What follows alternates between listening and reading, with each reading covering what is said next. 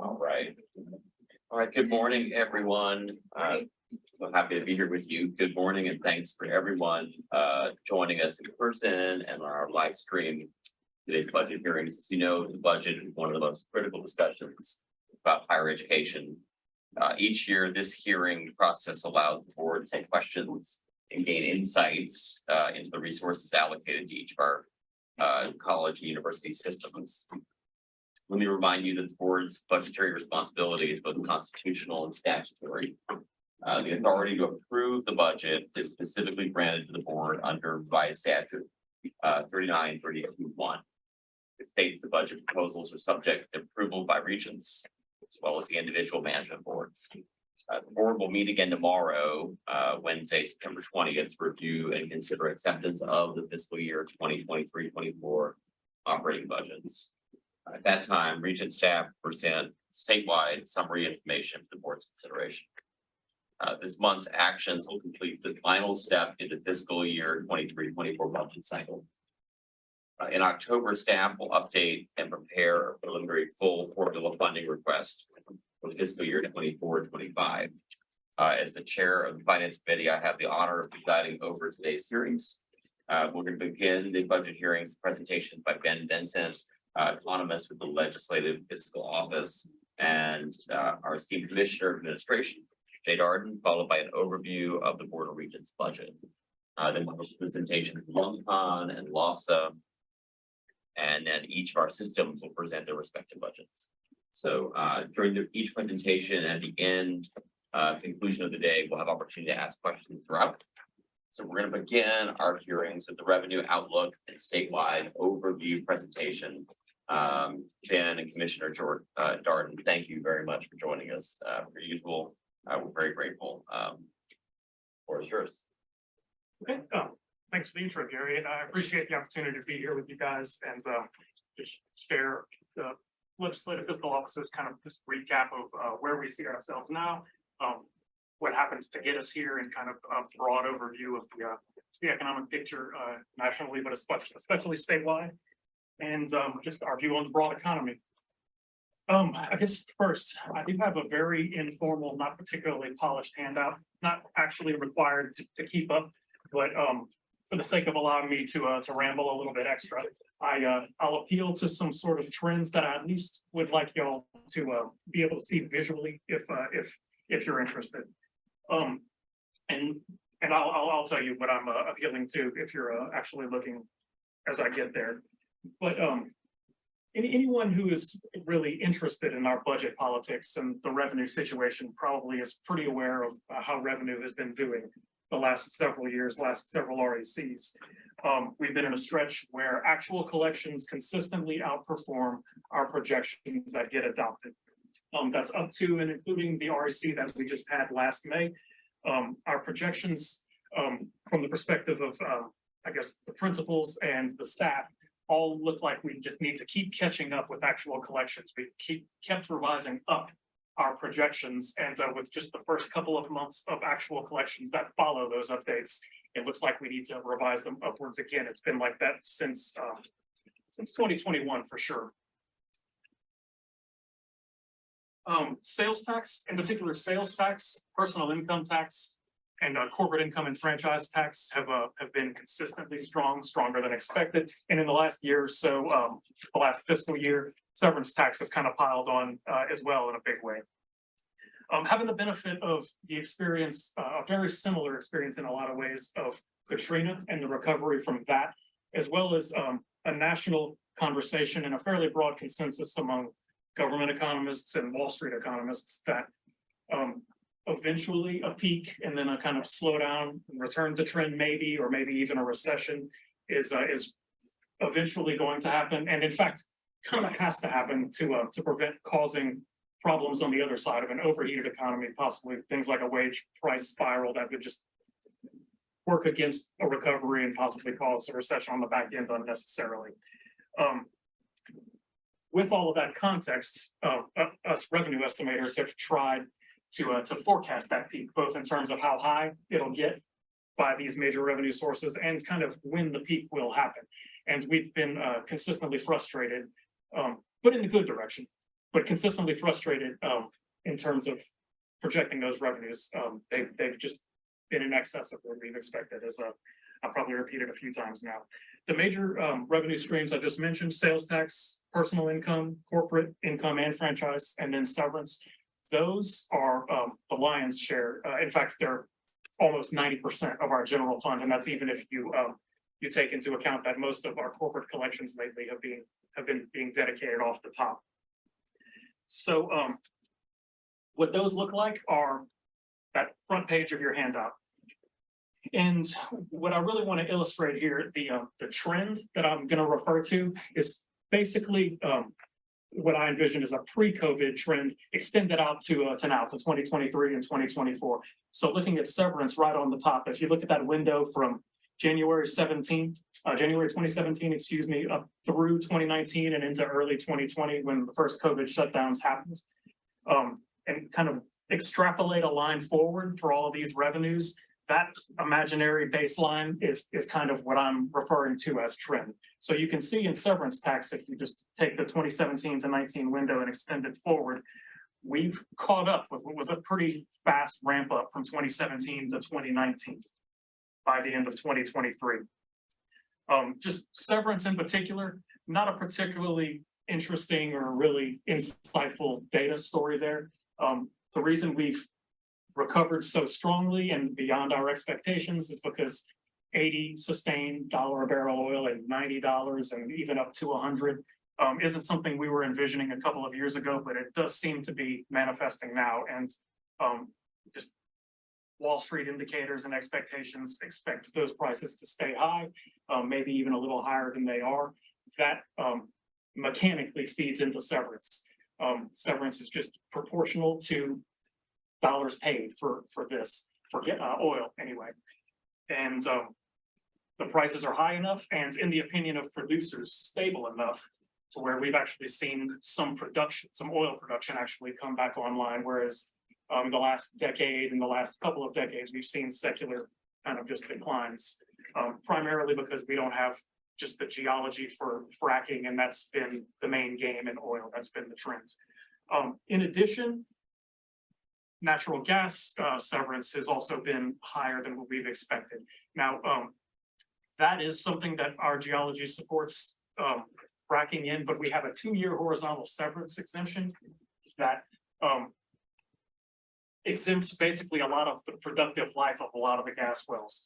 But prices of natural gas over the last few years have also been such that producers have ramped up production. I believe typically we're something like number 2 in the nation in terms of gas production by state.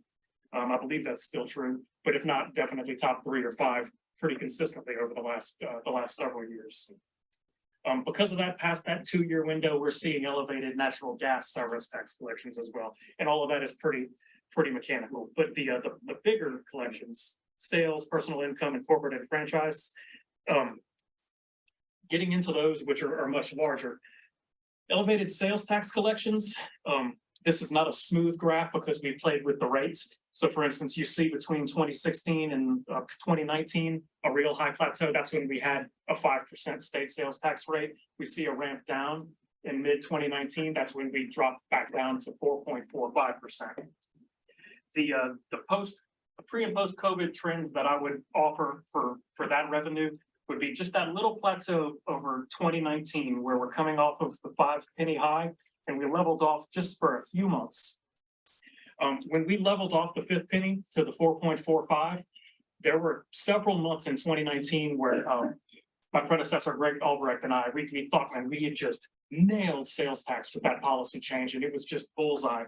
And for a few months, it was looking pretty good. But then COVID hit early 2020. You can see collections start to flag and then recover very, very strongly. What has led that sales tax recovery has been a confluence of a bunch of things. Elevated incomes due to government transfers. Starting in early 2020, there were just household checks cut when the economy was sort of shut down. There were elevated unemployment insurance just being bolstered by the feds, a bunch of federal spending programs. And as 2020 rolled into 2021 and 2022, we didn't actually see a slow recovery as we saw about a decade ago from the recovery from the Great Recession. We saw a very, very rapid bounce back in employment across the country. Less so in Louisiana, but still pretty rapid compared to what we've seen in prior bounce backs. So with that bounce back in employment and rapid rises in hourly wages, elevated incomes just stayed available for for households to spend. And during the COVID variants, following the initial shutdown, people were in their homes. They weren't able to spend on entertainment services that in our tax code typically go untaxed. But what they did do was buy online goods that are taxed. And just by very fortunate timing, the Department of Revenue was able to have us fully ramped up with online sales tax collections by January or February of 2020. If not, we probably would have missed out on a lot of this bounce back as far as sales tax goes. Elevated goods purchases, which are taxable relative to services. Now, in the long term, household consumption on services is displacing goods. They're just taking a bigger and bigger chunk out of what households spend on. But that was reversed temporarily, especially with these shutdowns. And finally, with sales tax, just goods inflation, which cumulatively, depending on how you measure it, between 8, 12, 15% since 2020, that is baked into to our sales taxes, because sales taxes don't take inflation into account. It's just dollars paid. And what you pay for something in terms of dollars is what you're taxed on. So when we see general sales tax or any of these figures, they're not adjusted for inflation. They're just dollars remitted. Going down to personal income tax collections, a little bit harder to see the trend in this one, but you can see starting in 2020, a dip, then a recovery, and us close to that pre-COVID trend, a little above it as well.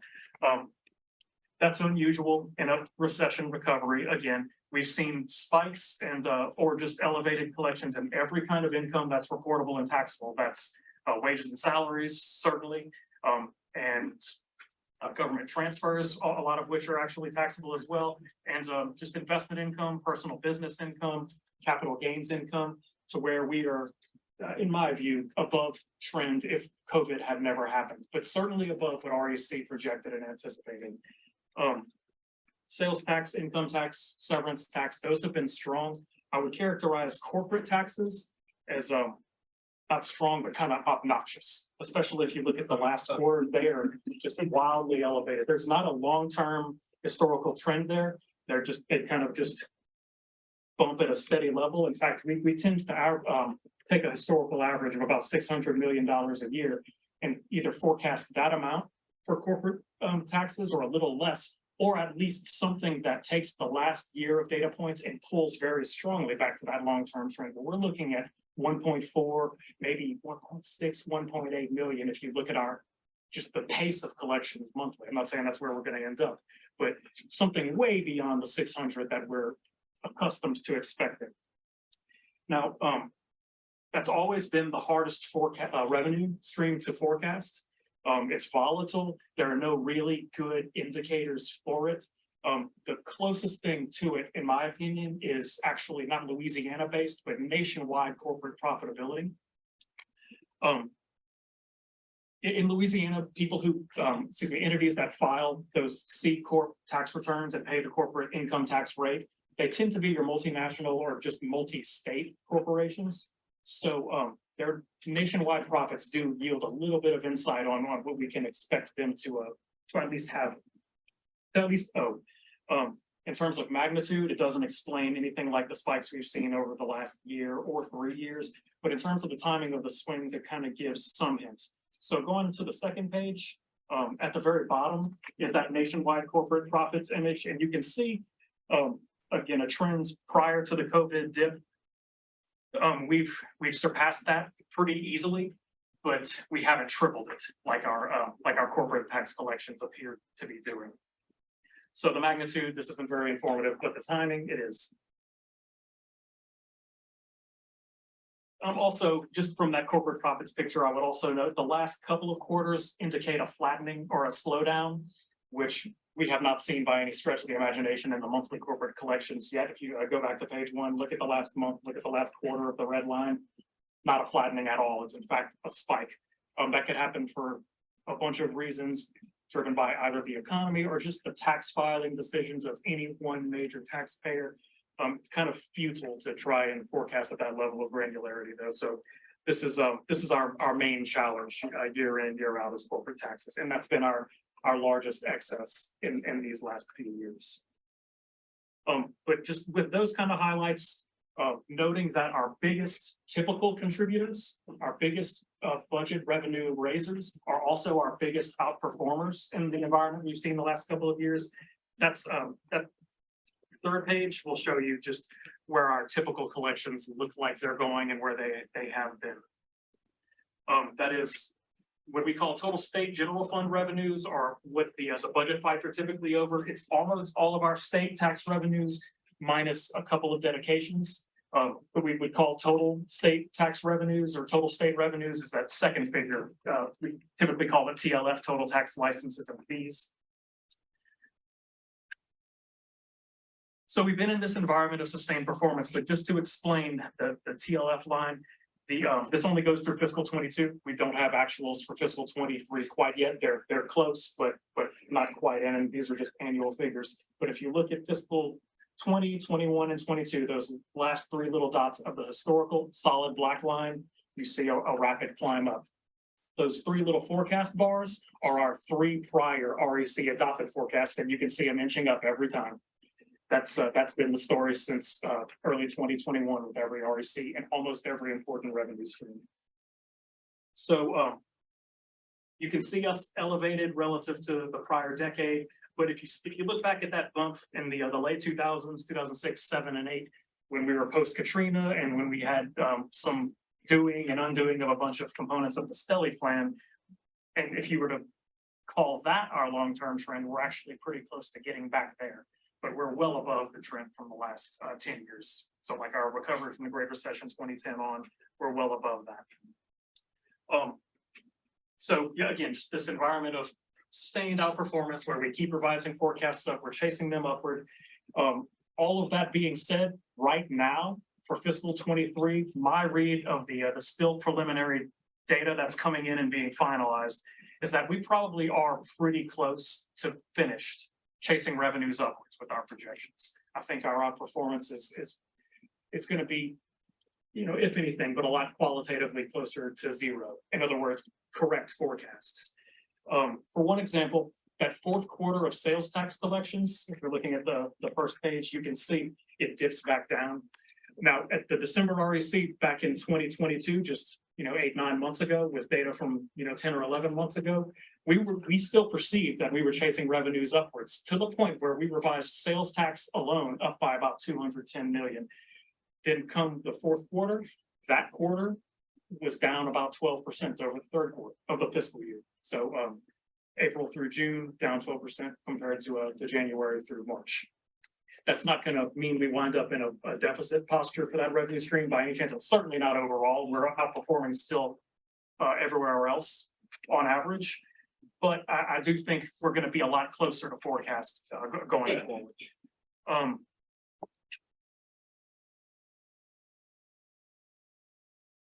Where I see us going, just in kind of general terms,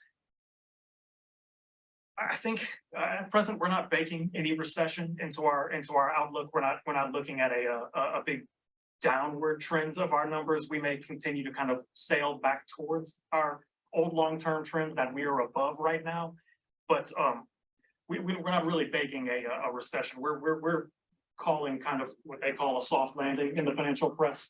And the fiscal office has said that for a while now. That expectation became a lot more mainstream in the early months of fiscal 23, and I think it's probably the kind of prevailing consensus, but it's more like 51-49 instead of everyone thinking it. But it's a lot closer to what the consensus is at the moment. At the federal level, interest rates probably are going to be high, remain there. And when I say high, I just mean north of 3 or even 4 or even 5% for maybe a couple of years at a time. That's not high compared to the 80s, but compared to my professional lifetime, it is. We're accustomed to something like 0 to 2%.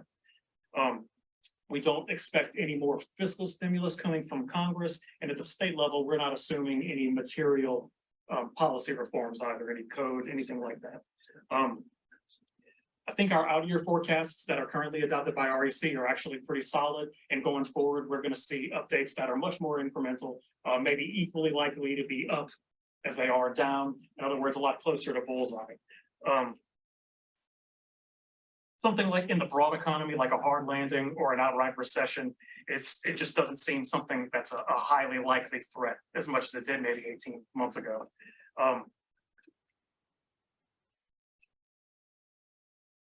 Actually, I think I'll stop there unless there are any questions, and feel free. All around. Any questions? On the first page, you have these taxes. Sure. And it looks like they come to about $1 billion. Close to that. Before, with that thought, I apologize. The numbers weren't exactly the point. They were sort of the trend. Those numbers represent monthly collections. And they translate to something that's roughly 12 times that if you're trying to convey it to a fiscal year average. Really, the trend was all I was kind of trying to convey, and was trying to fly through this morning. So this first page is roughly, if you multiply it by 12, equal to the top of the last page, which is around 12 billion. It's probably something like 85–90% of the SGF line. Yes, sir. That's basically right. And this $15 billion, let's say, total tax, license, and fees revenues includes that 12. It does, and some dedications and some other smaller revenue collections. $3 billion from somewhere else. Does that include federal subsidies? No, sir. These are the TLF line is intended to represent just state tax and fee revenues. So I'm leaving out the premium tax here and some smaller collections like that are in large part general funds, and I'm also leaving out everything that is not general funds. That's what comes out to that 15–16-ish billion figure annually. Any other questions for Ben? Not, Commissioner, we'd love to hear from you as well. Based on Felix's question, the operative number is really that $12 billion is the state general fund number that we work with. It's most applicable to the budget for higher education. The one that's the most concerning to you is what does that number look like? Because that's where funding for higher education is going to be based on that number. It's going up kind of at the outset of this term. It seemed like it was hovering around the $10 billion range. It's gone up to $12 billion. So it's not an insignificant amount of money that we have. So 8 years ago, we're in an entirely different posture. I guess when we started having these discussions when Governor Edwards took office, as you all recall, we had this dramatic $2 billion shortfall that had to be dealt with. Another $1 billion had to be dealt with along the way, but we're at a point now where we're looking at surpluses. And we've had surpluses each of the past 7 years, and I anticipate, based on what Ben said, we will probably have a surplus in the budget year that just began.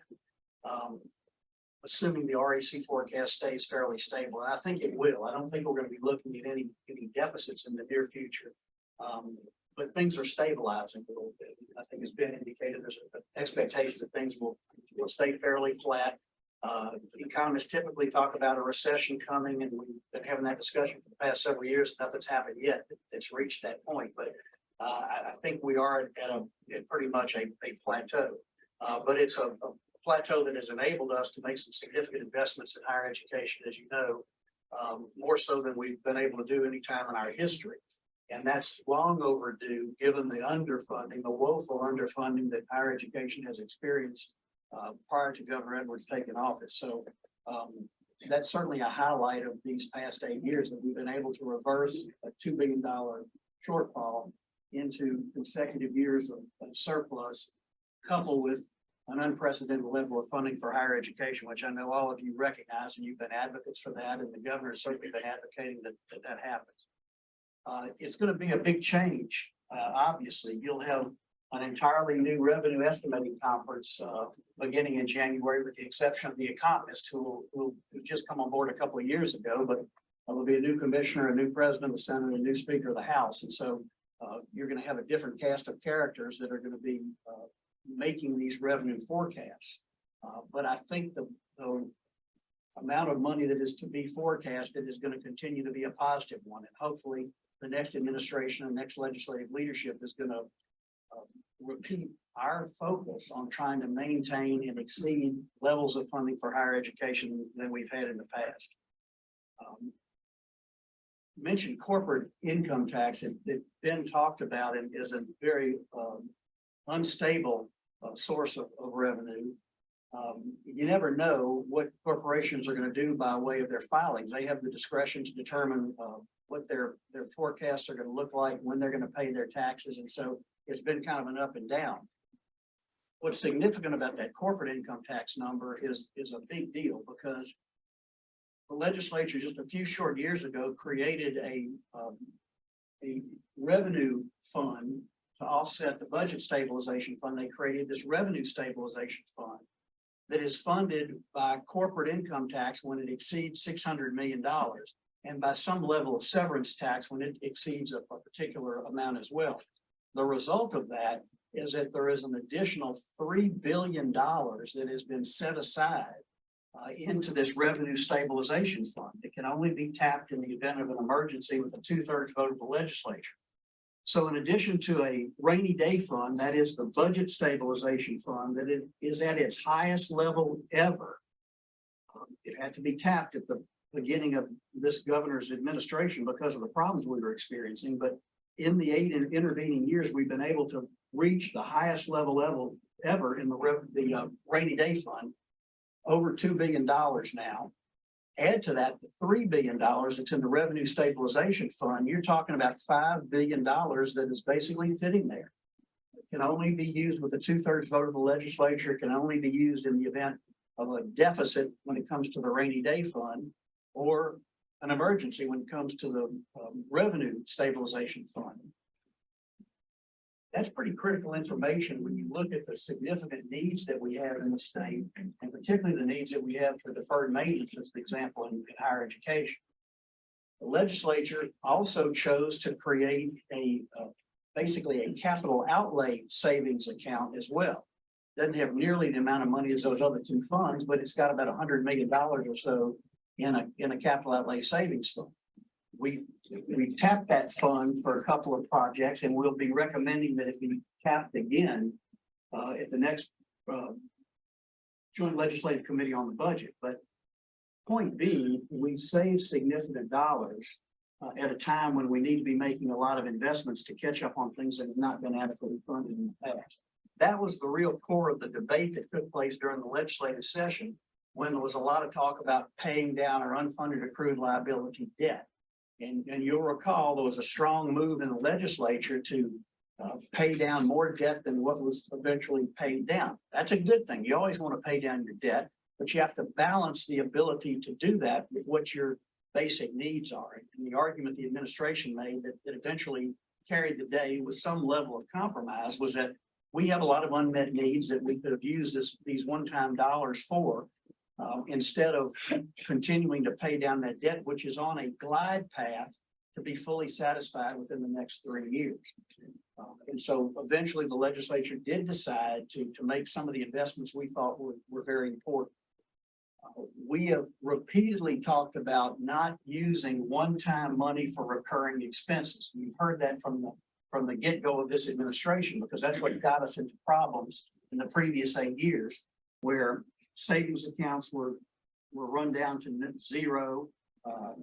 Non-recurring money was used for recurring expenses, and we wound up with a $2 billion deficit. We've not had a nickel of non-recurring money spent on recurring expenses over the course of the past 8 years. But the inverse is true. When you have a significant amount of recurring revenue, it's okay to use some of that for non-recurring purposes, because you're not growing the budget inordinately, and you're dealing with some of these one-time needs that are desperate for the state. And that's what we had advocated, and we were able to eventually do. And I mention that because it was what enabled us to make some significant increases in funding for higher education and redirect some money for deferred maintenance and what have you. So that's something to keep in mind as you're looking at what happens with this budget going forward with the new administration, a fairly dramatically new legislature, and what their mindset will be in terms of investing in education. Everybody running for office talks about the importance of education. I guarantee you, every candidate for governor and everybody running for the legislature is telling the public the most important thing we can do in Louisiana is education. But when the rubber hits the road, that funding has got to be there to make sure that happens. And there is a dramatic need at the pre-K level, the early childhood level, that we've now recognized as a major need and source of funds in Louisiana. There's a need to continue teacher pay raises and keeping up with what needs to be done at K through 12. And there's a huge need for what has to be done for workforce development and for investments in higher education at every level. And I'm hoping that the next administration is going to pick up on that theme that we've been harping on for 8 years and making certain that that continues. I want to talk a little bit about what you'll see over the course of the next few months, because this is really kind of uncharted territory now. You've got an administration that is going out after 8 years, and we're planning a budget that will not be our budget. We'll spend November and December working on getting recommendations from the various state agencies, ultimately getting recommendations from the Board of Regents as to what your funding needs are. And we will basically have available for the next administration during their transition a series of recommendations on what we would do if we were here. We're not going to be here. So that can simply be treated as idle recommendations that mean nothing, or it can provide the basis for what the new administration will submit when they present their budget in February. Kyle, you had a question? Yeah, you said unprecedented. It's gotta have happened at some point. Well, unprecedented for us, I guess, is Okay. really what I meant. We've been in this mode of dealing with problems for And 2 or 3 years and then Right. dealing with successes for a few years. We haven't ever had this situation where we're preparing a budget that's not going to be our own. So I Right. really misstated by saying it's unprecedented, because you're right. It happened in the Jindal administration that had 8 years as well, but It was like, here, yeah. take this. So we're going to do that. We're going to say the same thing. Here, take this, except it won't be a $2 billion deficit. Exactly. It'll be a surplus. And it'll be some recommendations on how to continue the investments we've recommended. Whether or not a new governor, a new administration desires to listen to what we have to say or not, we just don't know. But we're going to have a series of recommendations available so that you'll know how this governor feels about the legacy he's passing on to the next administration. But working with the transition that presumably will begin in early November after the runoff, assuming there is a runoff in the gubernatorial election, we'll be transitioning with the new administration for the rest of November and December, providing whatever assistance they want to have. When we came in 8 years ago, frankly, there was relatively little that was left on the table or that we had by way of input from the outgoing administration. That won't be the same unless the new administration doesn't want to hear that from us, because the governor has been very clear. We're sprinting to the end. We're not coasting here in the last few months and putting our feet up on the table and saying, well, we're out of here. We're continuing to do some things that we want to try and accomplish before the end of this term. And we're going to prepare budget information that we hope will be the basis for what the new administration will pick up on. So you'll be hearing from us based upon what we hear from you as to what our recommendations will be for higher education. I want to talk a little bit about capital outlay, because though it's not specifically in the operating budget, it's a very critical part of what happens for higher education. We've been able to make some, and I will use the word unprecedented here, to make some unprecedented investments in capital outlay for higher education for deferred maintenance. And we've made those continued recommendations, and we've been able to realize some dollars. But the capital outlay bill is a mess. It is embarrassing, frankly, to have to look at what we're dealing with in the capital outlay bill, because it created an untenable situation in the future. The bill that was passed by the legislature in those very last few minutes, without any discussion about what was in it, overfunds priority one to the tune of $300 million. Now, what that means is that normally priority one is gonna be fully funded in a capital outlay bill. And if you're in priority one and have gotten some money, you can rest assured that that project of yours is going to go forward with that money. That's not the case this year because of this overfunding of priority one. We're not going to be able to recommend to the bond commission everything that's in priority one. So $300 million worth of projects will not be going forward. More importantly, if you're in priority two, which is typically money that is moved up annually from priority five. If you're in priority two, in past years, you had some expectation that some of priority two is going to be funded after priority one is completely funded, because you have to get rid of all of one before you can get to two. Nothing in priority two is going to be funded this year. So every capital outlay appropriation that has priority two money that people who have a work in progress thought there would be an opportunity for some of that money to move up is not going to happen because of the way in which the capital outlay bill was finalized. That not only has a significant impact for this year's capital outlay bill, it is going to have an impact on all future capital outlay bills, and it is going to delay projects. Invariably, it's going to delay projects because you're not going through the normal sequencing of moving projects up from 5 to 2 and getting some money to continue. So unfortunately, you're going to see some projects that are underway stall, and you're not going to see as rapid an advance of projects that higher ed has in the queue because of the way in which the capital outlay bill was passed this year. I had made an initial recommendation that the governor veto the entire bill. The determination was made that we just simply couldn't do that for a variety of reasons, not the least of which were we did not want, and the legislature didn't want to come back in another session to have to deal with capital outlay bill. In the last year of a governor's term, it takes a 3/4 vote to pass any budget bill. The capital outlay was a budget bill.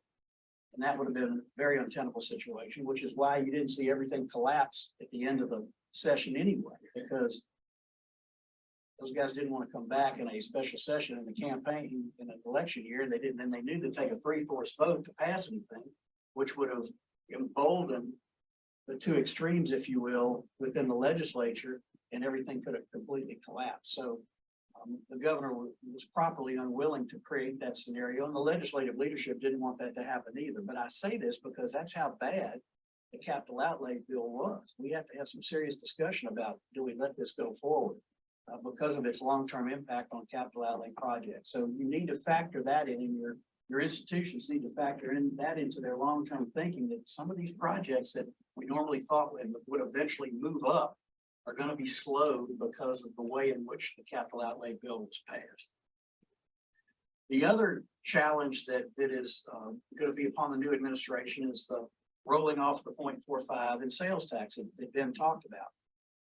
We've said that may not be as severe a cliff as had originally been anticipated if the budget continues to grow as it has grown in the past. As Ben suggests, the economists, I think, are going to be predicting somewhat of a slowdown in growth. So we may not continue to see the large surpluses that we've seen in past years. But I think you're going to continue to see surpluses because the Revenue Estimating Conference is going to continue to budget in a very conservative manner, taking the lowest of the two forecasts that are recommended to us by the economists. And that is what has yielded surpluses in these past 7 years. But the 0.45 roll-off, as well as the redirection of some general sales tax to go to the DOTD highway fund, is going to create an issue. The good news is the new governor and the new legislature has a year to address that, to think about what they want to do. Do they want to renew that 0.45? Do they not want to renew it? Do they want to consider some other tax modifications? There's going to be a year that the new gang can look at things and decide what they want to do. But that will be a factor, and it will be a factor in the forecasting and the ability to provide funding for higher education, which, as we all know, is not a protected area under the constitutionally protected areas within the budget. Nonetheless, we're very proud of what we've been able to do for higher education. You've been very strong advocates for pointing out the shortcomings that have occurred in the past and the desperate need that is there now to move us off the bottom of so many lists we want to get off the bottom of, and to make the kind of investments that higher education needs at every level to be able to create the workforce for the future that Louisiana's economy is going to need.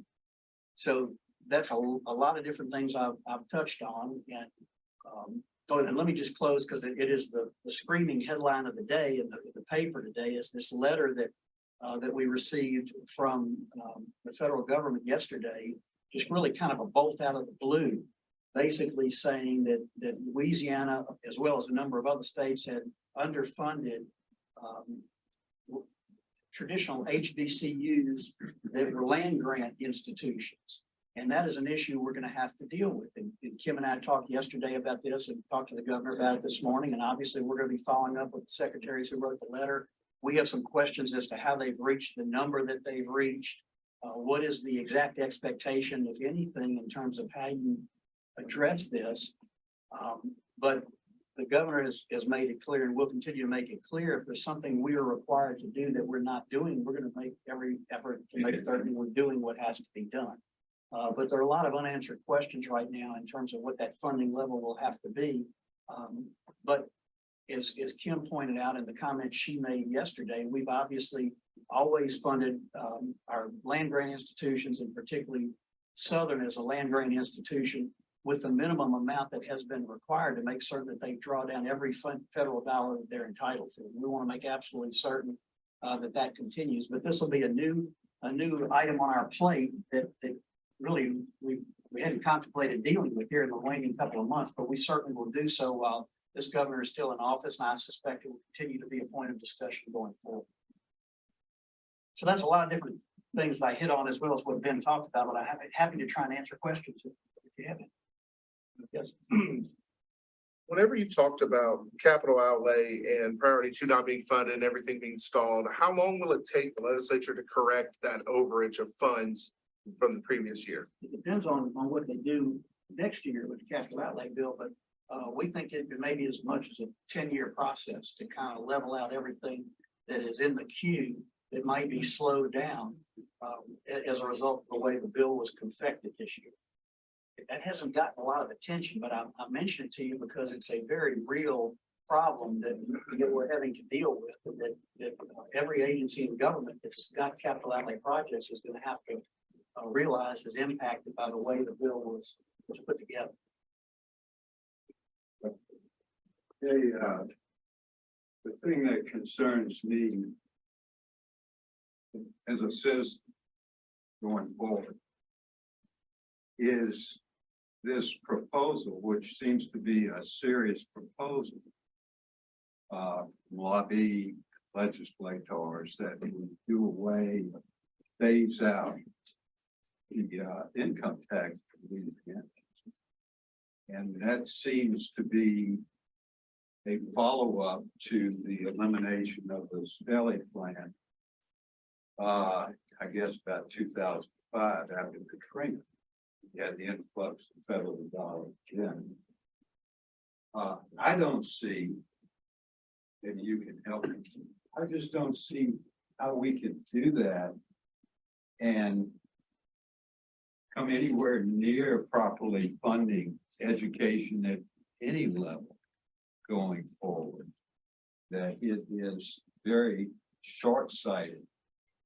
And it compares Louisiana to Florida and Texas, and we're not comparable to Florida and Texas from an economic base, from a population standpoint. We're not anywhere near being like those other states. Do you share that concern, or do you have, and is there something that we can do now to educate the new legislature about what such a proposal would do to education? Well, I do share your concern, and the obvious answer is if you are going to eliminate the income tax in Louisiana, What are you going to replace it with? And that's the obvious question that's been the subject of debate ever since we had these discussions, which have gone on for the past decade about eliminating the income tax. It is certainly a proposal that sounds good to a lot of people. Yeah, it'd be great not to have to pay income tax. But as we all know, Louisiana is missing a major stool in the three-legged tax base that most states have: sales tax, income tax, and property tax. Louisiana has no state property tax. And because of the homestead exemption, there's a huge limitation on the property taxes that are raised at a local level. So to eliminate the income tax, you have to totally revamp the tax mechanism in Louisiana, and you have to have a discussion, if you're going to be honest, about the consequences with local governments and what you do with property tax. The only thing more popular than eliminating the income tax is preserving the homestead exemption. And if you preserve the homestead exemption and eliminate the income tax, you don't have enough money to continue operating government in the way in which it's operating in any way, shape, or form, not even on the margins. I mean, we're talking in the fundamentals. When you look at the numbers that the income tax generates for the state, upon which we're dependent to fund everything that we fund with the general fund, and that's K-12 education, higher education, and healthcare primarily, you just don't have enough money. So I'm interested to see what those proponents of eliminating the income tax are going to recommend by way of replacing it. And if the argument is we simply don't need to replace it, then you're going to need to speak up and say, well, then what are we not going to fund that we're not funding in Louisiana? Those are fair questions that have to be asked and have to be answered.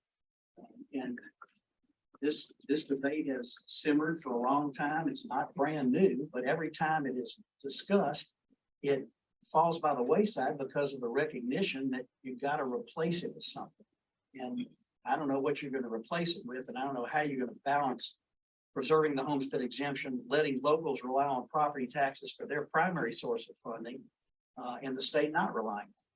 So that debate will be had, and it'll be very interesting to see how it develops. We spent a lot of time talking about tax changes in the early part of this administration when we were facing the deficit, and a stellar blue ribbon committee spent a whole lot of time looking at our tax challenges, and we made some great recommendations that have been put in place that eliminated the ability to deduct federal income tax and lowered lowered income tax rates, which was very good.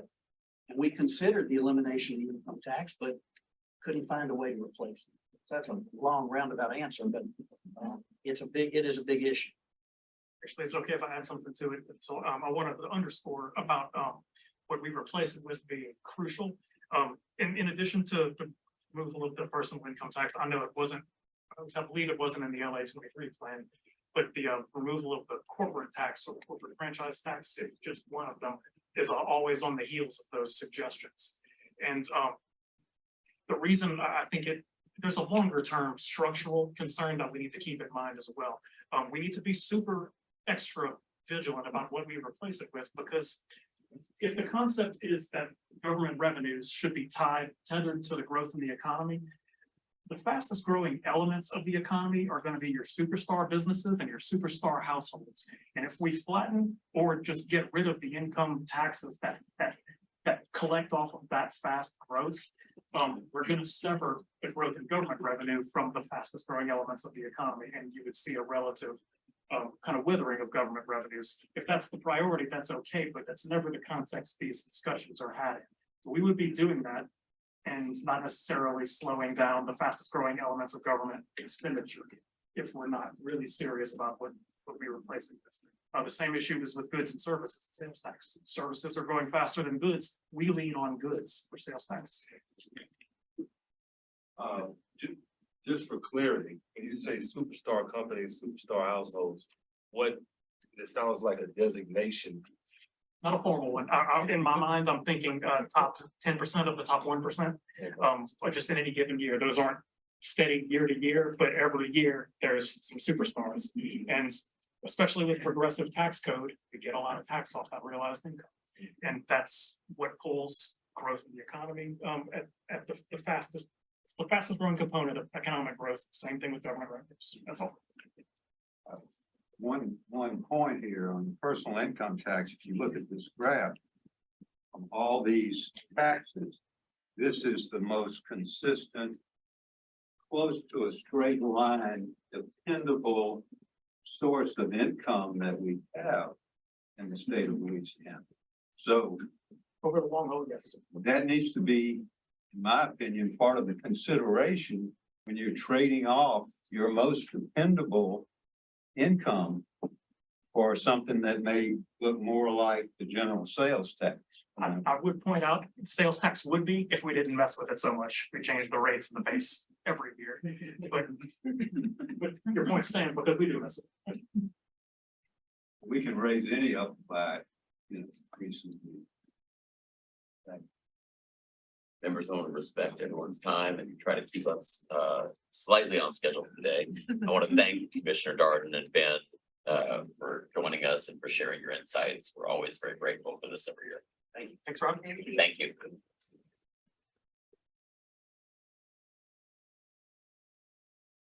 Now we have Deputy Commissioner of Finance and Administration, Matthew LaRiere, and Associate Commissioner of Finance and Administration, Elizabeth Bentley Smith. Matthew told me they can accelerate their presentation if need be, and we may ask you to do that so we have suitable time with all of our systems for the rest of the day. But thank you, Matthew, and Elizabeth, for your work year round as you're presenting to us today.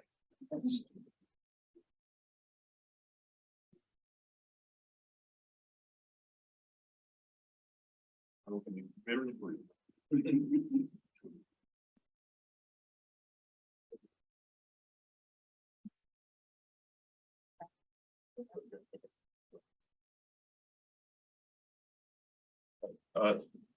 Thank you, members. Thank you, Mr. Solomon.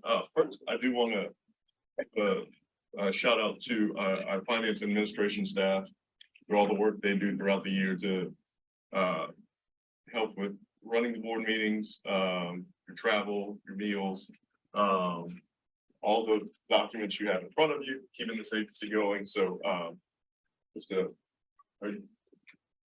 stand up for finance and administration staff just for a quick second, those that are here today.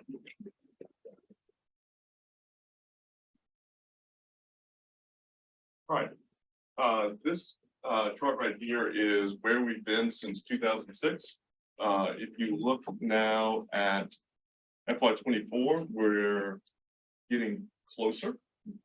Since recession and the three back-to-back historical years of funding, we're slowly getting back to where we were in FY14 in terms of percentages. The state funds piece includes state general fund and statutory dedications.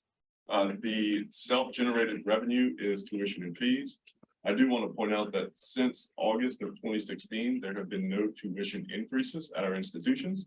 And since June of 2023, there have been no, I'm sorry, June of 2020, there have been no fee increases at our institutions. And some institutions stopped increasing fees even before that. So we've had a long time of keeping costs stable for the students and to help with state funds as well.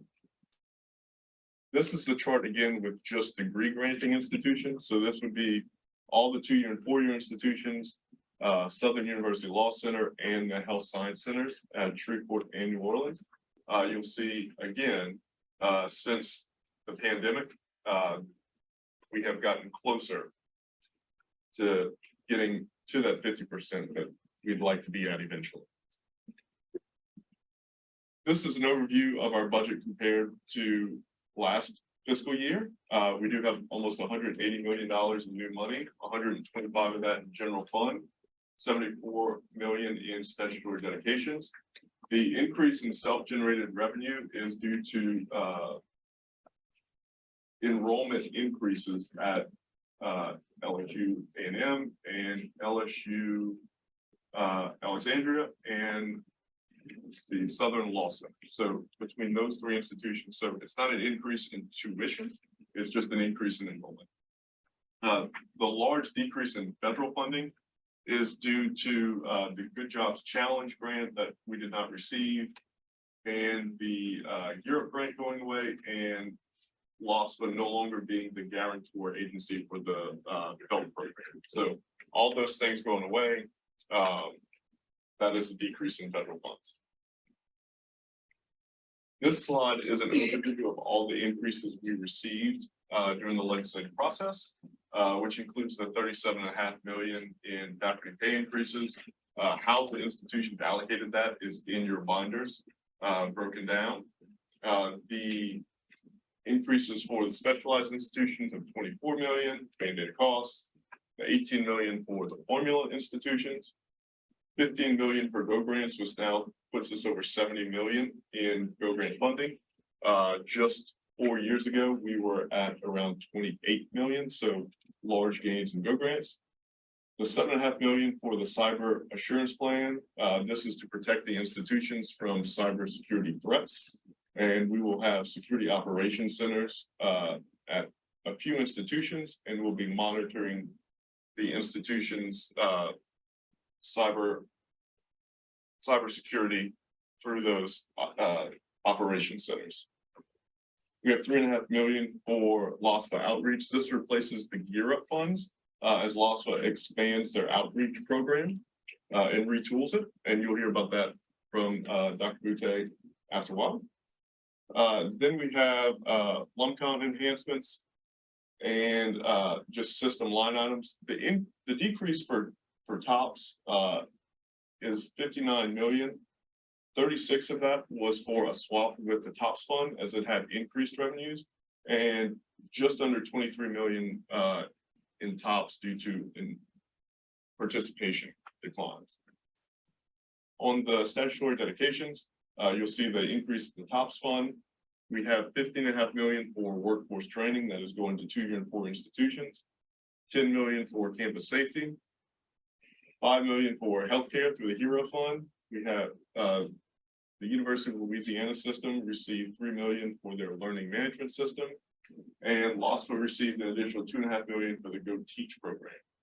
There were some various fund reductions based on revenue estimating, and there was 30 million reduced from LCTCS, 10 million for the Rapid Response Fund from healthcare.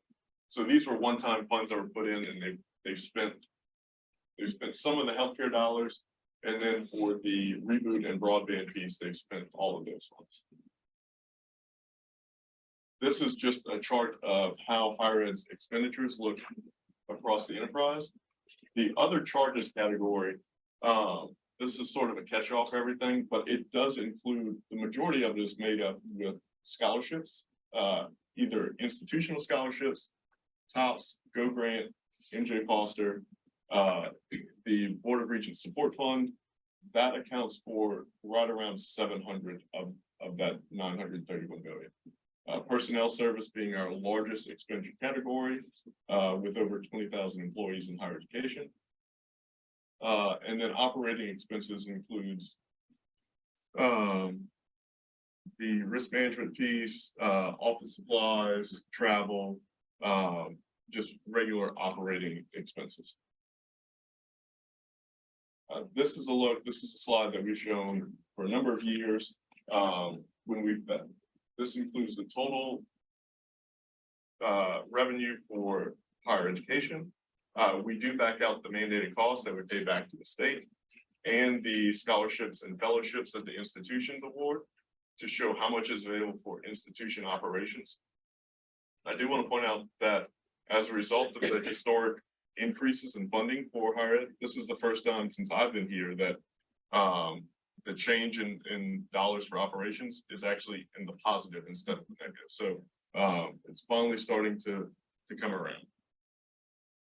And one more look at the mandated cost just from a state funding perspective. So of the $1.25 billion that we have, we send out 750 of that. That leaves us just under 500 million in state funds available for operating the institutions. What I do want to point out though, just 3 or 4 years ago, we were at about, I think it was 76 cents of every dollar. So because of the increases in state investments, the amount we're giving back has gone down. That, Percentage of the amount. the percentage. Okay. Yeah, the amount has continued to increase. Understood. And real quick, just to show you where we were. In 2009, it was 445 million we were paying in mandated costs. Now we're at 750. So those costs have continued to rise. But also we are giving 3 times as much scholarships and fellowships that the institutions are taking out of their own budget to provide those awards. Matthew, just because I don't know really, what are those mandated costs? Great question. I'm sorry if it's a loaded question. No, that includes retirement costs, for either the state employees retirement system or the teachers retirement system. It includes, the health benefits through, Office of Group Benefits and LSU First. It includes risk management, legislative auditor fees, rent and state buildings, state procurement. So all the things for regular business are what we consider mandated costs. Thank you. You're welcome. And now I'll turn it over to Elizabeth for a quick overview of the agency and regional budget. I will be very quick. So as some of you may recall, back in 2016, Board of Regents became Board of Regents program, loss book program, and loan fund program within the Board of Regents agency. So we are under the Act 314, where all 3 are now under the Board of Regents agency as a whole. So here's a quick overview of what we look like. You'll note the 2 negatives. That first negative within general fund, as Matt discussed, is our decrease in TOPS and statutory dedication. And then the decrease in our federal funding, as he also noted earlier, is a decrease in Gear Up and the decrease due to the Good Jobs Challenge that we did not receive.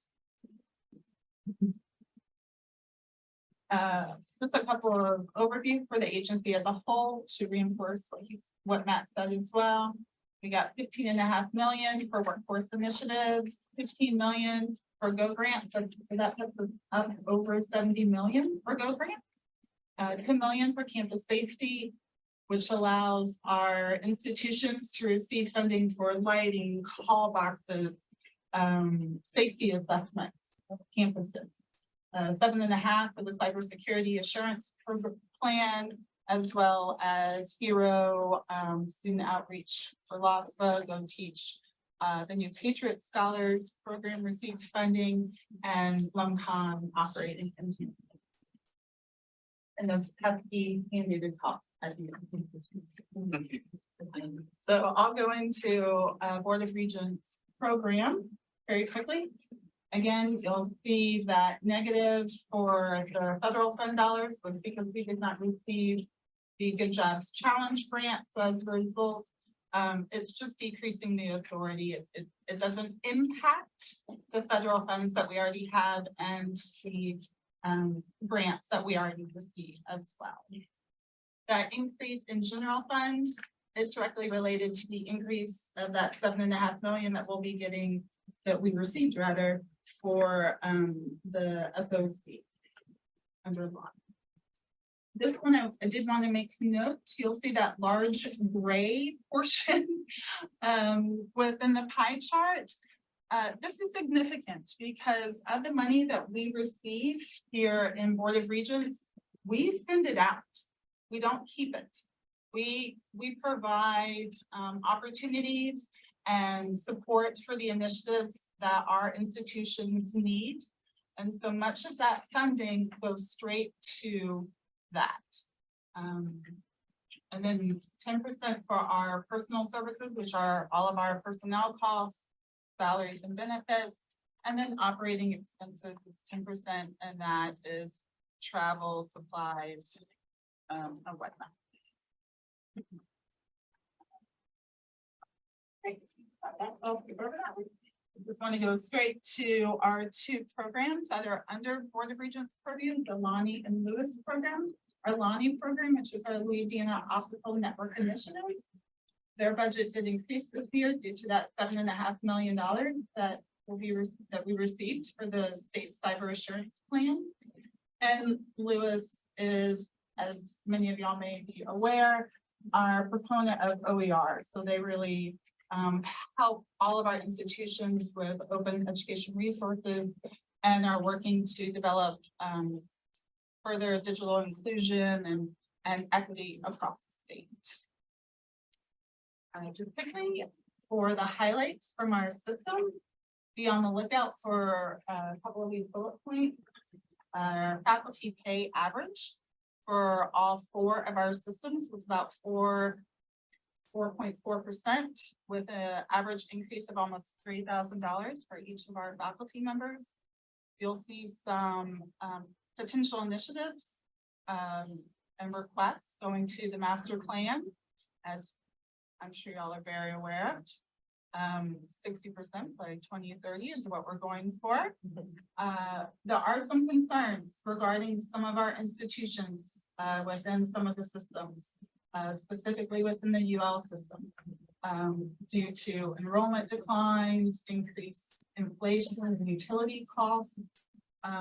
And then similar to state government, all of our systems have noted a need for increased staff pay due to high turnover rates. Just the environment in which we're in right now, and we need to be mindful of that. A couple of the future innovations that we're looking at is the financial stabilization fund that goes a bit to what Commissioner Dardenne spoke of for the state stabilization fund. We're looking at doing something similar to that for our higher education initiatives, institutions rather. And then we're also, of course, looking at expanding our technology infrastructure, especially in light of the recent cybersecurity events that occurred this spring. And it's it. Right. Members, any questions for Matthew or Elizabeth? Yes, please. On your budget overview, on the second line, it looks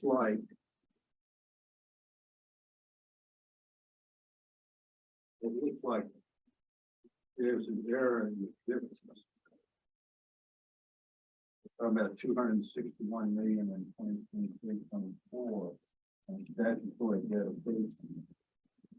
222 million in 2022 and 2023. That's a difference of about 40 million, driving 74 million, probably a lot less percentage-wise.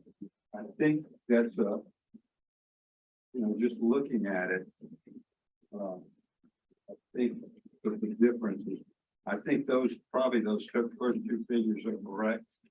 And that third one appears to me not to be. Yes, sir. It was a transpose number on the difference. The 222 in FY23 is correct, and the 261 in 24 is correct.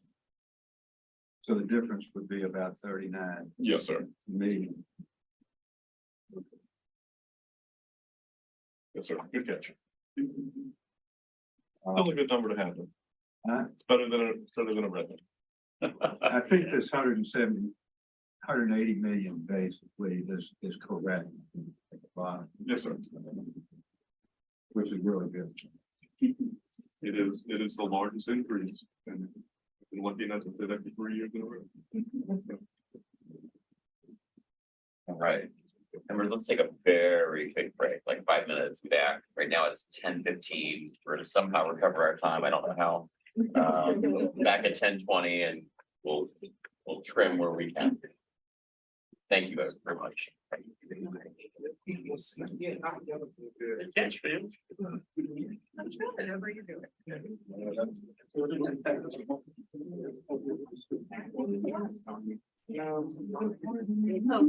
although we can ask. Oh, thank you.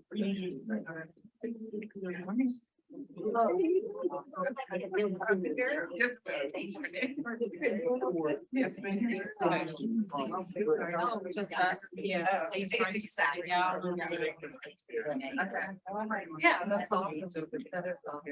There are still certain words in the data.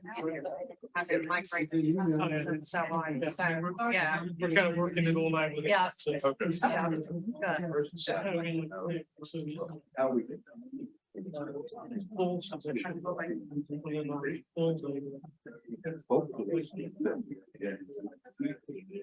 Yeah.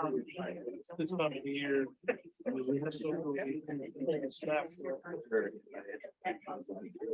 How are you?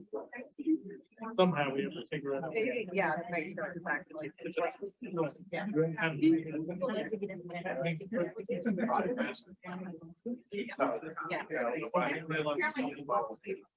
Yeah, It's- got it out of it. And it's. Somehow. Full staff like that. Yes. Yeah. So we have to wait. For the picture to say- We're gonna, that's gonna be what it is.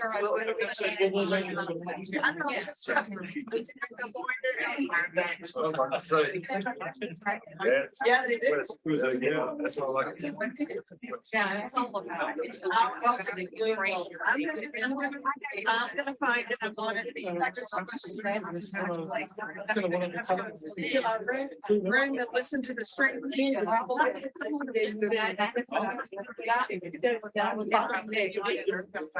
Cause it took me hours to find that. Yes, I mean, I think. Of course, you want no reason. I've got another really bad. Still. Yeah.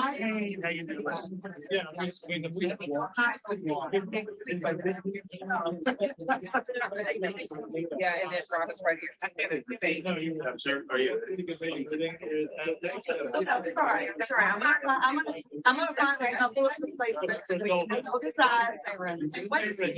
Yeah. I heard. Kathy. Oh. You gotta make sure we have to- So. I'm just mad.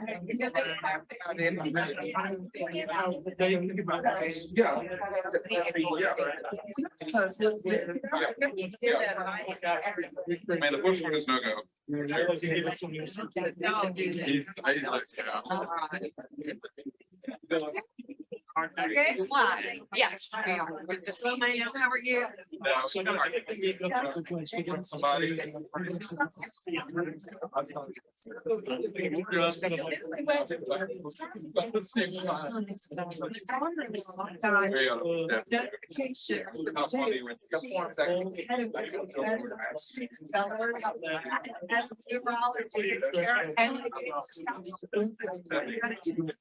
That was not negotiable.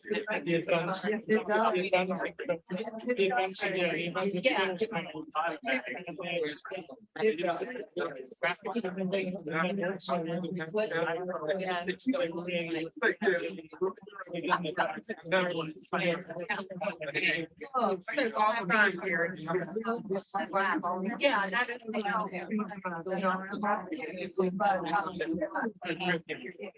It would be hard.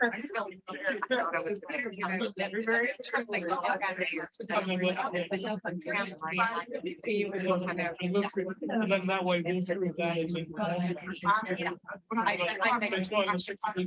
And it's clearly a, it's clearly a normal. Well, you get it.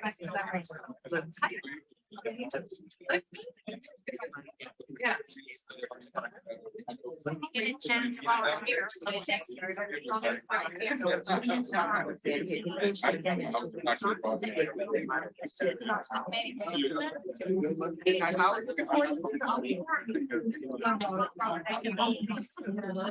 And she said. They posted.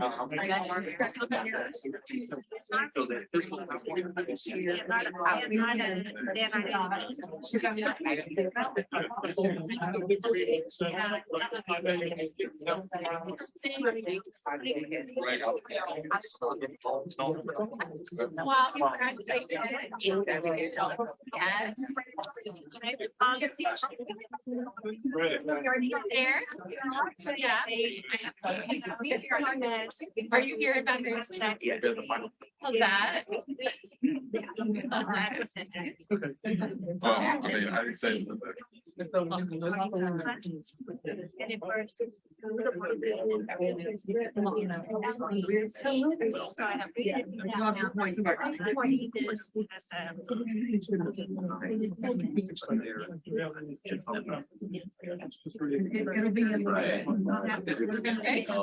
Back with you.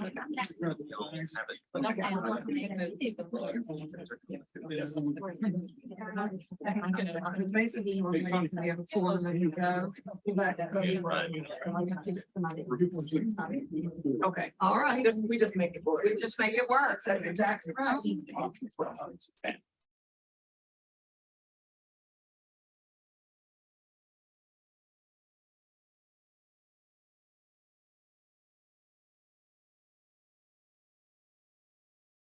In that break, almost right on time.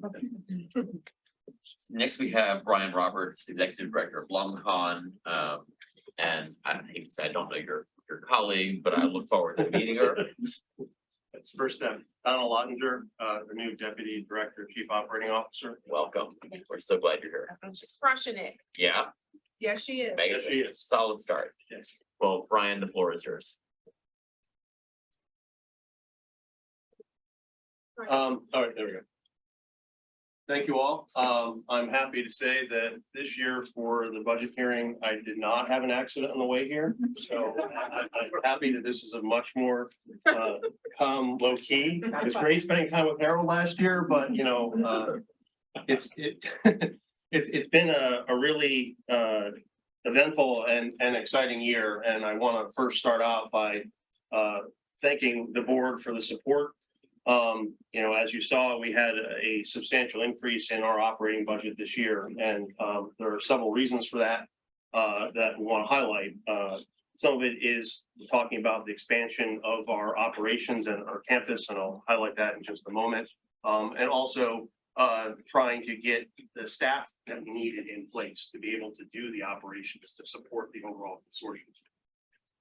Is always like to show we are, you know, part of higher education, but we have a very different program than many of the institutions. And a lot of these are the programs we run in the summer. We had a really productive summer this year.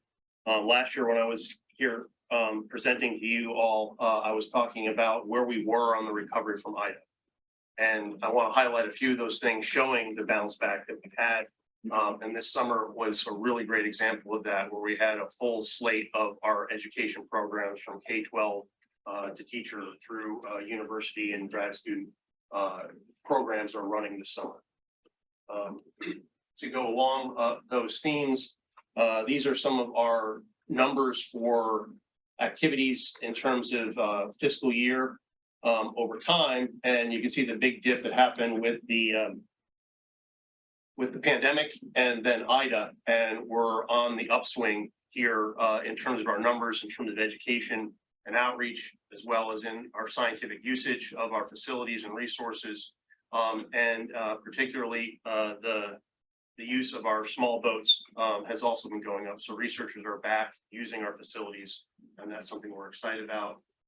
Overall, in terms of our use of our larger vessels, the RV Pelican continues to maintain really high usage, which is fantastic. It is sort of the flagship for its size class in the national fleet.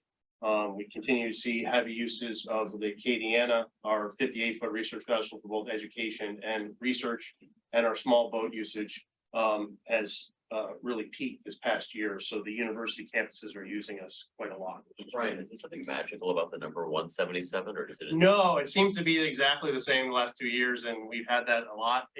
When we look at from a budgeting perspective, and we try to figure out what our day rate is, we look for a number of about 170 to 180. If you go back over the last 20 years, that's kind of the number that we usually hit. You know, in terms of scheduling, you have a downturn in the winter months, and then the summer, you're pretty much every day you have somebody there. And so it ends up about there, which makes it actually the highest used research vessel in the national fleet in terms of number of days. But yeah, it is kind of interesting about that. Oh, sorry, go ahead. Robert, what does the small boat fleet consist of? We actually have about 20 different boats that range in size from about 16 to about 34 feet in size. there are different types of boats, some that are for offshore work.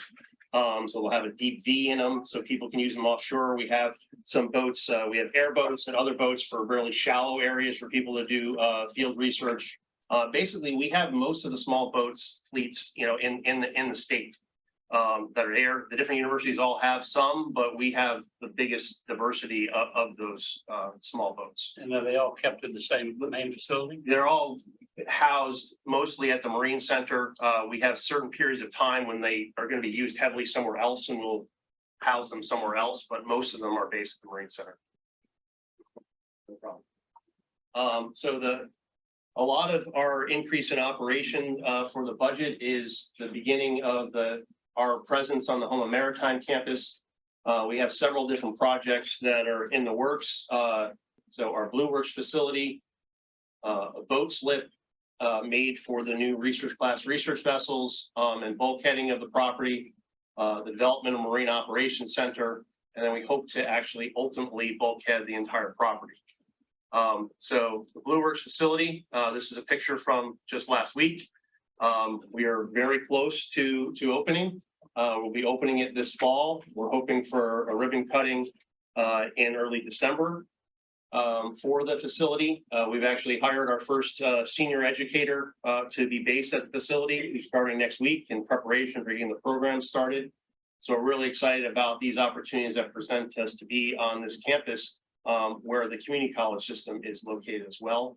The boat slip and bulkhead, the contract was awarded sea level construction this summer. The construction began on September 11th, and its anticipated completion is July 7th. The Marine Operations Center, these are the drawings that were completed last year. We have some funding remaining after the boat slip and bulkhead contract was awarded to begin the project.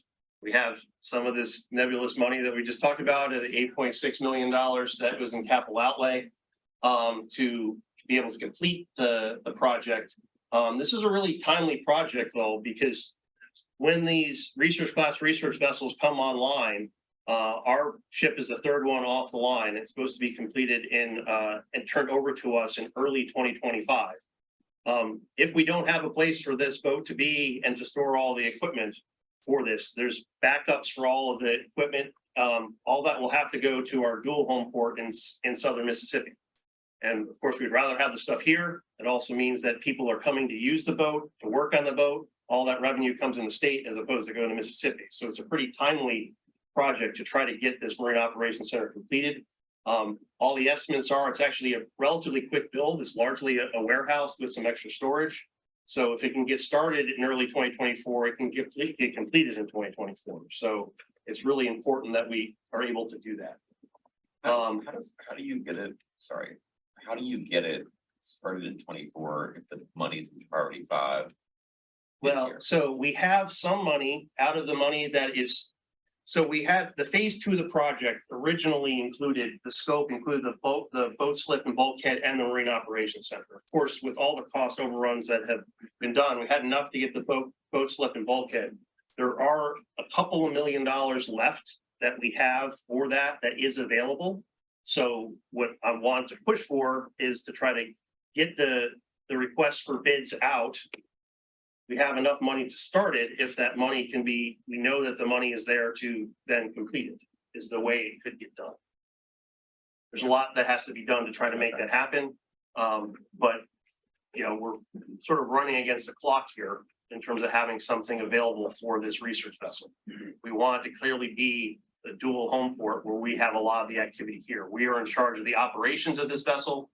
As I mentioned, it's the third of the boats that are online to be completed, and the current estimates that we just got in our quarterly meeting is that we should have it in our possession to be doing the sea trials by February of 2025. So that's kind of the timeline I'm working through. We've also been fortunate to receive money for replacing the RV Pelican, that 177 magic days that we have at sea. That boat will be 40 years old in 2 years. And it's serviced us incredibly well as a state. So the design for the replacement was completed last fall. We were able to get legislation passed to allow us to have qualifications as part of the selection process in the bid. So that way we're making sure you're getting a qualified builder to build the state's flagship research vessel, because facilities and planning says, they don't know about building boats, and we want to make sure we have the right people doing that. So this is the timeline. The request for qualifications went out on the 8th. Those are due on October 6th. We will then use the request for cost proposals October 20th, and those will be due in November, and those proceed is anticipated to be in January, and we're looking for an 18-month build. So the time of completion is pretty similar actually to the RCRD, a few months behind.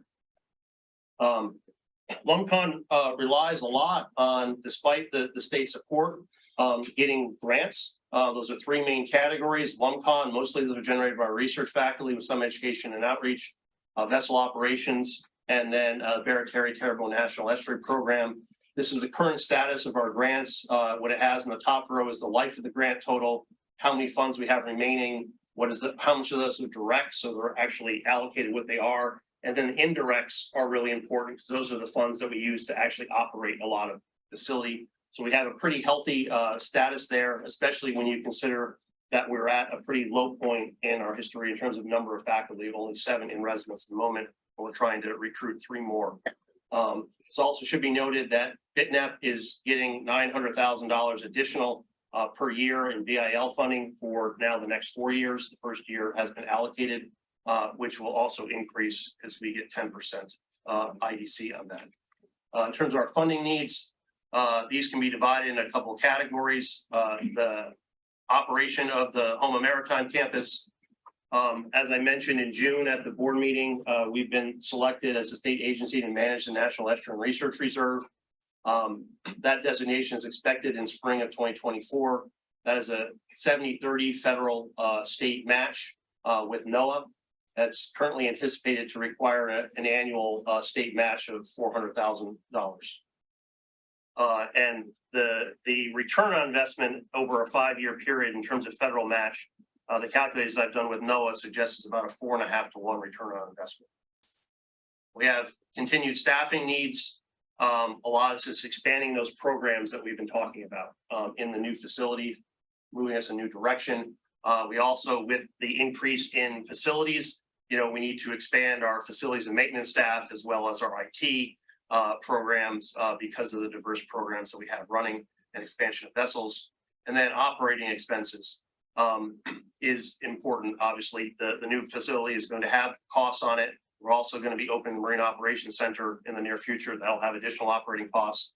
One thing to note is that if you actually look at our insurance bill compared to this year to 2 years ago, it is more than double. That is before you factor in the fact that we're going to have a new facility up in Homa. This is something that's not uncommon across universities. It's just we see it because it's a pretty high percentage of our overall budget when it's over $500,000 in insurance bills that we have a year.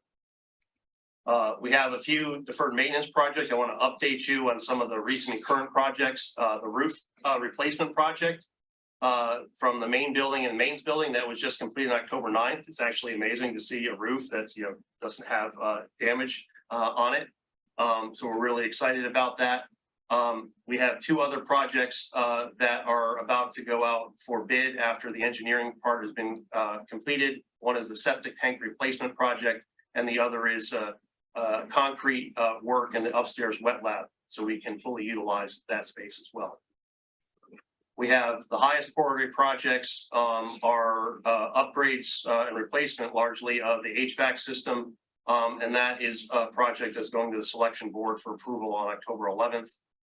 And then we have a few things when you're looking at deferred maintenance. We have some projects that are larger ticket item projects over $1 million, things like the bulkhead and dock replacement for the main facility in Cocatry, some lobby enhancements, and then sort of evaluation and upgrading of our utility support.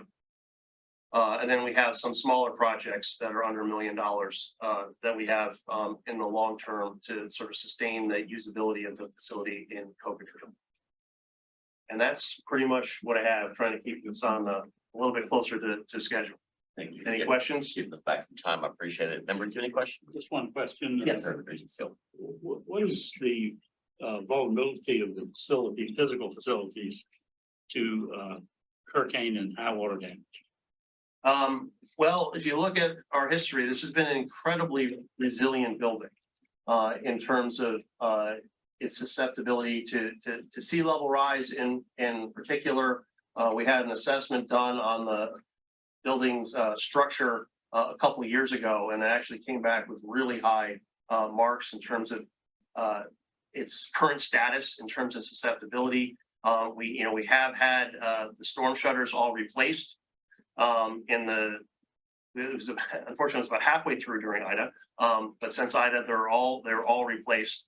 The main building is 19 feet above ground for a reason, so that also helps us in terms of dealing with high water events. So this has proven to be a really secure structure. And now we have a brand new roof on there, which is designed to be better tolerant to extreme conditions. So I think the building is going to be here a lot longer than current projections would be that you can have access to drive to the facility. So I think that's probably our bigger challenge, is trying to figure out how to make sure that it can be there, or it becomes a marine lab that's accessible by boat. Other questions? Right. Okay. Right. Got some Thank time you. Appreciate it very much. Now we'll move on to LOFSA and Dr. Boutique.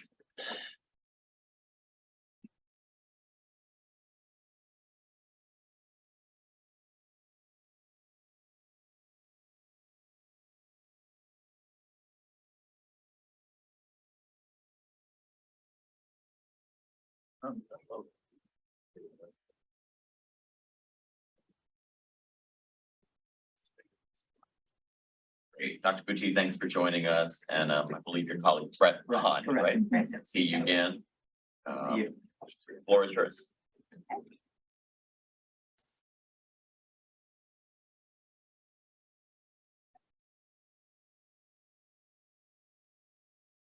All right, here we go. And we will try to give you some time back as much as possible. All right, we will skip through the agenda. These are basically, the presentation is based upon the questions that we've received from the Board of Regents administration. We will cover each of these things. We have additional handouts for you that are in your binder. We also have a QR code in those handouts in your binder. So if you wish to look at topics in more detail, or you wish to look at them later, it will take you straight to a folder where whenever we update it, you can access those documents. If you request something today that we do not have, we will load it into that folder, and that QR code will take you to that information. We are using that. This is just an example of one of the things we are doing to be environmentally conscious and cognizant of the fact that our students have phones and they don't take paper home. So when we go to presentations, and counselors as well have appreciated the use of the QR code. So a student can come in their office, simply click it, and what they need to know about TOPS or the programs is right there on their phone. So. All right, so about LOFSA, you know who we are. The takeaway here on our budget, this has already been covered, where you see the diminished amount in the FEL program. Again, we're returning that and in the process of returning those dollars back. You see here that outreach is only 1.1% of our budget, but like probably 99% of our mission. Program operations, our administration, we keep low purposefully. And that 92.7% of the money that LOFSA receives goes in our door and out of our door, which is back to students, which is as it should be. Major changes. I've already mentioned the FEL program ended. We are in the process of returning that money to the federal government. Hats off to our legal divisions and our fiscal divisions for working diligently with the federal government to ensure a smooth transition. The Gear Up grant ended on June 30th. the fiscal closeout, hats off to our fiscal division. They are less than 50K away from closing out the remainder of the funds. And that should be done on or before September 30th. As of yesterday, we are closed. All right. Legislative actions, double-edged sword. Because our team does such a wonderful job, people continue to give us more to do. So, the Patriot Scholarship is new this year. The tuition waiver for disabled veterans. You might say, well, you don't run disabled veterans, but here's what we have to do. If you get that tuition waiver, you cannot receive TOPS. So we have to coordinate to make sure that no one gets paid, and then we have to take that money back. They're not usually happy when that happens. Major changes to the MJ Foster program. We'll update you on those statistics, but basically that essentially makes that a new program for our team because the changes were that significant. Right, one of your first questions. Go Grants received an additional 15 million. What we do? You can see here that the allocation, the end result is that each school received approximately 27% overall, and their increase of 2023-24. You also asked, what can you tell us about the impact of this increase? Now here, we can't tell you about the impact of the 70 million because we just started billing for that. So we're telling you, we've given them 27% more. That's the result of the 70 million. Now, what do they do with the 50 million? So you can see the vast majority overall increase the award amounts and increase the students that they awarded.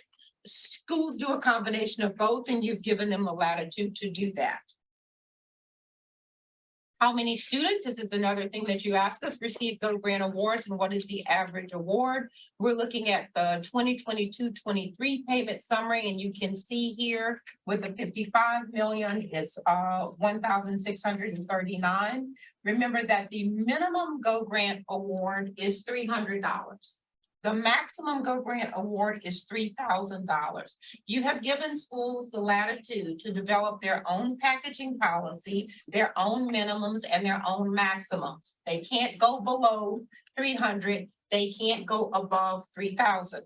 One of the things that you have in your packets that this is like hot off the press, we do a Go Grant survey and we ask schools, and you'll see the results of it in just a bit. We get you in. Okay, here we go here. All right, the survey that produces this, so what do you need? This is kind of our temperature gauge for how close we're getting.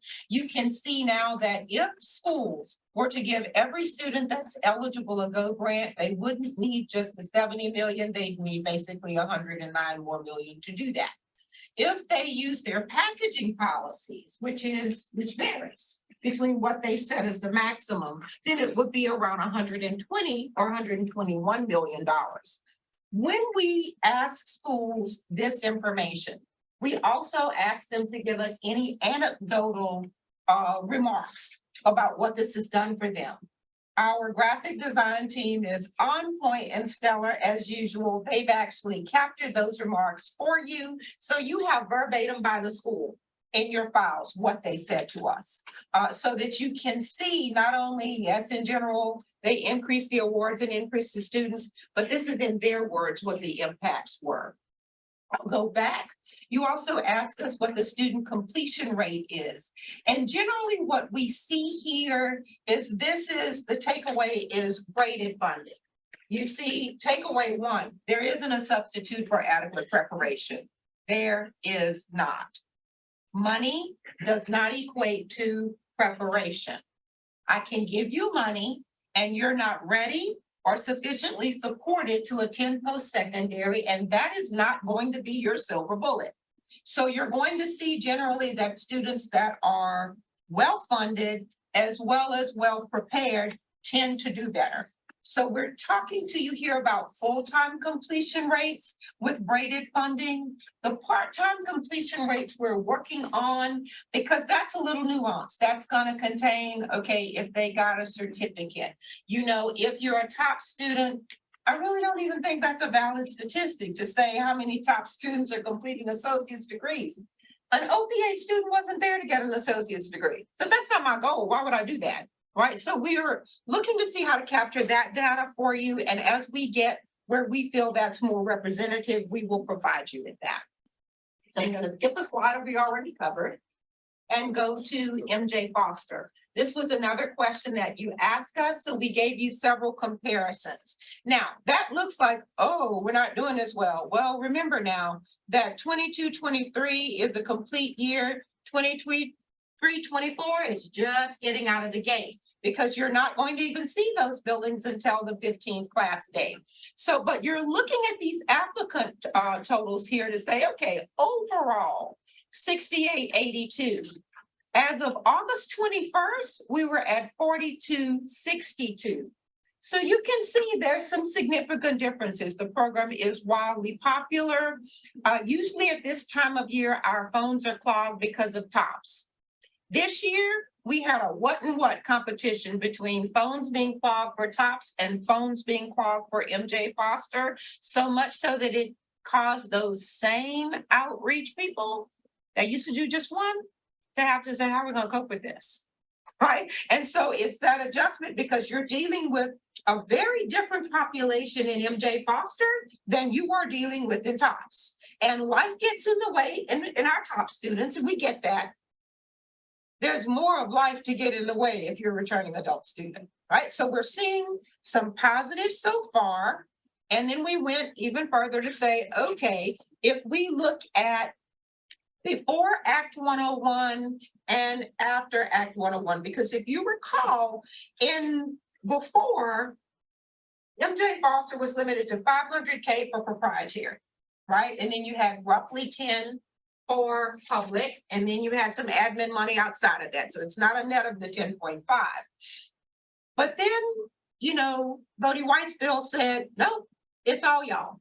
Right? It's one pot of funding, and you can equally compete for students and equally compete for that funding. So we were showing you, okay, we knew that that act was effective prior to June 6th to say, okay, well, when was it effective?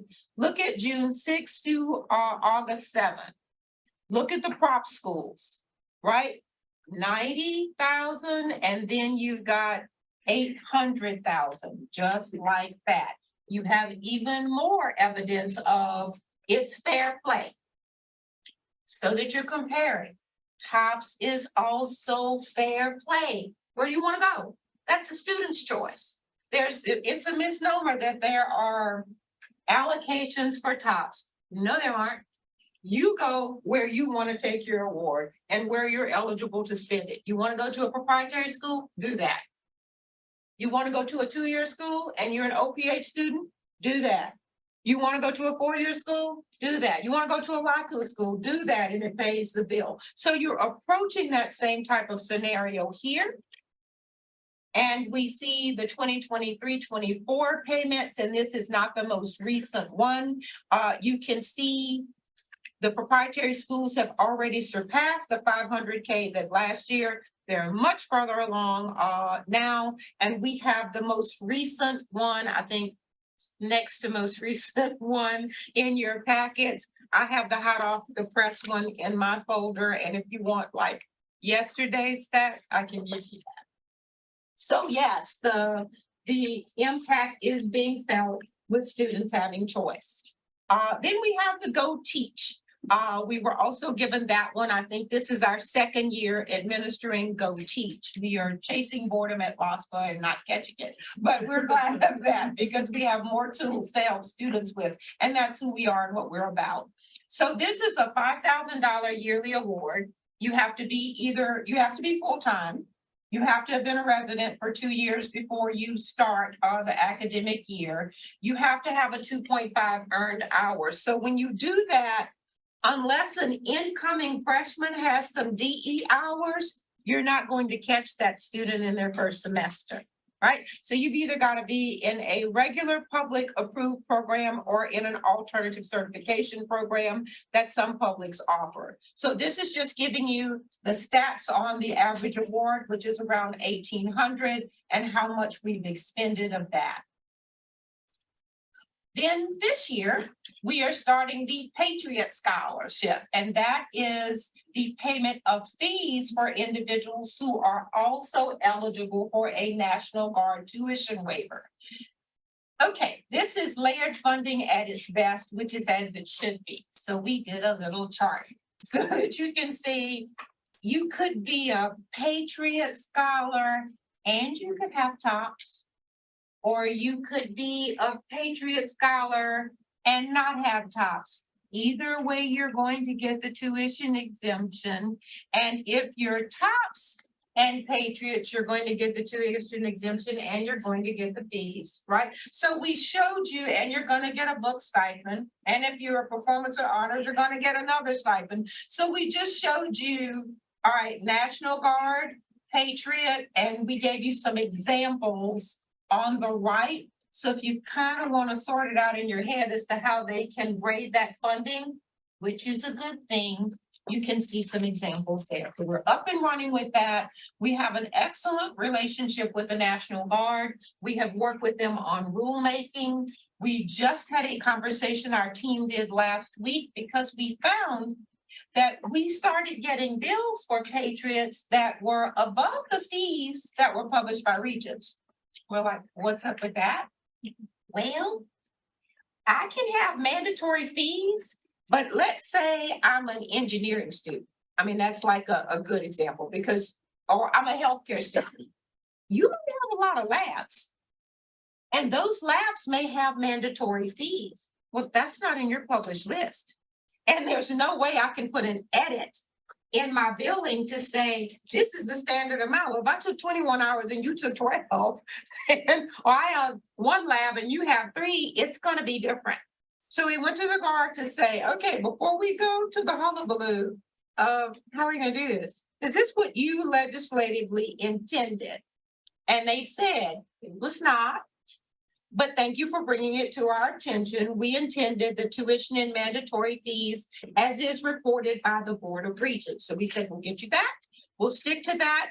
But we can also look at those bills and provide data to go, this is how many of those costs that are mandatory for that student that you're not covering right now. So should you wish to work with the author or a different author in the upcoming session, then you would do that. That is a perfect example of lossless rollings. Our job is not to pass an opinion on legislation or to lobby. Our job is to give unbiased information and go, they elected you, not me. So pass what you will, we'll administer it, but we will give you the intended or unintended consequences of what you passed. If you want to alter that, we will give you, this is what it will take to alter that, and that is where it stops. So this is an example of that ongoing discussion. All right, to TOPS. Okay, the decrease in TOPS, as you can see, the projections here for 2023-24, TOPS is by no means a runaway mine train. We're, as you can see, a 2.3% increase. So you're not at that 330 at all. You're not going to get to that 330, we don't think, until you're approaching it in 2026-27. So we get the question a lot, well, why is that? So we're taking a stab at helping you see why that is, because it's not just one thing, it's an onion, it's layers and layers, most of which we don't control by a scholarship program. Our post-secondary enrollment has declined nationwide. If any of you are fans of CBS Mornings like I am, you saw that they ran a story this morning that said that, the value proposition of higher ed is declining in the minds of students across the board, not just in Louisiana. So they changed and did, okay, college rankings by a value proposition, meaning who's giving you the most bang for your buck, right? Whether you agree with it or not agree with it, post-secondary institutions are going to see that differently than LASPA sees that, because LASPA is very student-centric. It's what we do. But if I'm a student, I'm going to look at that 5-point match and see where can I go and get the best value and not come out saddled with loan debt. How much can I make when I get this degree? Will I be employable, right? Will I have a quality of life and be able to contribute? And what are we seeing as, or what does it have to do with TOPS? Because we're seeing them turn down free money. Because they look at that bottom line and say, if that's the total cost, and that's all you're giving me, thanks, but no thanks. I think they're paying this right into the workforce, side to take my chances and go here. I didn't say right, I didn't say wrong, but that's reality. So what do we have to do? Work with students on those value propositions and those alternate paths. But this is one of the things impacting TOPS. Here's another one. You have smaller entering classes, and the classes that were large are getting ready to graduate. They've done their 8 semesters, right? So if you have, it's not hard, you have fewer people coming in, then you've got more people coming out, you're gonna have a decrease. That's on the secondary side, the post-secondary side. The chart on the right tells you, so what's going on in high school? Because remember, TOPS is not earned while you're in college. It is what you did in K-12 that determines whether or not you get TOPS. TOPS does not make people good K-12 students. It might incent them, but it doesn't make the K-12 system perform at warp speed. The results, you've got a decrease in high school graduates process. Out of those classes, you've got a decrease in those eligible. Out of those eligible, you've got a decrease in acceptance rate. Other factors for continuing students. We have had, our share of hurricanes. We're doing good this year. We'll just knock on something that is close to wood. We have exceptions for COVID. We had exceptions for the hurricanes. We have mental health. And at this particular point in time, a third of our, and remember you did rulemaking to start to track those mental health exceptions. A third of that category is mental health. A third of temporary disability is now related to mental health. Of the 3 MJ Foster exceptions we processed, because these are exceptions, baby, that's a baby start, 2 out of the 3 have been, I've got to care for a family member, which will put a strain on your mental health. So we're seeing all of those things contribute to the factors. Here we give you some data, which you'll probably want to look at this a bit when you have time to peruse it. I encourage you to not just look at the patterns of students who are eligible for TOPS and whether they accept the award or not in global. Then that's a mistake. Look at it by the award type, because that will tell you in which award type are they going out of state more, and which award type are they not enrolled at all, meaning we don't see them in the clearinghouse, we don't see them in any of lossless records or any of the Board of Regents records, and in which of the categories of TOPS award did they enroll, but they didn't accept the TOPS award and they enrolled and paid on their own. We see that most specifically in TOPS Tech. I will give you an example that was a this week call from a legislator. Kid gets accepted into LSU Baton Rouge. Go Tigers. He gets there. He got accepted into LSU Baton Rouge. He has a TOPS Tech award. He has earned a 2-year award. He cannot use that 2-year award at LSU Baton Rouge because LSU Baton Rouge does not have any approved academic programs for TOPS. The legislator asked me, and hang on just a second, I won't say this again to you. Yes, sir, I hear you. He got accepted. He can't use his award that he earned. Right? Now, here are his options. The option I didn't have to present to him is you have a 2-year TOPS award or you have a 4-year TOPS award. If you got admitted, use it where you want to. That is not possible under the law in a total standpoint. So our team is what? Working with that family now to go, well, you could have this option or this option or this option, or you could do what others have done in that category. They've enrolled. They paid on their own dime and they've left free money on the table. This isn't a budget issue. The acceptance rate for TOPS Tech is 22-23%. We're giving you back 29 million and 22 million respectively. This is not a cost impact issue, it's a policy issue. So again, we said that would take a change in the legislation, but you know what? We'll call that family. And we will explain the options, and it is the student's choice. And the highest compliment is, he said, are you going to get somebody on the phone that's as compassionate to that student as you have been on the phone with me? And I said, absolutely, because if they aren't, they should not be working at Boston programs. So that's one of the factors. How many receive it? Here we're giving you the average amount for each award type and how many receive TOPS and TOPS Tech. But I'm going to get to the kicker. And where is Regent Ewing? I do hope you are watching remotely because we put it in the presentation this year. This is the chart that when we present it to policymakers at the end, they look at me and say, what did you do to the numbers? I don't do things to numbers, right? I'm a firm believer in there's liars, damn liars, and statisticians. I won't be in any of those big categories. I mean, these are what the numbers say. If you wish to change it, this is what you could do. Not in manipulating numbers, but this shows you why, and Regent Temple, I saw that glimmer of recognition when you shook your head. They're leaving free money on the table.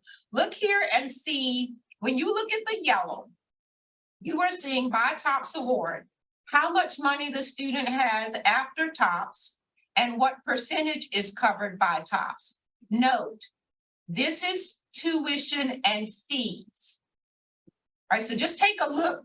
All of those of you that are not like me, you're logical, mathematical, you've already done the average of those numbers. Look at that yellow. All right, now I'm gonna change it. I just changed the amount. Look at the yellow now. There's a big difference in that column. Now, what happened? All right, and as the kids say, what had happened was, on this slide, we did the total cost of attendance. And it isn't just tuition and fees.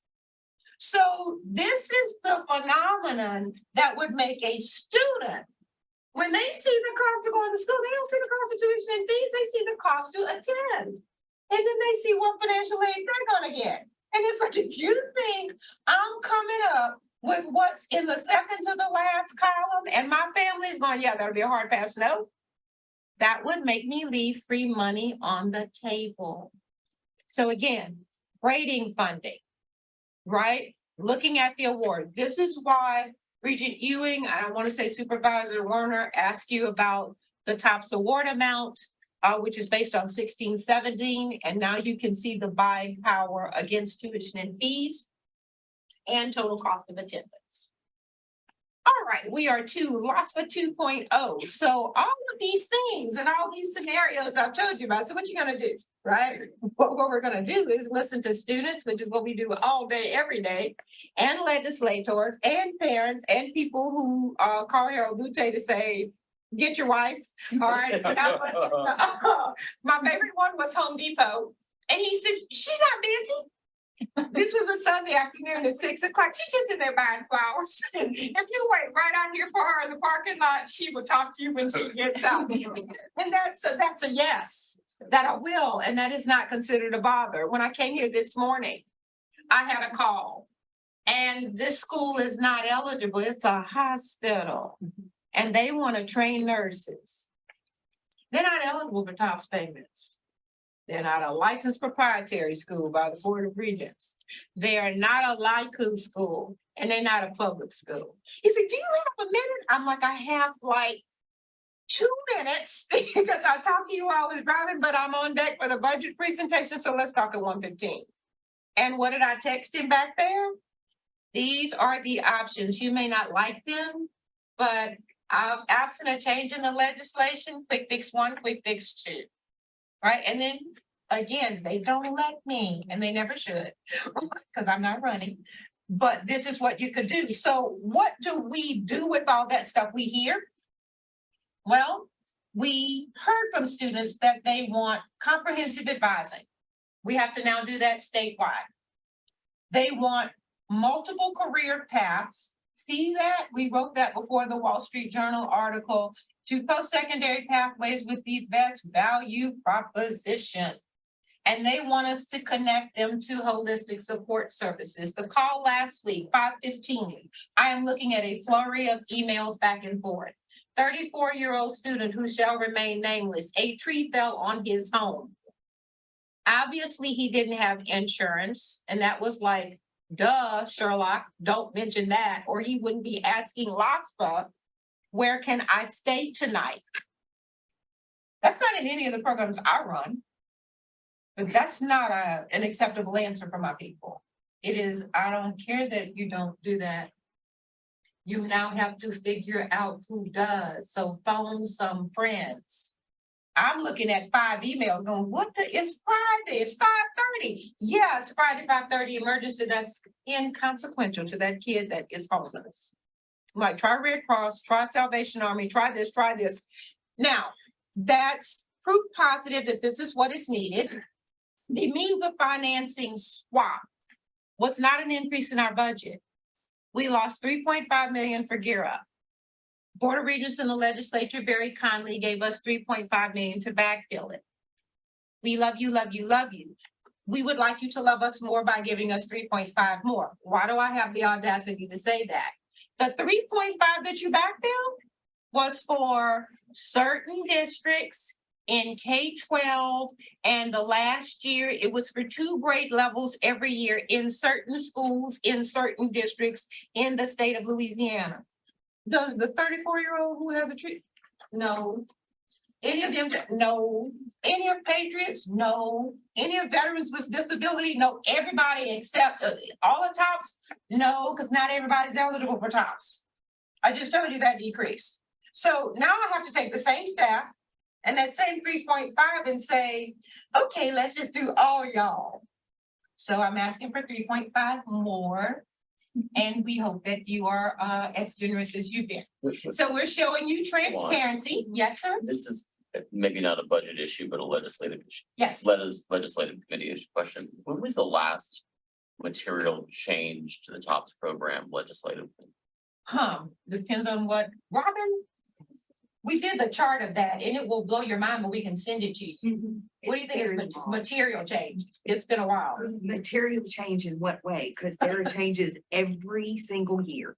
Yes. Every single year, except one since 1998. And we can give you, we actually did a chart for legislators. We'd have to update it. And it gives you, they had that same question. This is a great question.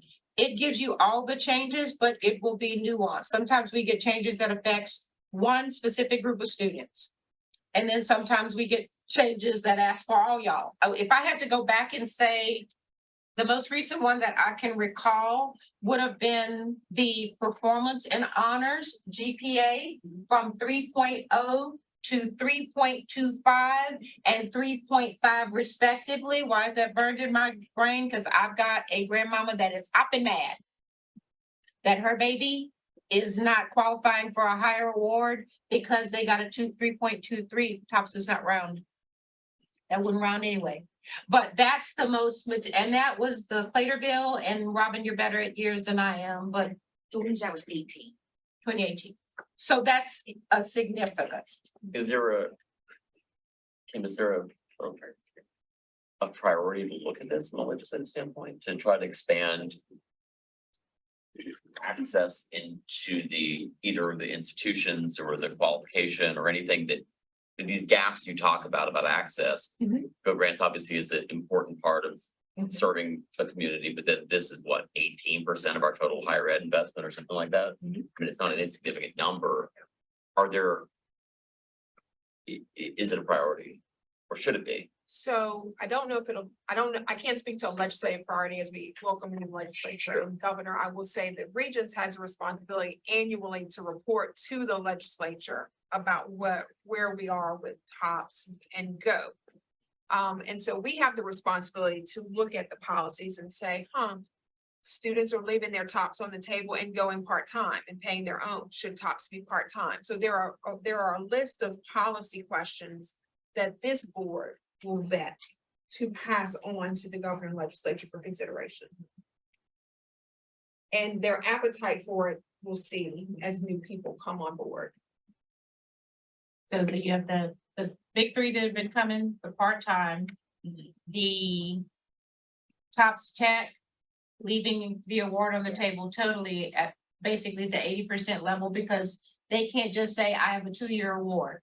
Go where I want, then I can get admitted. And then another one is, it's a 16-17 award amount, we're in 2023. And there's a significant amount that is not covered that the student has to cover on their own. If you ask me what would have been the top 3 that have been bubbling consistently, I would say that those are the top ones. Remember, I just, message information, no advocate for either one. Thank you. Okay. All right, then we'll get to, I already gave you my ask, additional outreach, 3.5. That will bring us to a total of 7 for outreach. Workload adjustments, if you get more programs, and we've had 175% in program increase, 500% in audience increase on the diversity of the audience, you gotta audit more. And now we're finding LOSFA isn't an audit and make a headline. That's not our job. We need schools to get this right.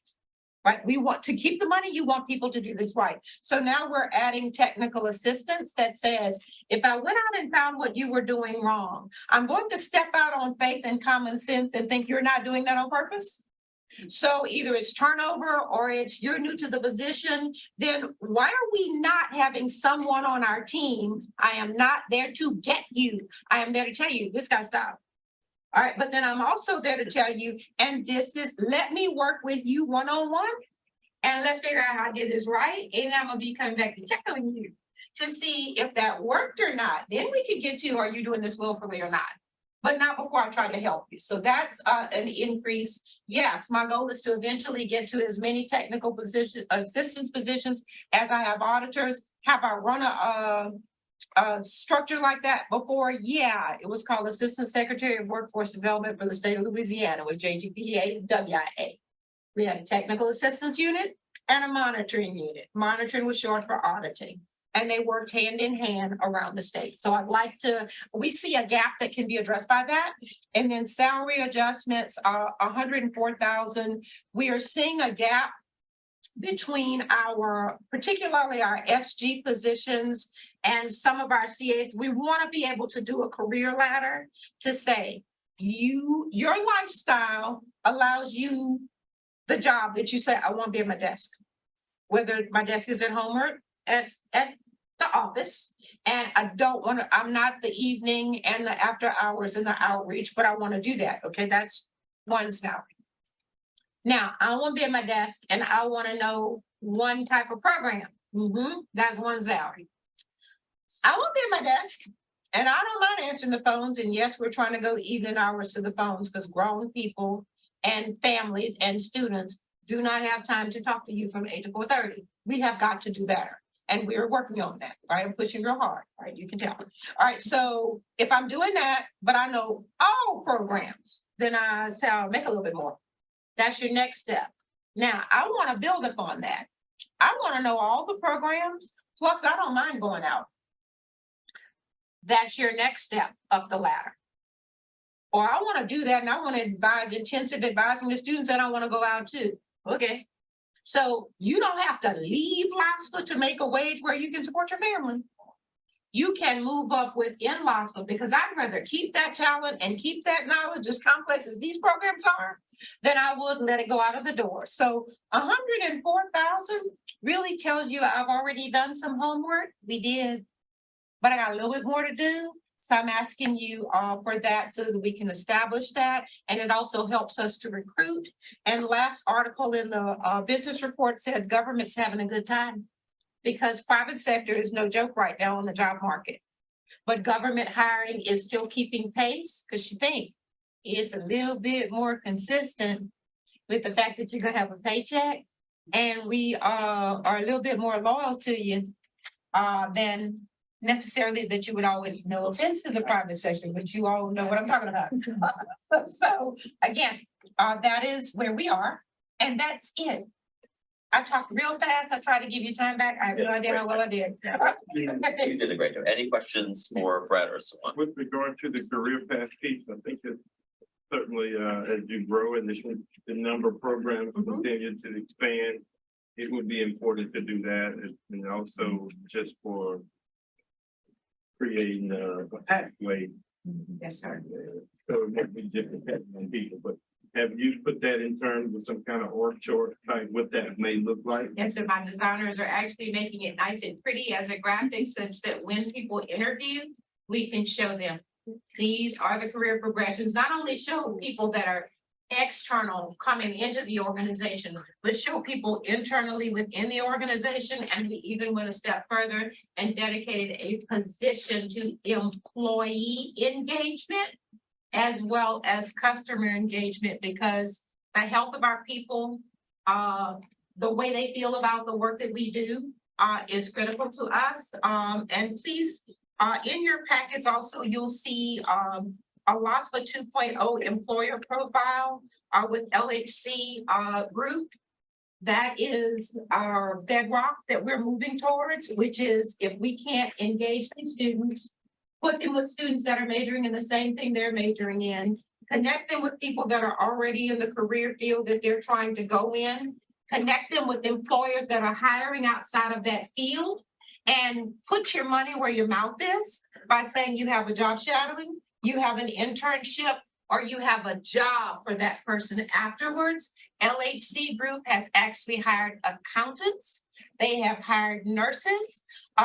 We're working with them because their internships are free and unpaid.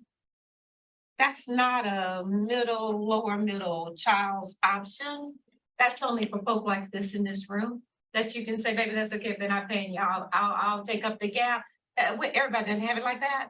So we're saying, come on, I need paid internships. So that is where LOSPA is going. And if I can take that concept and say, if you participate in these groups and you do these internships, you will get the maximum financial aid award. I've given you financial aid 2 or 3 different ways, and the job you're working at should not be fast food unless you intend to be a franchise, okay, or in management. You need to be working in what's relevant to what you're studying, because you'll do better, and there's research to prove it. So y'all look at that, and if any of you all want to partner with us, we would be happy. Hold on, I got another question. Slow down. And I should know this already, but it's just not top of mind. Top students, I do 1 year, 2 year, let's say pre-nursing.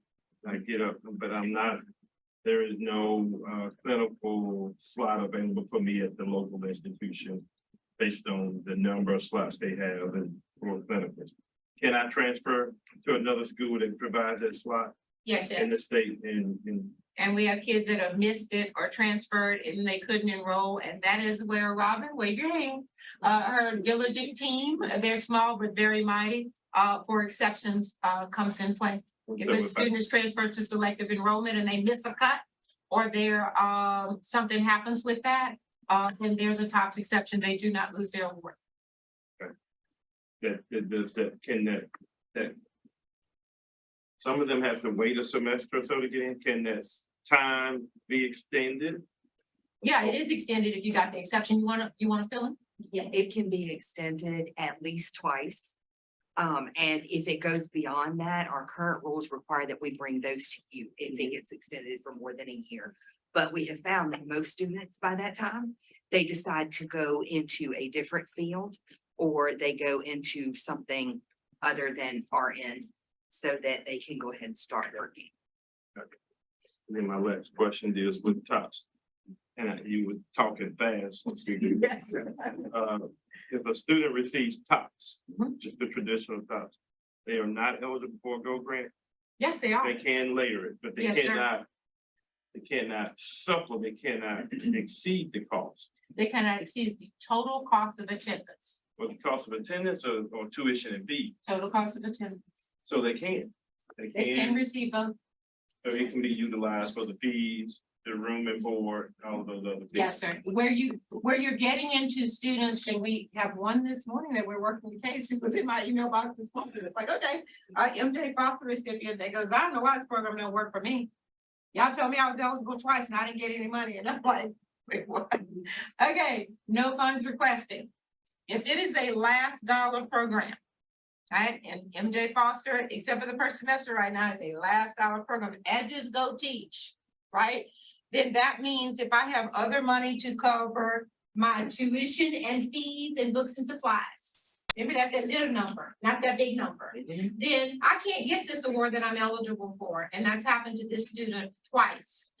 So where it's not a last dollar program, yes, you can layer as long as you don't exceed your total cost of attendance. You could get TOPS, you could get Go Grant, you could get Go Teach, but it's not likely because Go Teach is last dollar. You could be eligible but not receive it. You could layer those funds and the myths that you hear about, well, everybody up these can full rides. Somebody. Who? Well, what's Leonard Fournette? Joe, if Joe Burrow had been a Louisiana resident, maybe so. But the average Joe, no, they don't get a full ride. You saw those percentages. So yes, it can be layered. And we encourage that. That program has more of the flexibility than the others, what you said. Yes, sir. Yes, sir. It's like basically considered to be like hell. If you're eligible, you're supposed to get it. And the only time we would reduce a student's TOPS award, and we see this with some brainiacs, they just got so much institutional and other aid that they exceeded their costs, and the school bills us for them in a specific code, and it says over award. Now, before I put this chair, they used to lose that semester of TOPS. I'm like, we're not doing that unless that's in the law, and it wasn't. So now it's like it's banked. So if that student who's more than likely to go on a graduating professional wants to say, hi, I'm ready for my TOPS award now, it's actually a higher award amount because graduate and professional is the highest cost, or your tuition and fees, whatever's the lowest amount. So they can come back and use it then. Thank you very much. All right, thank y'all. Do we want to forego the break to take up a little time and then push through to lunch? Everybody all right with that? All right, should do it. Yeah, 5 times on there. All right, so next we have Monty Sullivan and the Louisiana Community and College System. Yeah, Regent Aubrey, as Monty's comment, as LASWA is identifying these barriers, like you're asking, can you layer? This is why Monty brought this first dollar piece for MJ Foster, right? Because we need to make sure that we take the complexity out of financial aid and meet people where they are. And so there's a lot of fits and starts, and this program does this, that program does that, and Monty can take it from there. But Yes. that's what we're trying to solve these problems. Amen. And I can't say it any better than she just said. Great to be with each one of you, with colleagues and friends that are working through these scenarios. As we heard Commissioner Dardenne talk about earlier, what an incredible opportunity we have in Louisiana. We use the key words, stabilize. I want to go back to that word because you're going to hear it throughout this presentation today. But it's really important for us to think about the word stability and stabilize. I want to start with a little bit of background. First of all, what a great job by Suwan. Yes, please, if you don't mind. Thank you. Very nice job in outlining some of the real issues that our students face. But I want you to start with something that is really, really important to all of us today. We need to think about the environment around us. See, we started post-secondary institutions really at scale in this country in about 1865. Rock cannons were booming in the background. We passed the Morrill Act that created the land grant institutions represented by an organization like LSU today. Followed that in 1890, where we created institutions like Southern University. Followed that across time, where at every point where we created those institutions, we made the statement that more of America needs to be educated. Do you know what the intent of our land grants was? The land grant institution's intent was to educate the landed. That's a tough thing for us to deal with today in today's language, but that's the reality. And the white landed and the white male landed. Let's be real, call it what it is. That's the history of higher education in Louisiana. I'm not in Louisiana, in America. But as we continue throughout time, information increases, the needs for skills increase. And so what is necessary? educating more of our people. So here is the circumstance that we face today. Demographically, as a nation, and certainly as a state, we are declining in the young population. In 2007, we saw a recession, a housing crash. What happened in 2007, in addition to housing crash and a recession, we stopped having babies. We literally dropped in the population growth of the newly born individuals from 2007 forward. Do the math. What happens when you add 17 plus 2007 plus 18? Voila, 2025, you got fewer kids. You are responsible for a budget to educate the people of Louisiana, not 18-year-olds. Hear me. We are not in a place anymore where we can educate all of the 18-year-olds and expect Louisiana's going to rise. It's not going to happen. Instead, it's about focusing on all of the people of Louisiana. The first issue, population decline. The second point that we have an accelerating information age that is occurring right in front of us. It has created a population of people in Louisiana, 1.1 million of them that are aged 25 to 64 who have a high school diploma or less. We inadvertently, not you, past historical, I'm sorry, I'll need the clicker if you don't mind, because I want to go back to the first slide. I'll just. Back to the first one. Backward one more. Stop right there. Thank you. And I'll let you know when we need to click. Dr. Sullivan. Yeah, I'm sorry. No, we're all good.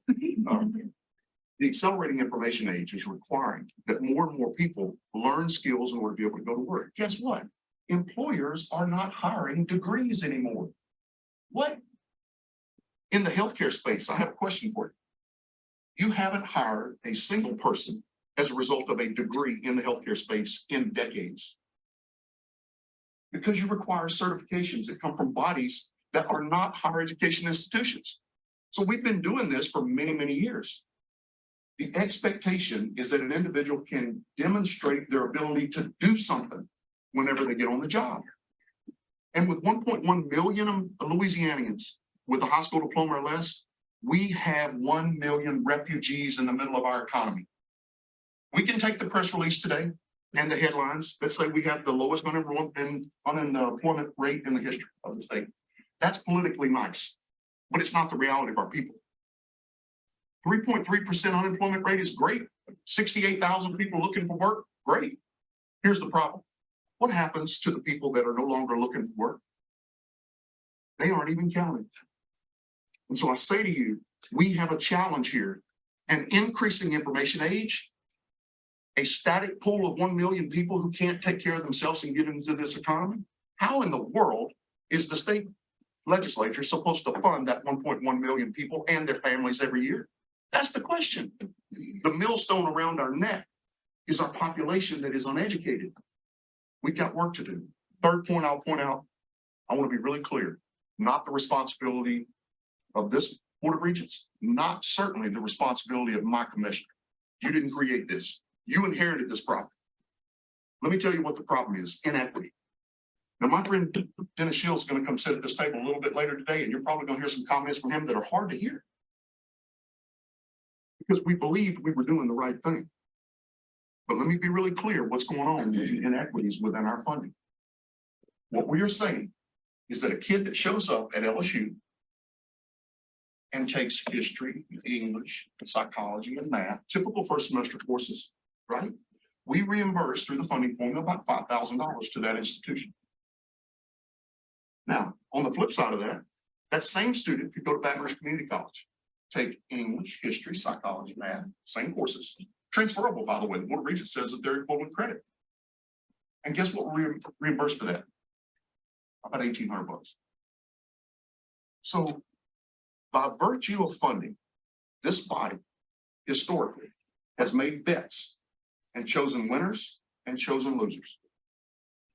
I know that's hard to hear. You didn't do it, but it's a perpetuation of where we have been. In this country where we started educating white males that are landed, and today we have to educate the populace as a whole, now we need to stop and rethink. I didn't come to you today with an equity discussion because I want you to change the equity aspect of the formula. Instead, I understand the issues that you face from a federal level. I understand the stresses that you face within the higher education system. So we're coming to you today with a solution that I believe is the solution, not for colleges, not for universities, not even for the Board of Regents. It is a solution that is for our people. Can you imagine being one of those 1.1 million people that have kids at home and you got to show up and explain to them why you don't have lunch money for them that morning? Maybe that kid doesn't want to have free lunch and walk down that hallway and know that everybody in the school knows that they have a free lunch. You ever think of that? That notion that we heard earlier, I was listening, I couldn't tell who said this. If it's one of you, I don't mean in any way to be offensive, but someone said earlier that the driver of Louisiana's economy are the superstar households. Let me tell you something, I almost ran off the road when I heard that. Do you believe that? Do you believe it takes a superstar to raise Louisiana? I don't. I think it takes our people, every one of us. I don't need superstar households or businesses. We need to do what's right by our people. Stop holding down 1 million people in this state by not giving them access to education and training. Let's stop talking about it and let's do it. Here's our proposal. Employers have said to us across time, I can think of several around the table here. AT&T, Entergy are classic examples. You've said to us, you're not looking to us for degrees. You're looking to us for short-term certifications. Likewise, what we've heard from students is exactly the same thing, but for completely different reasons. You heard Sue on a minute ago say it very eloquently, that our students have life circumstances that they're dealing with. We cannot afford to take that population of 18 to 64-year-olds and support them throughout the rest of the time. We need them educated and skilled and pulling in the same direction with us, not against us. So here's our concept. In 1998, you know that our system was created. You see the slide on the left, you see that we were really amorph. We were really kind of an unknown, undescribable entity because we had all these different pieces and parts, different places all over the state. We had then and continue today to have multiple missions: technical education, transfer, as you heard earlier. We also have dual enrollment. You also see a good bit of adult basic education that is going on in these campuses, so multiple missions. But I want you to take a look at the fundamentals of the map. You've seen this map before. It's not new. What happened in each one of those locations or dots on the left side was an entire administration. We wiped out that entire administration for every single dot that you see there, and instead rebuilt with 12 strong, comprehensive community and technical colleges with the mission of serving all of the people of Louisiana. Now, why do you think we had all those dots? Some would look at it and say, man, that's wildly inefficient. Why do you think we have all the dots? All of the dots are there because folks like my friend here from Homer, Louisiana, Regent Aubrey, how in the world was he supposed to get to higher education? He had to find a way to Grambling State University in order to be able to get there. But just down the road from his home was a campus that allowed people to have hope. Those dots mean hope, but we don't have to have all the administrative overhead with it. We eliminated that administrative overhead. We pushed every penny of that into the classroom to produce more graduates, and we'll talk about that in a few minutes. One of the fundamental issues here in this time frame in 1998 was that we were focused on funding institutions. If you hear nothing else from me today, I ask you this: stop focusing on institutions. When I started in this role, actually 2009, when I came back to Louisiana, we had 16 colleges. Today we have 12. I'm not suggesting to you that somebody else needs to merge. I'm not in that business. That's somebody else's business. But what I can tell you is this: we've done the hard work. We went from 16 to 12 institutions. We took the savings from each one of those institutions that was merged, about $1.5 million. We pushed it right back into the classroom. That's why we've been able to grow in the manner that we have been able to grow across time. I'm asking you to pause for a second and imagine that you would fund not institutions, but students. Can you imagine that you would fund students, not institutions? I didn't come here today to talk to you about all of the 12 colleges and all of the needs that they have. That's not our way of going about things. We talk about the needs of Louisiana. and our colleges as a vehicle to solve those challenges. So as you think about this slide, the staff, by the way, what an incredible job the staff has done in trying to build this presentation in a manner that will keep me bottled up. Saying things I shouldn't say. Chandler, don't. He's got a paper clip back there. He's been saying it now. Bottled up. So I want to back up for a second because the funding formula really began with an enrollment focus. And so as long as it's about enrollment, is it really about producing results or is it just about students having a good experience? So we started funding colleges based on enrollment. Then we sort of transitioned. We added things like retention measures. Then we started to add outcomes of graduates. But guys, we still, as much progress as this board and this commissioner have made, you've made huge progress. Base and cost within the model are funding institutions, guys. They fund institutions. We're not interested in funding institutions. We're interested in funding completers, graduates, students that go out and make a living and pay taxes. We are funding the means when we need to be funding the outcomes. Push, continue to push. I understand there's stressors on both sides of that issue. That's why I'm saying to you, I'm not coming to you to say fundamentally change the funding formula. I'm asking you to continue to make progress on that model because it is flawed. But let's go back and fix the 1.1 million person problem that we created collectively. So this slide is really about the very simplistic notion of the kids in the state that are growing up in poverty. You've seen the statistics, you know what they are. We talk about early childhood education immediately then, and I'm a fan of early childhood education and we need to fund it just as you heard from the commissioner, from Commissioner Dardenne earlier today. However, my question for you is this. If we have the best early childhood education program in the country, in the world for that matter, and we put that kid in the classroom 5 days a week for 6 to 8 hours with a teacher, and they go home to a single parent home where there's no food in the refrigerator, mom doesn't have a job, they don't understand what work, getting up and going to work every day looks like, let's help that mother to find a level, just dignity, guys, dignity. I want to ask you this question, because it's one of the hardest things to deal with in this state. We don't do a very good job in this state with trying to spread people out, right? So just down the road from my home is a big trailer park. I watch those kids every morning, because I was one of those kids. I got to ask you the question, what are you doing for those kids? What are you doing for their mother? Yeah, we're funding that 18-year-old that's going to LSU this year. But I would ask you to read the book, The Merit Myth. Have you? The Merit Myth that questions the whole notion of all of this testing that we're trying to heap on top of kids. And instead, we're trying to do more of it than doing the things that we need to do, which is solve the problems of our people. My question of you, my question for Commissioner Dardenne from this morning, I know what the surplus looks like. I know what the history looks like looking backward. But how can we as higher education collectively drive the revenue base of Louisiana based upon graduates going to work, making a living? We know how we can do that. So this slide addresses that poverty notion. These are folks that are going from circumstances where they're food insecure, they're homeless, they're home insecure. They don't have dollars.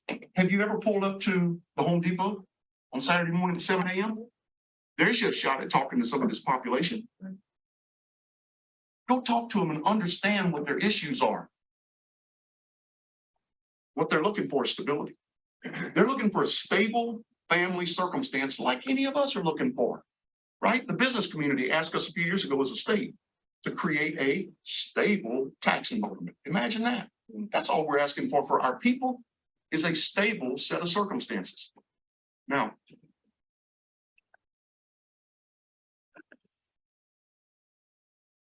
I want to step to the next slide if we can. I'm sorry, Elizabeth. So here's that picture of stability. I want to pause on this one for a moment because in my estimation, this is the picture of what education is all about. First, creating individual stability. Secondly, creating family stability. Third, creating generational change, right? And then finally, creating a sense of community stability right here in Louisiana. That is the picture of what we're trying to create. And it might be through laying fiber. It may be through electrical lines. It may be through healthcare. Thank you. Thank you so much. If you guys didn't know it, every one of you, you're the best commissioner in the country. And I don't say that because of water. I want you to know it now. All right, incredible. Thank you. But one thing I want you to understand is across that period of time that we know was so difficult, 2008, 9 through 2015, we not only survived like the rest of higher education, we thrived. But why did we thrive? We thrived because we focused on what mattered, which is our people and not our colleges. Want me to name the institutions that were closed? I bet most of us couldn't because they didn't matter to us. That's a hard thing for me to sit here and say, but it's a reality. Northeast Louisiana Technical Community College, right? South Central Louisiana Technical Community College. What do the people in those regions do? We had to change fundamentally to get to this picture. That is what we're trying to create. Look, we're trying to protect our kids from a healthcare perspective. We're trying to protect our children from lots of different circumstances and poverty that we know create lasting scars that will inhibit our ability to be able to educate them down the line. This is really about changing the future of Louisiana. That's it.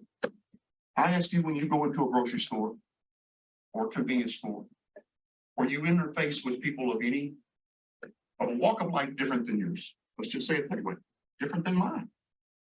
I ask you to think about what are we investing in these individuals?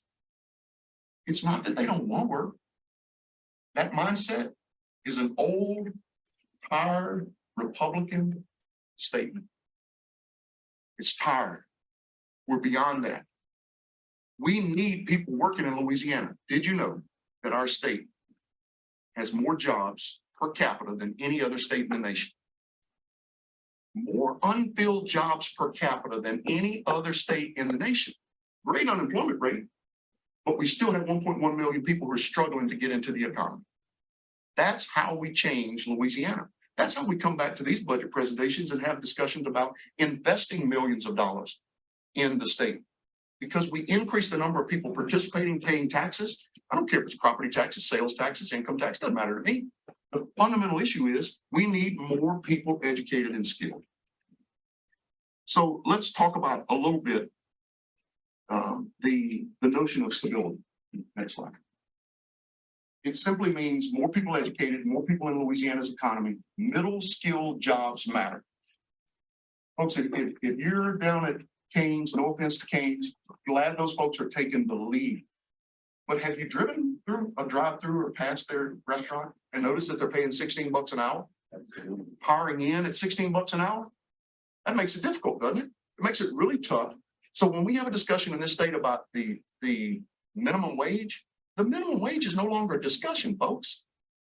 The market has taken over. Minimum wage is, again, an old, tired Democratic push. We missed the opportunity to change any of those from either party's perspective. But today we got a chance to invest in our people. That is what this entire discussion is about. That 41% of our people that are not participating in the workforce, we've got to find a way to find them, to get them trained and educated, and to get them into the jobs.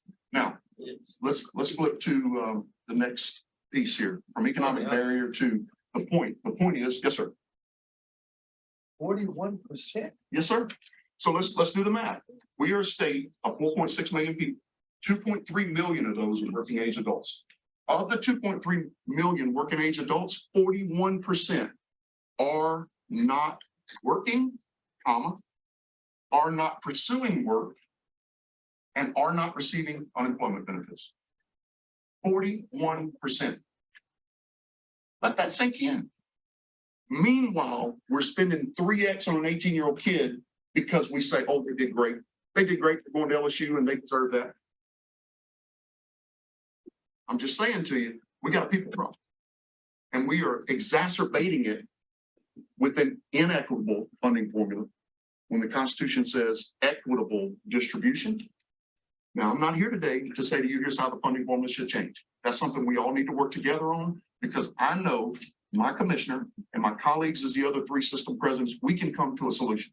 There's no doubt in my mind about that. But we don't have time. And the people out there in the community, our students, that 1.1 million, guess what their biggest challenge is? Not money. It's not food. It's not housing. The biggest commodity they have in their pocket is time. And what we're asking them to do is to engage in higher education in 16-week semesters to get a 4-year degree. They're trying to figure out how to feed their kids in 4 hours, not 4 years. They can't even stay for a 2-year degree. So we are funding students whose life circumstance is stable. But we are forgetting about an entire population of people who don't have the stability.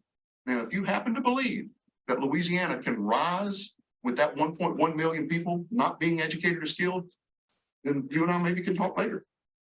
But I got to tell you, we can't move the state forward without that group. Did I answer your question? Absolutely. Yes, sir. Next slide there kind of gives you a sense of this is the direction that we have been working toward for years. I want you to just pause for a second and step back. In 1998, you saw all those dots on the map, and today you see 12. Well, let me tell you about those 12 today. Those 12 colleges today, 10 of them are SACS accredited. We started with 4 that were SACS accredited. I think 3 of them started with 3.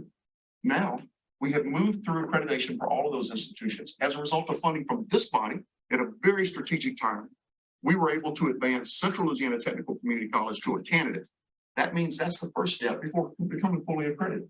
They are within months, they will receive full accreditation. Northwest Louisiana Technical Community College, again, as a result of the funding that you provided, has already submitted their candidacy application. It is under review and has a very favorable response. We're looking forward to 12 colleges across the board that are able to address those issues with a comprehensive mission. Here's the challenge. Historically, Regents has funded LCTCS colleges from one aspect of our mission. One, credit instruction. So whatever students show up in a history and English and math course, great. But we have no formal way to fund the key training and education pieces that our people need. It is the responsibility of us to solve that challenge. Has the training and education changed since 1862 or 3? Of course it has. And so we're looking at shorter term bursts. We're looking at efforts that will allow individuals to get into the job market, get that first job, and then have the employer help bring them along to the next credential, the bachelor's degree, whatever that next step may be. That has been the focus. Historically, these colleges have evolved and grown into exactly what Louisiana needs from us. That's why we're here today saying the solution is right there in front of you. Jumping forward to slide 7, not only have we heard over and over again from students that this is the need, but I need you to understand that this is what we're hearing from some of the largest organizations in Louisiana from an employment perspective. Here's Scott Westover, right? EVP of Our Lady of the Lake Health System. Incredibly blessed to serve our community. We could not be prouder to partner with Baton Rouge Community College to educate and retrain the next generation of healthcare workers. That's happening in credit instruction, but it's also happening on the non-credit side. There are things that are happening in short bursts that allows a practical nurse, as an example, who maybe makes $18 an hour, to come in for a very short 6-week training program that allows them to pass medications now that are non-scheduled meds. So when you're in the hospital, instead of having to pay a $30 registered nurse to pass a non-scheduled med, now you can have that practical nurse pass it with the certification. They earned an extra $2 an hour as a result. Why would we not want to fund that? The difference between $17 an hour and 19 or whatever the case is stable again. Think about that word, childcare, stable transportation, stability for their children. That's what we're providing. Next clip. Here's one from Pat Forbes from the Office of Community Development. This is a state government entity who is saying to us, this is the kind of thing that we have to do more of. If we're going to rebuild the coast of Louisiana, we need thousands of people with a CDL, with heavy equipment operation background. We need thousands of people to lay fiber. We need thousands of people for the vacancies in healthcare, right? That is the focus that is coming to us from the external field. The third one, I think this is someone you, all of you know. Right? And this is what's going on across our colleges, right? In a very short period of time, we've taken a field that had limited curriculum developed. And we've not only developed curriculum to supplement what is out there, but we've also connected with industry partners like AT&T, worked with them to develop the kinds of programs that are short-term certifications that will put people to work and solve one of the biggest issues Louisiana has, which is our broadband challenge. So we're hearing this from the external field. We're hearing it from our students. You can click again, Elizabeth. But I want to be real clear. This is why our response has been oriented to these principles. First, expand and retarget the programs that we offer using federal and state dollars. I've shared with you many times before, in the throes of the 2009, 2010, 2011 timeframe, we cut over 700 academic programs. 700 academic programs. That meant that we went from a menu this broad to a menu this broad. Canes is loving me today because this is the second time I'm going to mention Canes. What is a menu? Their menu is very tight. They know exactly what they do and they do it darn well. That's who we are. That's who we are. The next point, focus on, next point, focus on the strategic planning and regional workforce efforts. Guys, workforce is not a statewide issue. Workforce is a regional issue that then rolls up to a statewide issue. Some of the needs that we have are statewide in nature. Many of them are not. It's important for us to distinguish between them. Emphasis on the economic impact to our people and our communities. Now, let me be real clear. When you hear economic impact and somebody says, oh, we have a $10 billion or quadrillion dollar economic impact. Hocus pocus, and not the liquor store. It's hocus pocus. Instead, what I ask of you is to think about the economic impact of our graduates who go from not earning a living to earning a living and paying taxes. Here's the way that works. An individual who graduates from one of the short-term training programs that we're talking about today earns on average about $45,000 a year. That individual pays about 9% of that $45,000 back to the state of Louisiana in taxes. Unfortunately, we have spent 100 years in Louisiana talking about higher education and talking about graduating and all the fun things that go along with it at the institution. But we haven't spent a lot of time talking about the fact that our graduates are the ones who make up the tax base of tomorrow. Let's contribute more people into that group so that we can grow the tax base, lift all boats. This is not about taking away from one and giving to the other. It's about making sure that we have people in Louisiana that can sustain our economy and create a stable environment. The final point, 100% of the funds that have flowed through these short-term training programs has been performance-based. This whole idea of we got to get money first before we can go out and perform, why? Why do we need money before we can go out and do the things that we're supposed to do as a part of our mission? What we said was every credential will be valued at a certain value, and every time you produce one, you get a copy. It's not about funding the means, it's about funding the outcome. So take a look at the next slide here. Here's an example, Reboot 2.0. You heard it referenced earlier as an appropriation. I think Matthew, you mentioned appropriation to happen this year. The funds have been spent. So here is a picture, a snapshot of what we did with Reboot 2.0. Again, $10 million. Just think of this from your own perspective. Every one of you, I want you to think about how to carve out either from your retirement plan or from your own company, $10 million. Because I'm about to show you an investment. I'd like to know who's going to sign up. That 4,669 credentials that were produced impacted the lives of almost 5,000 people in Louisiana. We had 675 CDL operators. That's a fourfold increase from the prior year. Anybody in your business have a fourfold increase in whatever production point you want to talk about? Fourfold increase is unprecedented. Why did that happen? Because we knew we had the CPRA issue that was coming. We knew that we had the infrastructure projects that are being funded at a rate that is unheard of in this country. We need more people with the background to be able to do that work. 250, I'm sorry, to go back, another 250 heavy equipment operators, 400 welders, et cetera. These are not taking the place of our credit-based welding programs. Instead, the question is for these students, time. They didn't have time to spend 9 months with us. They needed to spend 9 weeks with us. And we were able to collapse that down in a way that got them out in a shortened period of time. What happened as a result of $10 million being invested, 4,669 people being educated within the next 6 months? So think about that, July 1st through June 30, dollars received and expended. July 1 going forward within 6 months, so that would roughly be about January the 15th, 6.5 months. The state of Louisiana will get back every stinking penny that was spent on Reboot 2.0 in tax collections from a group of people that were not contributing to the tax base before. Do you see the proof point? It's as clear as can be right in front of us. We need more of our people doing this work. So $22 million on a $10 million investment. Now, how many of you, if I said, give me 10 million, just 10 million, and at the end of the year, I'm gonna give you 22.5 back. I didn't hear Commissioner Dardenne talk about that kind of deal a few minutes ago, but that's the reality of what our colleges do. Let's stop talking about our colleges as being expense centers and talk about them being revenue generators, because that's what we do. We educate people, put them to work so that they're able to go out, take care of themselves and their families, and oh, by the way, pay taxes. Let's jump, if we can, to the next slide. Here is a picture of funding and graduates.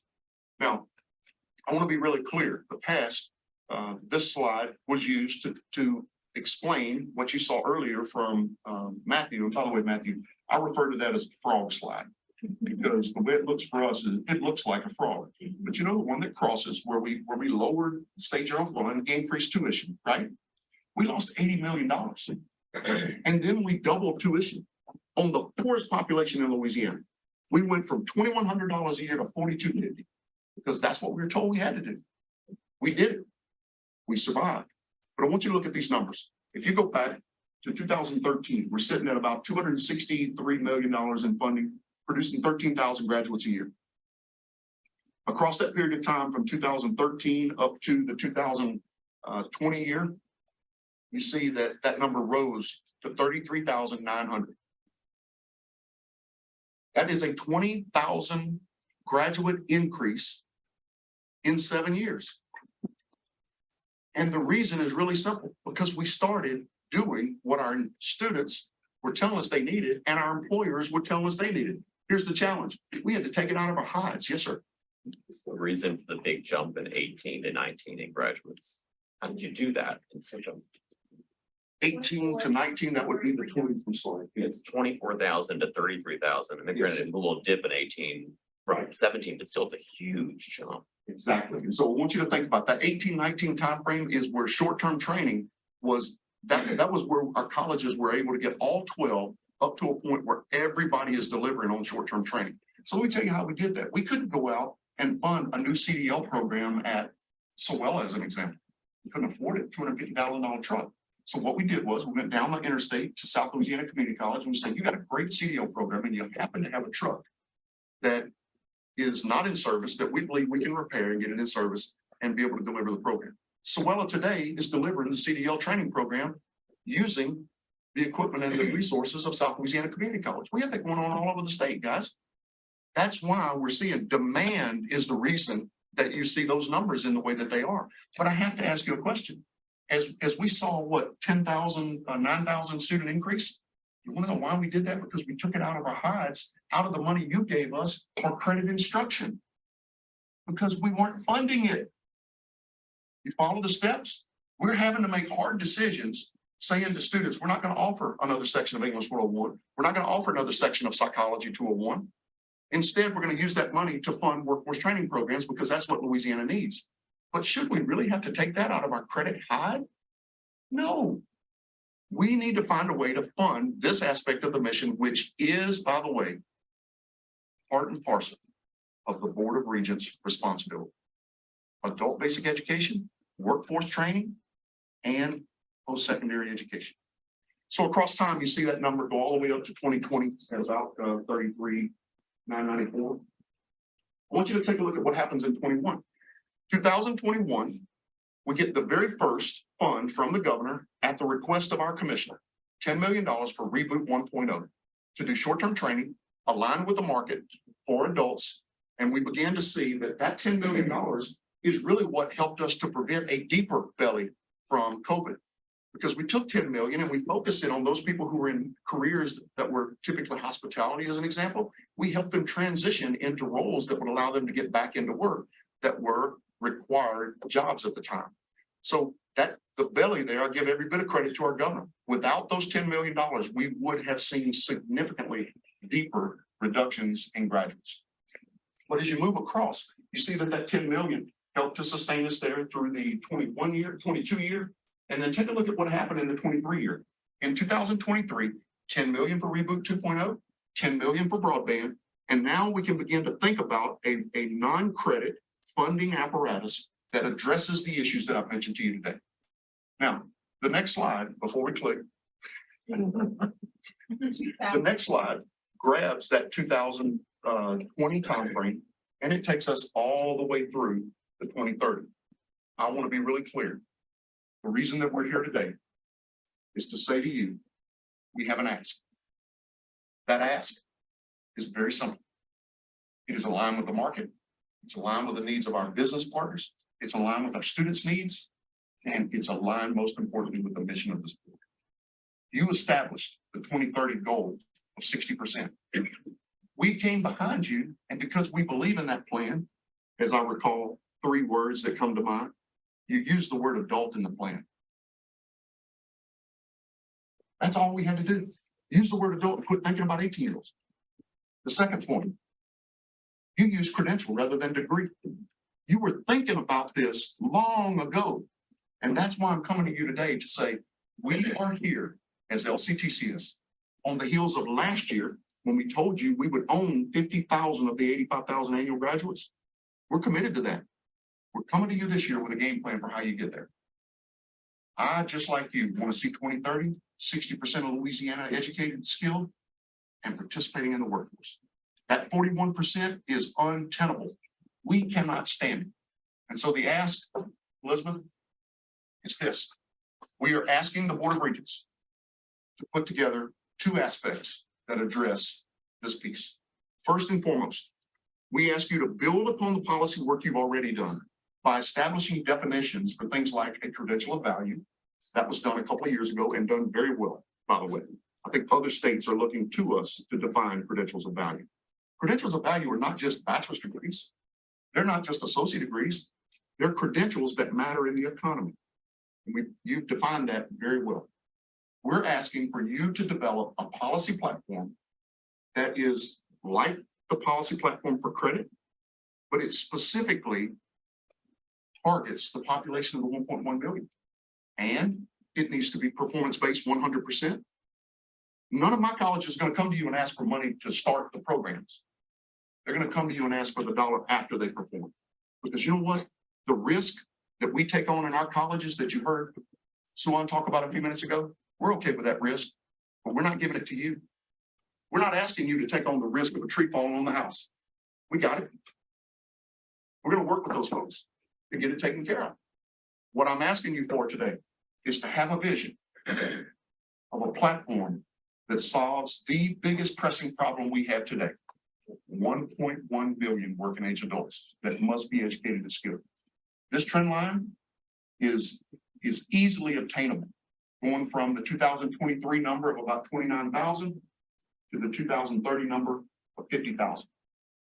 That 50,000 means that we'll get to the 2030 goal. My question of you is, do you believe? $40 million. How many graduates will we produce? 20,000. We've laid it out for you. We've done this 3 times now, guys. Reboot 1, Reboot 2.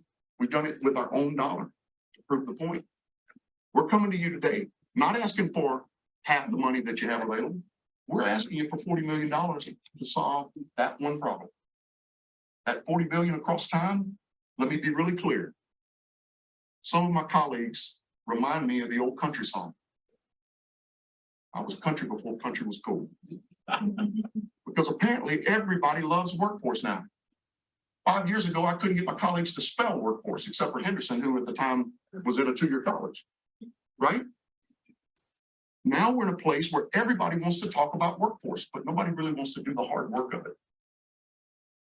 I can tell you that our colleagues at Southern Shreveport and our colleagues at LSU Eunice, they're in it. They want to do this. We've been working with those guys for over a decade now. In the last decade, we've given almost $7 million to those 2 institutions out of our hide because we know how important they are. We didn't ask you to do it, Regents. We said this is important, that we take those institutions and we wrap our arms around them and we make them our partners too. They don't have to be part of our system to do that. Those are productive institutions. We want to see them as a part of this effort. But let me tell you who's not part of this 40 million. A research institution who says they want to produce line workers. The role of this board is to set mission and to make damn sure that when institutions go outside of that mission, that you sound the alarm. It's long since past time for our universities, who definitely need more funding, no question about that, are spending dollars on the workforce aspect of this without even knowing what the issues are. This $40 million specifically targeted at 2-year colleges to solve the problems that you know exist in Louisiana. That $365 million and let me back up, the $325 million across time as a base. Lord, I hope that holds. I pray it holds. I pray after this election that we have people in office who have a mindset of understanding how important it is that we invest in education, not just talk about it on the campaign trail. That 325 remaining, the $40 million, we will produce 20,000 graduates a year. Guaranteed. So with that, Mr. Chairman, I'll turn back to you. I do want to pause for 1 second because I missed something that I think is really important. I talked about the 12 colleges today, and the accreditation, the comprehensive mission of those colleges today. There's one piece I forgot. And it's not that I forgot it, I was kind of debating on whether I was going to talk to you about it. You guys are from all over Louisiana, and you know your local community college leader, right? I want you to, next time you talk with them, to ask them to tell you their story. I want you to ask them so that you understand the caliber of people that are leading these institutions and the place that they came from. Do you know a Willie Smith that grew up in the housing projects? He struggled in school, but he went on to earn a football scholarship to Tulane. Had a chance to play anywhere in the SEC he wanted to, but he went to Tulane because he knew he'd get a good education. Today he's college president. And he understands poverty. He understands the issues our students are facing. Or a young lady that grew up in Ohio, whose father was a coal miner, who today leads the college in Fletcher. Or a young lady who grew up on a fishing boat. And when I said in Chalmette, she said, that was uptown. You been to Chalmette? Right? Tina Tenney is leading Nunez Community College. And on yesterday, we had a national audience to talk about the fact that Nunez Community College is today hosting one of only 2 or 3 solar system replicas in the country because of their aerospace connection back to Boeing. That's the power of the education that our colleges are providing. And it's because our leaders understand that poverty to stability discussion. Thank you. I'd like to answer any questions you have. Money on the enrollment slide behind you. Go back one. Sure. Is this enroll or this is No, these complete? are graduates. These are graduates. This is, look, enrollment is something that is, from my perspective, if you think about it from a manufacturing point of view, it is the raw materials. It's the raw materials that are on the input side. So we have gotten to a point where we define enrollment very differently than the rest of higher education. So you have in front of you a clear picture of our annual enrollment. That annual enrollment is our credit enrollment, the one that we submit to Regents so that they understand what students are enrolled in credit enrollment. And it typically happens on a 14-class day, right? But here's the thing you need to understand about our credit enrollment. The students who are at a 4-year institution, typically a research institution in the fall semester, they're about 85, 90% the same students that are there in the spring. The students who show up at our colleges in the fall and the students who show up in the spring, they're probably about 35% common. There's a lot of in and out within these institutions. But that's what they're looking for, is shorter term, right? Shorter time frames. And so we began a process of identifying annual enrollments, because we also have two other missions. We have the credit mission, which I've described to you. We also, beyond that, have the adult basic education mission, which means people without a high school diploma, people who need additional literacy skills, additional language skills, citizenship programs and the like. We serve thousands of students in that realm that are not funded by Regents, right? That's funded partially by the federal government, partly by the state, to the tune of about $167 per adult that we serve. The other part of that mission is the workforce piece that we're talking about here. Our colleges are multifaceted entities. What I say to you is the one thing they don't do is research. And how is it that it's okay for some to get over into the lane of workforce, and we're not getting over into the lane of research? And we're not going to. This board has to have strong backbone when it comes to standing up behind the mission focus necessary. The final point that I made around your master plan that I didn't finish a second ago was this one. It gives every institution a role. That's what I love about the master plan. It gives everybody an opportunity to contribute. What I'm asking from you now is help us to do the job that we were established to do, simply by putting in place both the policy as well as the funding. Can you remind me, what's the cost per, average cost per completer? Currently. Average, so just to be clear, you're talking about the overall? Or you're talking- Overall, yeah. Well, so take a look at the 2023 year. 29,000 graduates and about $316 million. The number's probably in the maybe the 7,500 range, if I'm doing the math right. Back when, if you go back a slide and you look at the 2013 number, imagine what we were at 263 with 13,000 graduates. We were probably close to 20 grand per graduate. And that's not doable. So we have become much more focused on the things that individuals are looking for, both in terms of our business community as well as the student. But we've also become much more efficient. Look at how much better we are at delivering this short-term training, and including it as a part of the mix. So here's the thing I have to ask you a question. That individual who completed the short-term training in 10 weeks, let's just say, and went out and got the $45,000 job. They're now paying somewhere in the neighborhood of $4,000 back to the state of Louisiana in taxes. Louisiana paid about $2,200 for that credential. $2,200. My question for you is this. You come nose to nose and probably even have family members, many of you, that are a part of that 1.1 million. I'm asking you, be willing to take a bet on their life. Because as one of my chancellors told me, who grew up, by the way, just outside New Orleans with a stuttering problem. Can you imagine in the 1960s and 70s being African-American female and having a stuttering problem? Today, well, when she grabs that microphone down at Delgado Community College and talks about that college, you don't hear a stutter. You don't hear a speech impediment. You hear pride. You hear a sense of responsibility to people. That's what I'm asking you for. I'm asking you to fund an opportunity for us to catch up. We're going to fix the funding problem, but give us this bolus. Give us an opportunity to go out and solve the 1.1 million person problem. You heard the commissioner this morning say it's going to take 10 years to fix capital outlay. I got news for you. This is a 10-year problem. At least. Yes, sir. What I'm stuck on though, can you go back to the second to last slide, the one before, thank you. What I'm stuck on though is you grow the enrollment to 50,000 and you're assuming that the completers to 50,000 and you're assuming the formula only, the formula plateaus at 325 million. And then you're asking for 40 million times 6 years, so 240 million.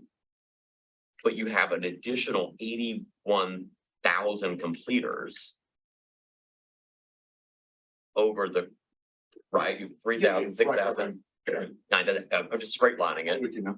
So you're asking for $2,800 per completer roughly, but the cost to produce that completer is currently 70, help keep me honest here, 7,500-ish. You just, where is the difference? I don't understand. So here, it's really simple. It's part of the evolution of our colleges. So I'm gonna give you an example. Just down the road, many of you'll pass it when you're on I-10. You pass River Parishes Community College. When that college started in 1999, the only thing it had were academic courses. English, history, math. That's it. They didn't offer technical programs, none of them. It wasn't until probably 2011, 2009, 11, somewhere in that range, where they moved into a new facility. They took on the technical campus and began to deliver the P-TECH curriculum. When they began to do that, they expanded into the technical space. And so back in the day when we had 13,000 graduates, yeah, we were $20,000 per graduate. But across time, as our colleges stand up, fulfill the mission, and take on those bigger challenges, the fact of the matter is 13,000 were probably almost all associate degrees. What happened across time is we're adding the short-term credential. And guess what? In America, the fastest growing credential is not the doctoral degree, it's not the master's degree, it's not the bachelor's or associate. It's the industry-based certification. That's what this demonstrates. So we've been able to drive down that cost across time, over a 10-year period, from over 20 grand to about 7,500. And I believe in the next 6 years, what you'll see here at 50,000 graduates and 365 million, I think we ultimately drive that below 5,000. Now we can talk about how we are being efficient. This whole idea of enrollments and efficiency is ridiculous. Make sense? Does it kind of get at the number now? Kind of. Okay, kind of, he says. But, yes, sir. Lonnie, are there other states we should look to see who's succeeding in this kind of a model? Yeah, great question. There are a number of other states and they handle it in different ways. The state of Texas just passed a new community college funding model that blends their credit and their non-credit programming together. I'm not proposing that here. I will tell you, long-term, that's probably where we would like to go because I think that's a really stable, strong model. However, right now, we got enough issues to deal with in the landscape that we have right now with letters coming from the feds asking us whether we're doing what we were supposed to be doing. You don't need to be coming in here dropping a bomb asking you for a different way to handle the funding formula. And so I'm coming to you and asking for essentially what you did with the non-tuition units of the Southern Ag Center, the LSU Ag Center, Pennington. Remember, they didn't have tuition, so we had to do a different kind of model for them. What I'm saying to you is this is a way to put forth a model that answers the problem that Louisiana has, but doesn't create the kind of challenges that a new model might create. Anyone besides Texas we should check? Yes, sir. One of the things I would point out, the state of Kentucky has started some of this. The state of Virginia with their G3 program is another that has sort of pulled that funding out from under their equivalent of the Board of Regents, which is State Council of Higher Education in Virginia. And they have that dollar directly at the community college board office. I want to tell you why I don't want to do that. And the commissioner and I have worked through this one. I think it's the right direction for all of us. Of that 15.5 million, I think that came to the Board of Regents this time, roughly 4 million of that will come to LCTCS institutions. We did not want a grant. Don't give it to us in a grant. Instead, what we asked for was let's put together an agreement that forms that 4 million to be spent in exactly the same way that this has been. And let's begin to develop the platform across time. In those states that have the dollar set at the community college and not administered at the statewide level, it becomes a community college discussion. That's not the point. The point is it's a people discussion. So we have been hard and fast with the comment that we want regents to develop policy, to deliver the dollars so that you get the credit for it. Why would you want your community colleges to go out and deliver a program with a few million new dollars? I want all of us to be a part of this so that we include Southern Shreveport and LSU units and everybody understands this is a collective effort. It's not an LCTCS effort. We're not trying to take over. We just want to raise Louisiana. Thank you. Yes, sir. Any other questions? Yes, sir. What's y'all's across the system, and it's hard to answer sometimes, what's the completion rate? Great question. So the graduation rate, if you go back and take a look at it, I want you to pause and think about that student that Suhan talked about a minute ago with the tree through the house. Our students come to us and less than 1 in 10 qualifies according to the definition that is the federal graduation rate. And just a bit of background, that federal graduation rate, you know where it was developed? It was developed in response to a guy named John Thompson. You know who that is? Basketball coach. Georgetown basketball coach, right? A Georgetown basketball coach who said, we keep having athletes come through here, like Patrick Ewing, that ultimately did not finish a degree. We used them up in their eligibility and we didn't get them a degree. And so we developed this graduation rate metric to try to track athletes. And now we have to deal with that metric at two-year colleges with a 27-year-old mother with a couple of kids at home and 2 jobs. And somebody wants to know what our graduation rate is. It's another, it's another example of the metrics don't match the mission. Where it's more aligned with that 18-year-old. Exactly. About. You got it. So, but I want to answer your question. The answer to your question is somewhere in the 16 to 18% range. We do have colleges that are upwards of 30. We do have colleges that are in the 10 to 12%. But the reality is it depends upon how technical the college is. The more technical an institution is, the less likely they are to have someone show up who fits the criteria of an 18-year-old. So does that really make sense? So we're going to hold Northwest accountable for whatever graduation rate simply because they're more technical than more academic. I get these advisors. I was just wondering, how do you get with the $40 million to get, I guess, in year 2030, an extra 20,000 completers that year? I'm wondering, where do you find those folks and get them completed? Because are you getting taken, 5 times that to get those completers? No, sir. The completion rate among our short-term training programs is upwards of 92, 94%. I mean, does that not describe to you the issue that our students are facing? I can't go to school for 2 years or 3 years because life isn't stable enough, guys. I can't pay rent for what amounts to maybe 30 months regularly enough to be able to stay in school. But if you give me a 10-week program, and here's where it gets into the academic side where Tristan and the team, Dr. Denley, I'm sorry, and the team we continue to work with to try to make sure people understand the structure built 300 years ago for a bachelor's degree that then led 100 years ago or 75 years ago to an associate degree is fundamentally flawed for this population. We're asking them to go into a classroom and take English, math, and history, and they want to know when I'm going to learn lineman work. When am I going to learn the basics of electricity so I can go to work? So what we're doing is taking those programs and inverting them so that 2 short-term training certifications in the content area allow that individual to go to work. And now my question of AT&T or Entergy or anybody else is, do you have a tuition reimbursement program so that individual can go back and get the Gen Eds? If they get the Gen Ed courses, they got the associate degree at that point. But they needed to start with a shorter term to get into the job place. This is a relationship between our colleges and employers. This is not all our colleges trying to lift. The new way of getting to the bachelor's degree is the industry-based certification. That's what's amazing about this. That's exciting. Can you think of in your own organization the person without a degree but is indispensable? I can't. And they're paying for the buck for $2,000, which is $40 million with 20,000 additional graduates at $2,000 per completer. That's a bargain everybody wants.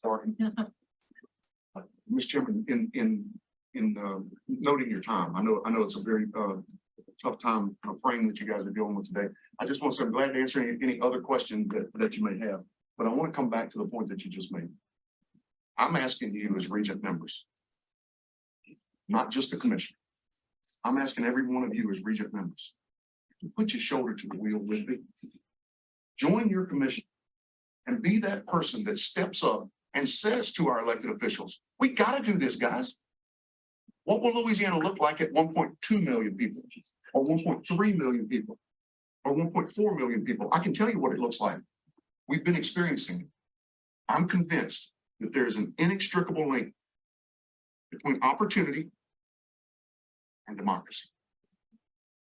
We have 1.1 million people who don't have access to the American dream, and thus democracy doesn't work for them.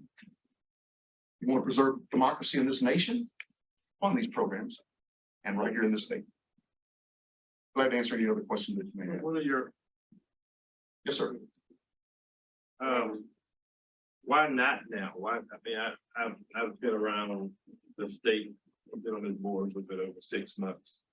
And consistently and all the systems, you confirm now, you're the fourth system representative to acknowledge and admit in some way that there are flaws with our funding formula. So why wouldn't we approach it in a time where overall the state has funded and surplus, where this region, I mean, there's excess cash because of enrollment trends in other regions, tops. Why not now? So the answer for me is a single answer, and I know you guys understand this. It's an election year. I have no idea what's coming. You have no idea what's coming. And so in the midst of an election year, do we really want to step into this kind of a political fray? It will be. It's money. Well, I don't anticipate that it'll happen this year. Right. But So the conversation and the data and the research you've given us quite a bit. And if we talk about, credentials, rather than degrees, if we talk about adults, Right. and, can participate in education rather than the traditional 18-year-old, I don't expect this would be a election year process. When you talk about, you don't do research, that's not in your role, scope, and mission as we talk about it. But we know that the formula of funding certainly gives significant more respect to those institutions that have research dollars, particularly those that are tracked by NSF. And then if we talk about, and heard Dr. Butte talk about auditing and those kind of pieces, and there are even conversations, then we just pull that data down. We don't even audit that NSF data. So why wouldn't we start a 24-month or whatever period and utilize and give more credence to workforce in terms of the value, in terms of this form of funding? So maybe I should say it this way. In my way of thinking, this is a first step toward a shift in the model. Let's demonstrate. Let's show people what's possible and get to that number. Be able to look back at the historical trend and figure out where look. You understand why we gave you a snapshot of Reboot 2.0. First is the most recent, but second, we learned some things in Reboot 1. And guess what? We're going to learn some things going forward. And we want to build those into a policy platform that can be part of the funding efforts of the Board of Regents. I'd love to see a single model that works for everybody. I don't know that, that's not what the Texas model is. It is a model for two-year colleges, right, only. And it captures the comprehensive nature of the mission. Counts dual enrollment, counts all of the other pieces and parts that we do. So to your question, yes, I think there's a change that is necessary, but it requires us to have a little more information about where this next administration is going. Because we could go out and put together a grand plan, but we got to have some input from folks who are looking at this maybe with a different lens. And it's folks that we don't know who they are just yet. So I think this is an interim step that prepares us for the next step. Like you said, it should be about the people. Absolutely. It should not be about all of it. And so it's our duty and as part of our responsibility to provide leadership, whether it's on the fourth floor and all of those who are in the legislative offices with some options and some data so that what works best for Louisiana. And as you said, that Philip and I, what missing and maybe what Regent Solomon was talking about, how are you able to do that?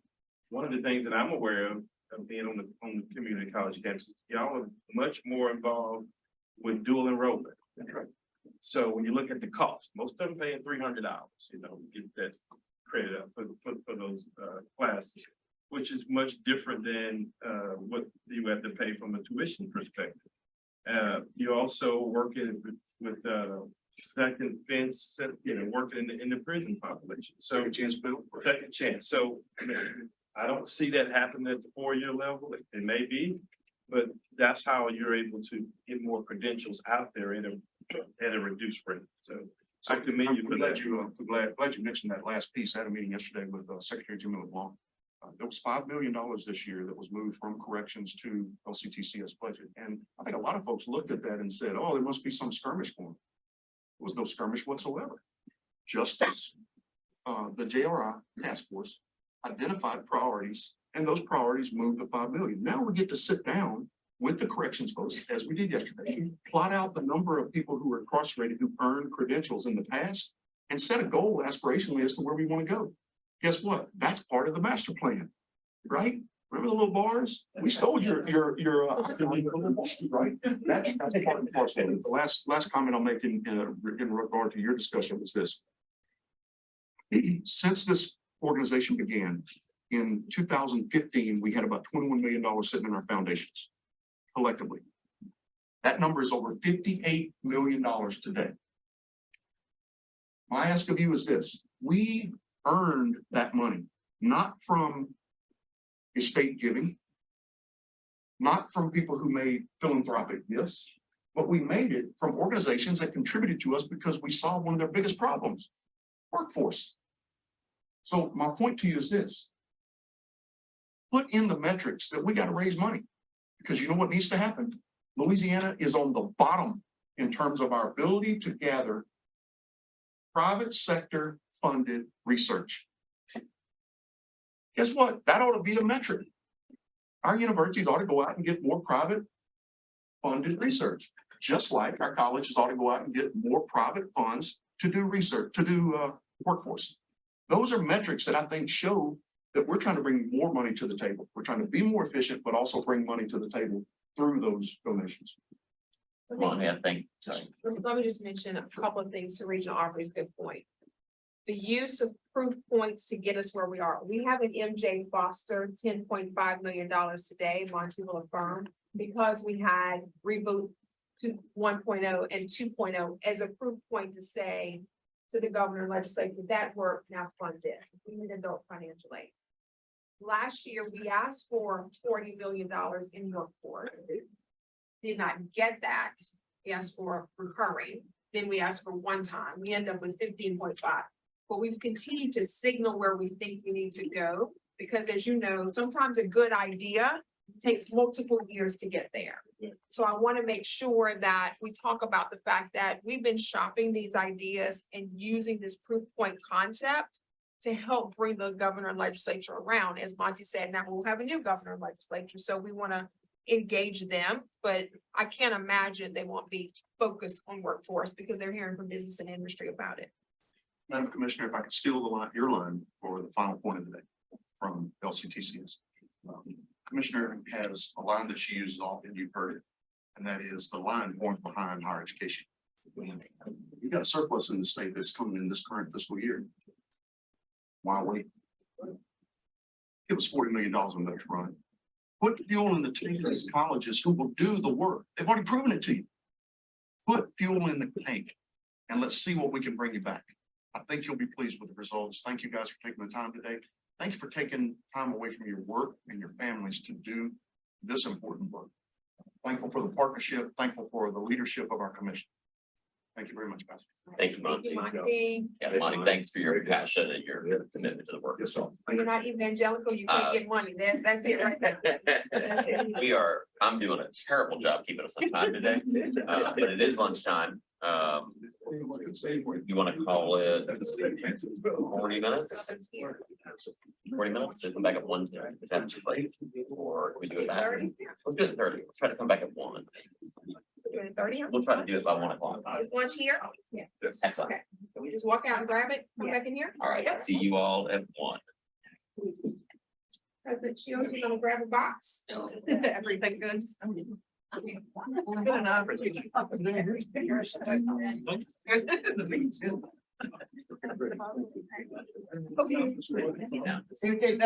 It's down to 70. Contractors, so forth, but you know, the other. Good day, all right. How you doing, man? Good. Yeah. I'm good. You good? That's funny. Just, it wasn't. I wish I had such a forethought. Progress. I started 20. Not everyone in the.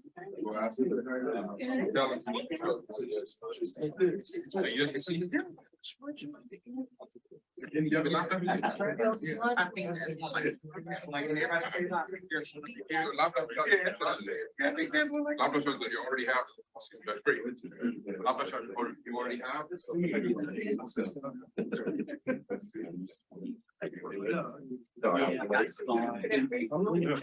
I can see, I was texting myself.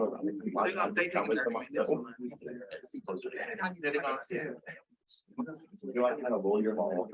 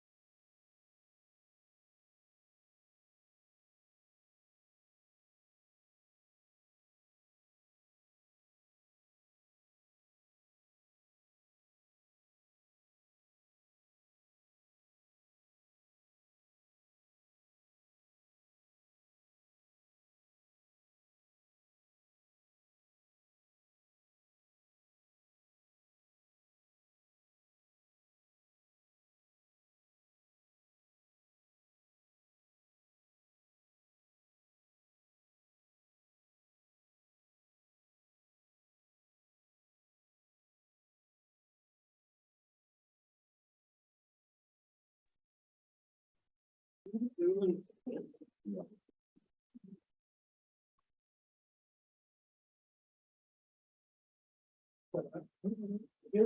right, President Shield, the floor is yours. Good afternoon. Afternoon. Thanks for having me back. I'm in my 15th month. And I learned a long time ago, you aren't successful unless you have good people who work with you, and the plan is in plenty here. I think to support me, not to supervise me. But I also have Dr. Luria Young, who is the interim Vice Chancellor for Academic Affairs, Ms. Desiree Honoré Thomas, who is the interim Vice Chancellor for Administrative Services, and then there's another title there that's system oriented. And then we also have Chancellor Orlando Means of the Ag Center. There was some question, some might have some question. Before I start through the PowerPoint, let me just say a couple of framing things to you. Our main strategic objectives described in three ways. First, improving student outcomes, first year, second year retention, persistence, and graduation rates. That's front and center in any conversation I have about what we're trying to accomplish at Southern University. It is a unique and inspiring place, but there is work to be done to achieve better outcomes. Also, it's my firm belief that every university should be a good steward of place. That is, it ought to be doing things that helps the immediate community around it, the city around it, the state thrive.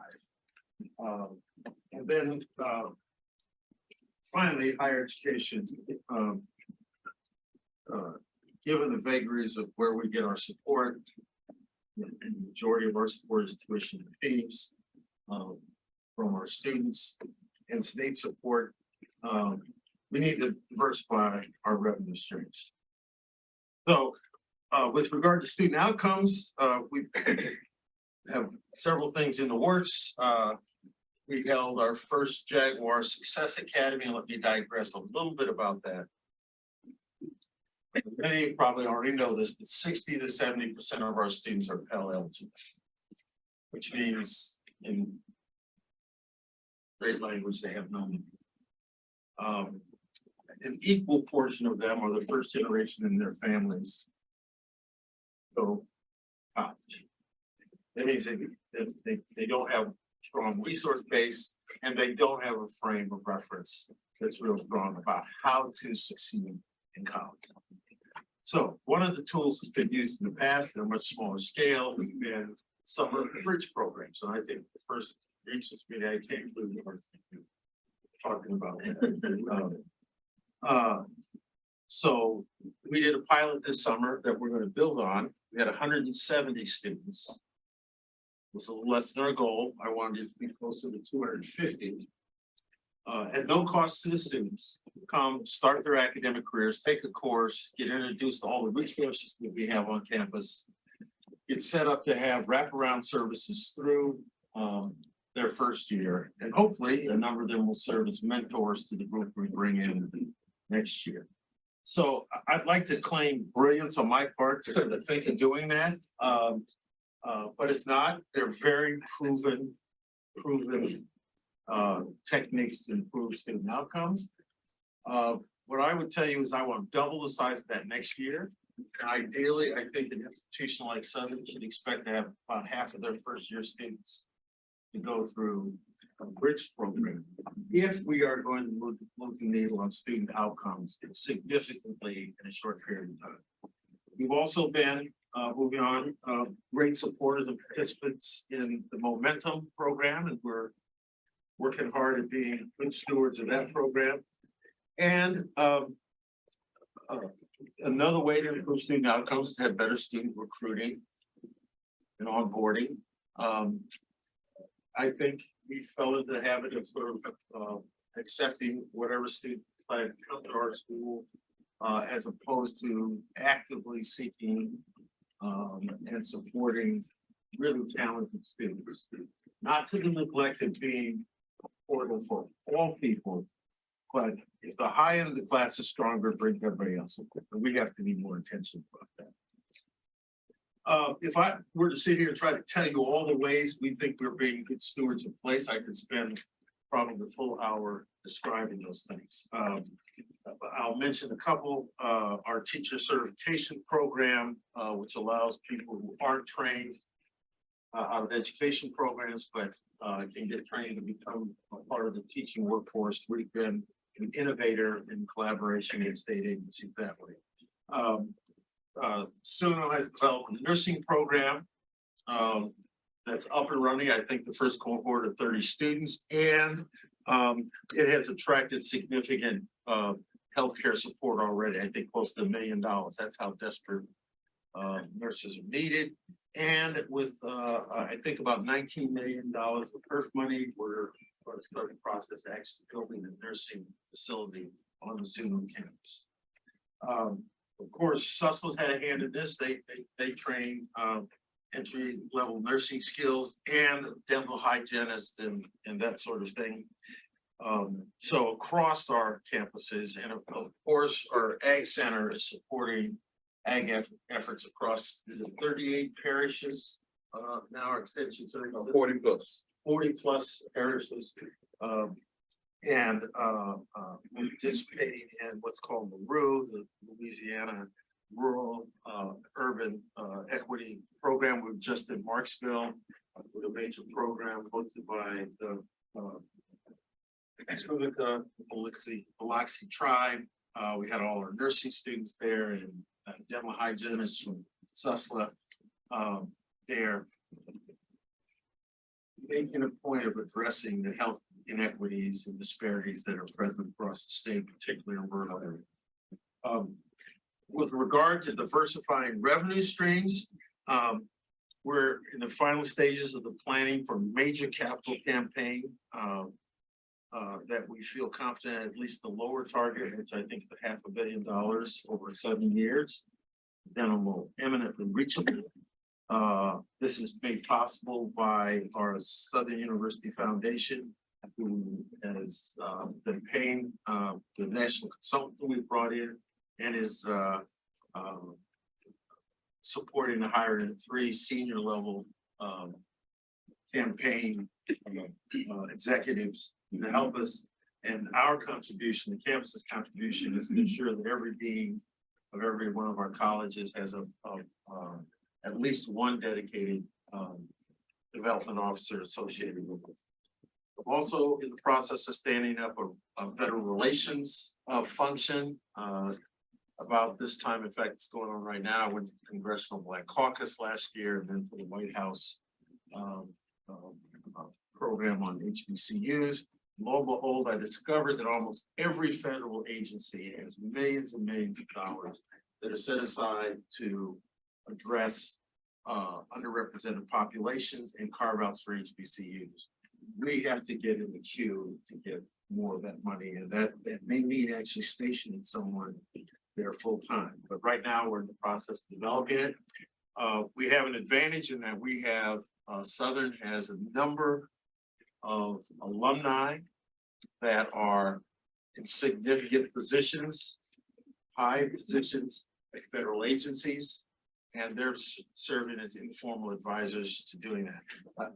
Thursday this week, there's going to be a major program on our campus from the Division of Forestry. The USDA will be on campus. That effort was led by one of our alums, and actually the head of the Forestry Service now for USDA is a Southern alum, right? Yep, College of Ag. Wow. He's proud. It's suggested to me that he's making the effort to be on our campus. In addition to other things, obviously you don't do all this stuff on your own, but through the support of the legislature and the governor, we now are in the process of implementing an economic development district for Southern, which will provide revenue, and the incremental tax revenue, sales tax revenue will also be additional funding. So that's the frame that I'd like to start with. Now, let me walk through. Who's moving?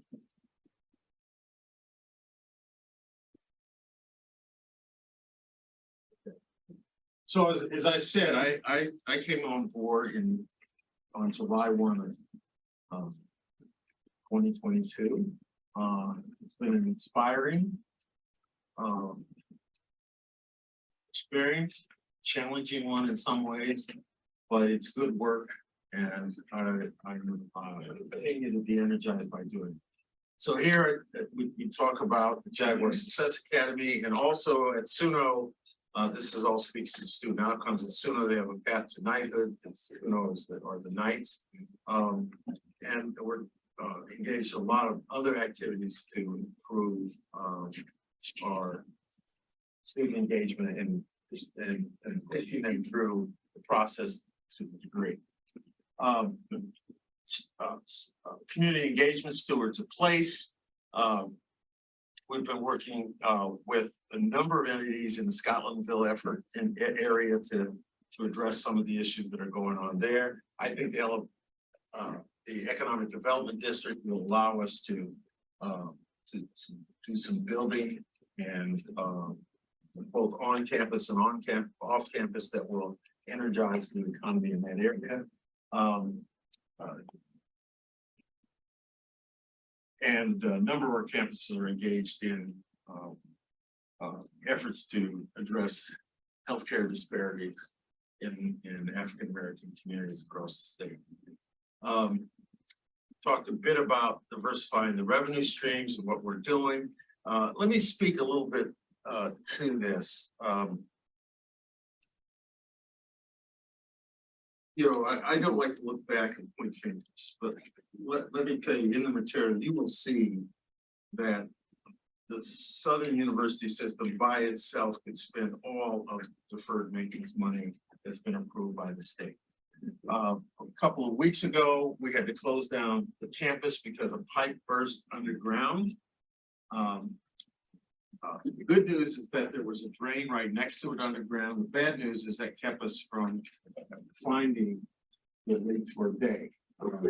But it was an 8-inch pipe. It was completely blown apart that we had to come in. Once we just found it, we could fix it fairly quickly.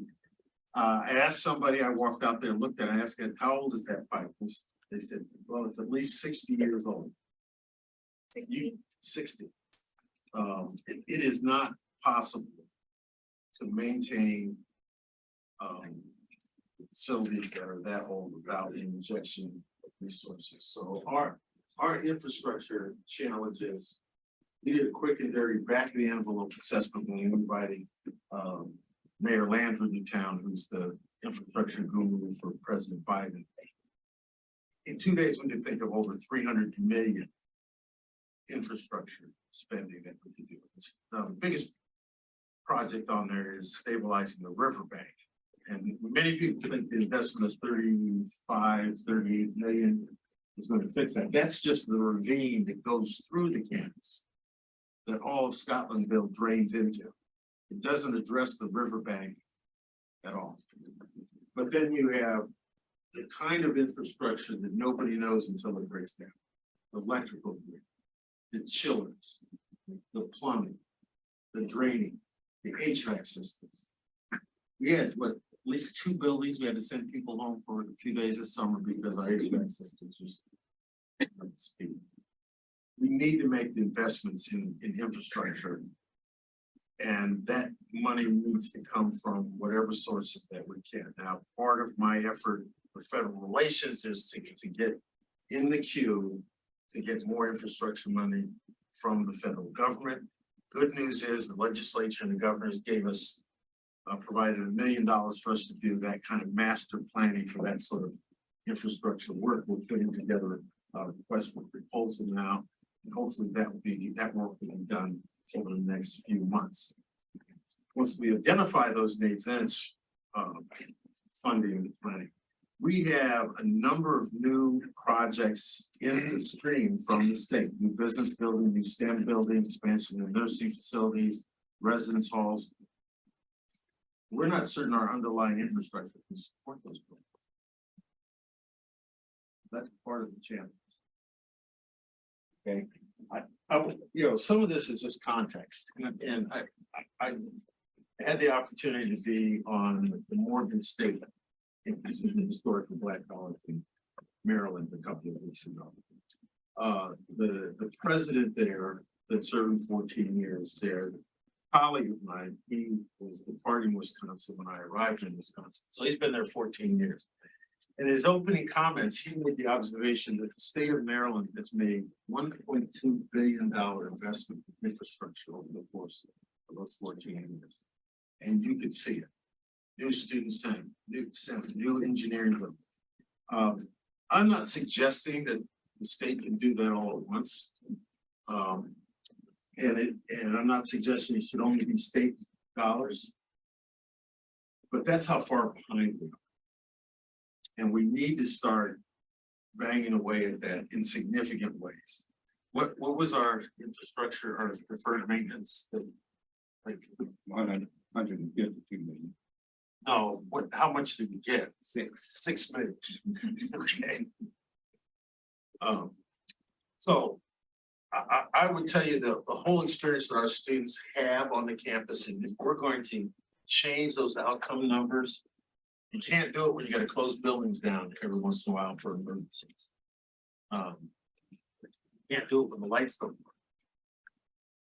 Can't do it when the plumbing doesn't work. So we need to chip away at that in meaningful ways. We do have a number of projects in the pipeline. And I'd say one of the other things that's getting in the way of our student outcomes is we don't have enough housing on or near our campus. The campus that has, if you include the law center, something around 7,500 students total. We have 2,000 beds and not much in the way of anything nearby to live in. Our students need to have a campus-based experience. So our foundation is helping us develop a couple of residence homes over the next 2 to 3 years. Could add 800 beds, but we probably need to have twice that.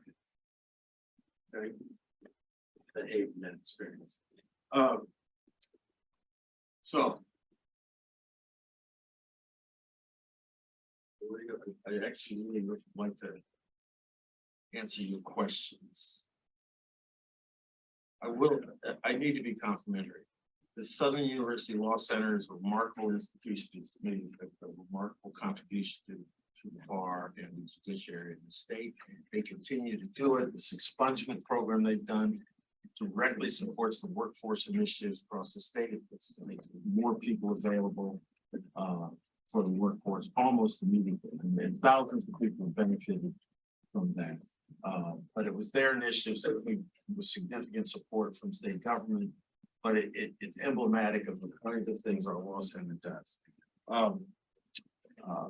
The Ag Center similarly is having a profound impact on agriculture in the state. And we're attracting a lot of attention. There are some very significant possibilities, investments. We're getting $2 million for meat processing plant, but also in the running for a six-figure research facility on our campus that we're in competition with other schools, but we've been led to believe we're at least one of the favorites to get that. And that's directly a result of the leadership of Chancellor McMeans. He's done a remarkable job. On the student front, I think when you had 320 students in College of Ag when you arrived, and now you said 640? It's on 29. 629 students in the School of Agriculture. Okay. And it's remarkable, and they're not all from the country. Some are from Houston and Chicago and Oakland, California. But it speaks to sort of the urban forestry program and how young people today really see the need to be engaged in agriculture, no matter where they come from. I spoke a little bit about the activity at SUNO, the challenges that SUNO is facing, but the Bachelor of Science in Nursing is already making a difference. And if the building moves forward, and because we have funding for it, we would change the dynamic for the nursing profession in the greater New Orleans area. And it's evidenced by the private support we're getting from them.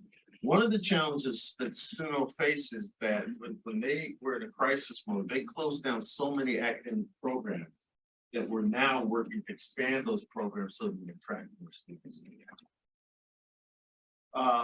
Very proud to tell you that we, after extraordinary search, we found Dr. Aubrey Gant to come on board to serve as the chancellor at Southern University Shreveport.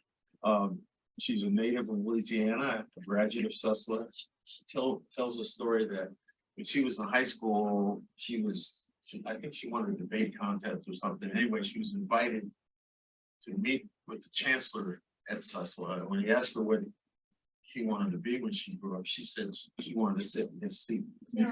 So that's where she is now. But I think she has 2 degrees from the Southern system and has been in Texas and Arizona the last few years and brings a bright, fresh perspective that I'm sure will energize Northwest Louisiana.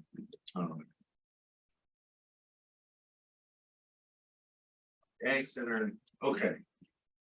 So here, this sort of describes where our ask is. Cross our campaign, and you see the deferred maintenance of $52 million. Now, this covers a range of things, faculty pay. I would tell you an area of emphasis for me, our staff have not had funding increases for their pay in quite some time. The state and the governor, they're wonderful about improving circumstances for faculty. But we have a lot of employees who are not making the living wage.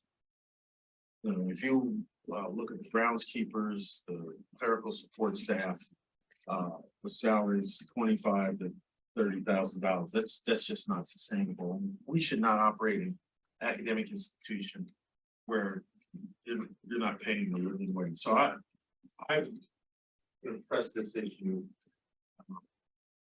so that we can pay a living wage to the people from campus.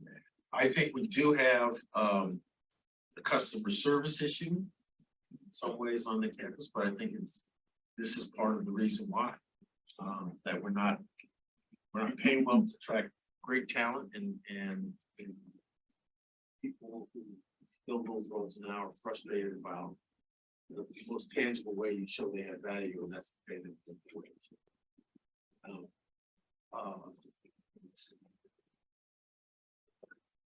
Let me pause there.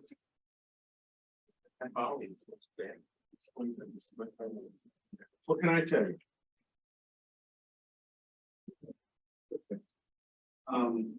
Did you guys move forward with the president chancellor position? Yes. Okay, was that reflected in his budget?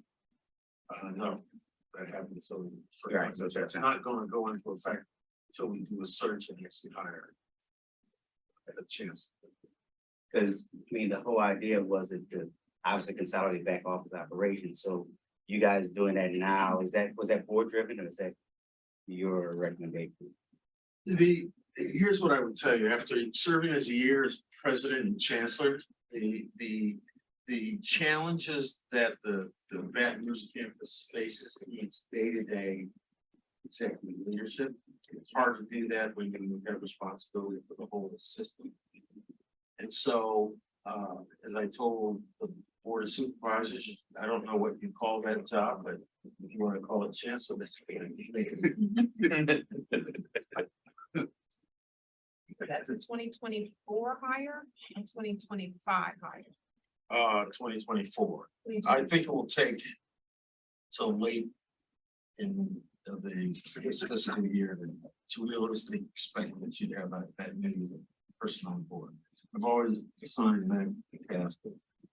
The reality of it is, and tell me if I'm wrong, when we did an analysis of whether there were actual savings, not really. It's moving the deck chairs around more than anything. So we'll figure out a way to do something. Mr. President, I have a question. Yes. You know, the Board of Regents, and unlike 15 months, I've only been on here about 9 months. But we have a master plan called Louisiana Prosperous. And the goal is for there to be 60% of working age adults to have a degree or what we call a high value credential by 2030.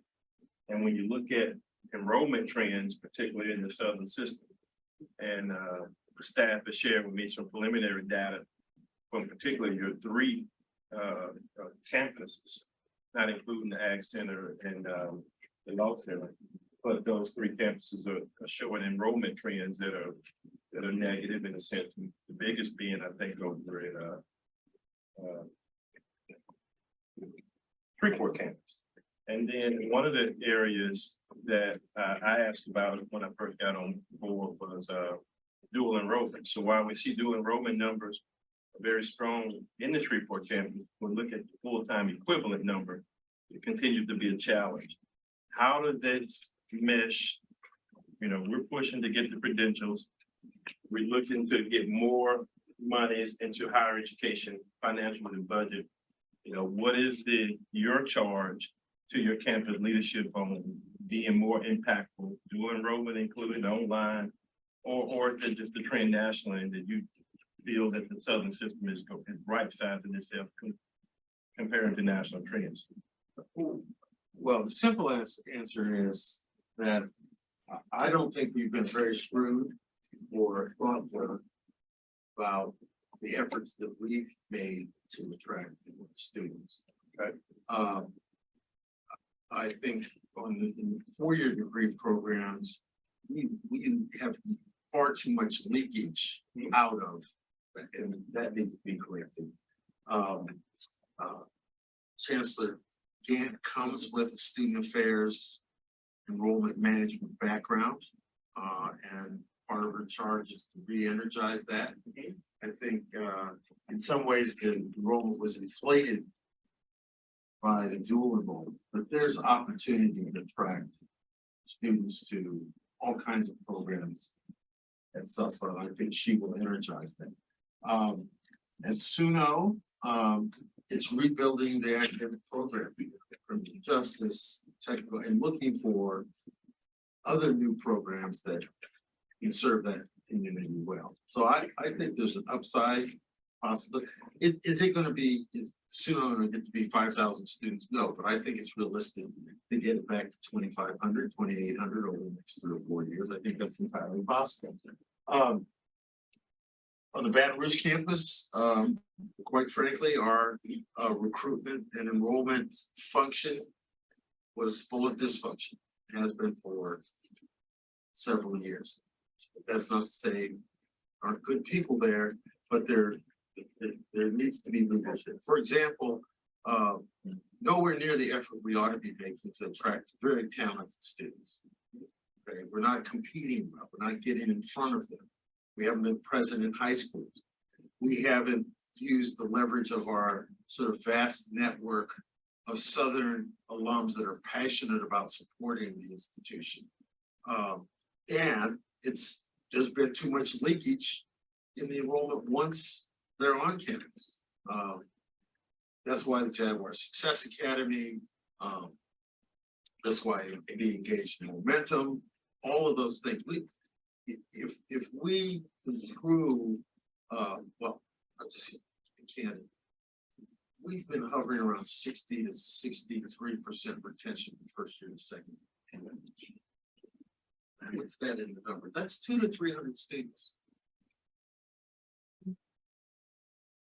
It's just more than that. If we cut that number in half, it changes the whole enrollment dynamic.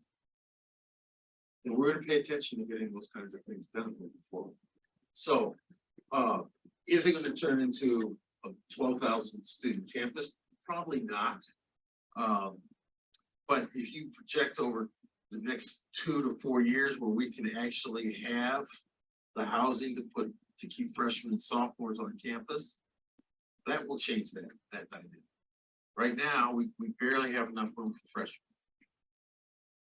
And that's one of the, you know, again, our goal, when you look at all the various programs, the Gold Grant, and you name it, there are a lot of resources out there certainly to help. And when you think about over the last three years, 3 to 5 years, this whole movement, a lot of attention to HBCUs and Southern being on the HBCU system.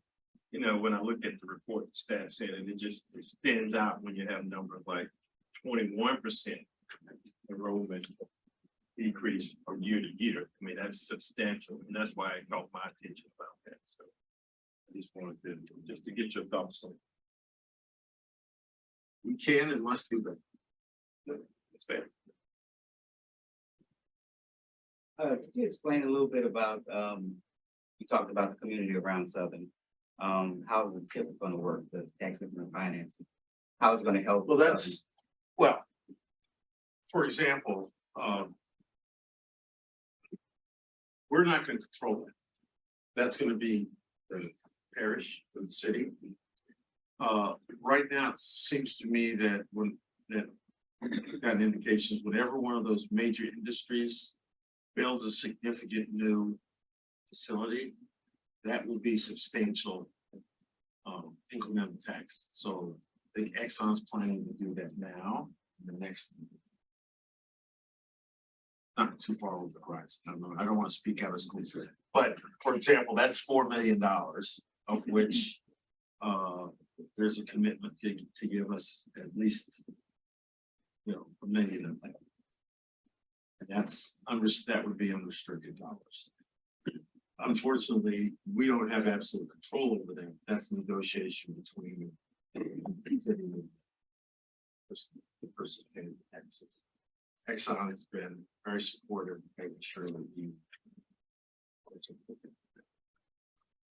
the economic development district, that money will all flow to us. We're setting up that legislation that authorizes Southern University and the president to, they identify the board members, and they identify how they tax. That's the restriction on that. It has to be on infrastructure. When you were here last year, the number one thing you talked about was customer service. You mentioned it today. You talked about increasing salaries. In your year one, what are your successes there? Well, I think our onboarding went much better this year. It's still not where it needs to be. I think it's smoothed out considerably. It needs to be better. So just getting the students in the door, registered, enrolled, housed, was much better. We still have some work to do on the customer service aspect. We're engaging a couple of consultants in providing training, and there's been turnover in leadership in various areas. So I'm hopeful that that will change, that the progress we're making on those fronts will continue. I'm not happy with where it is right now.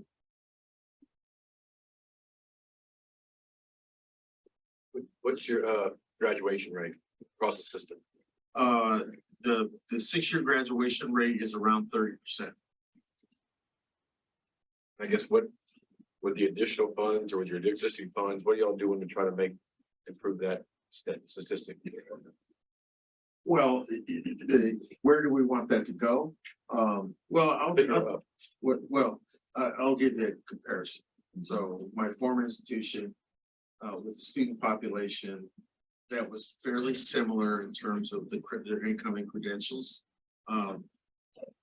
When I left, their 4-year graduation rate was something over 20%. It was similar in this way. I had a big engineering program. It's not unusual for engineers to take 4.5 to 5 years to graduate. So their 4-year graduation rate got to 20 to 23%, and their 6-year graduation rate was in the upper 50th percentile. Those are the goals that I've been setting for Southern to try to get.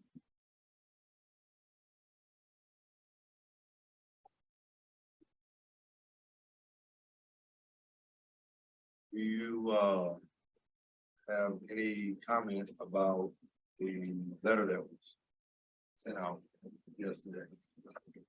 Well, that's general pitch.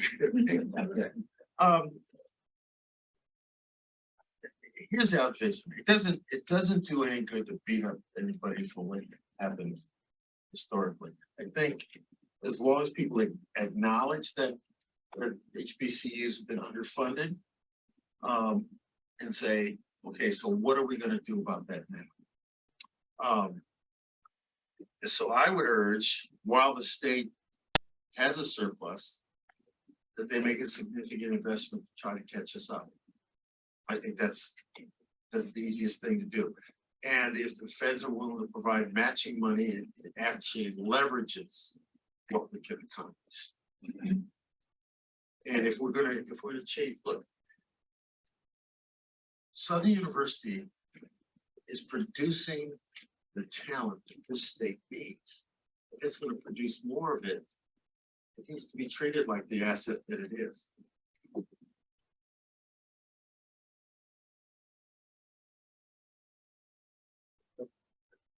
Got a gentleman sitting to your left who's certainly has a wealth of institutional knowledge. Known him since I was an undergraduate student at another school, but he'd always been around. There's been a lot of discussion today, and you just referenced it, Mr. President, about funding. So I would just ask Mr. McClinton, what are your thoughts on our funding formula? And how are ways, when the president makes a statement, how can we be more supportive of HBCUs? Or do you think there are ways that we could tweak our funding formula? I heard a similar conversation from the previous presenter from the community and technical college system. So I just want to get your thoughts over the funding formula. Right, we work very closely as CFOs with the region. And we've gone through it, we've tweaked it a number of times. The question is, can it still be improved? The answer would be yes. In fact, we have some meetings coming up real soon, but we're going to look at the formula again. I have to say that we have made improvements over the years. But it's one of those things that we have open dialogue, and we definitely want to look at it again. And consideration has been made in terms of HBCUs and the type of students that we service. For example, kids on Pell Grants and all those type things. And I would expect for us to continue to do that. But if it's more money, we could do a lot more with the funding than what we're doing. I guess my short answer would be yes, we can be improved. But we have worked very closely together to be where we are now. So Southern, and I think all public higher education, at least the tradition, those students who are Pell eligible, between Pell and Go Grants, you can get them pretty close to covering their tuition. That you need to understand that's less than half the cost. So that means a couple of things. They have to be willing to borrow, because if they're Pell eligible, they're not getting money from home. You have to be willing to borrow anything from $10,000 to $12,000. These are kids that come from families. They can borrow $10,000 to $12,000 sometimes for the home. That's really daunting.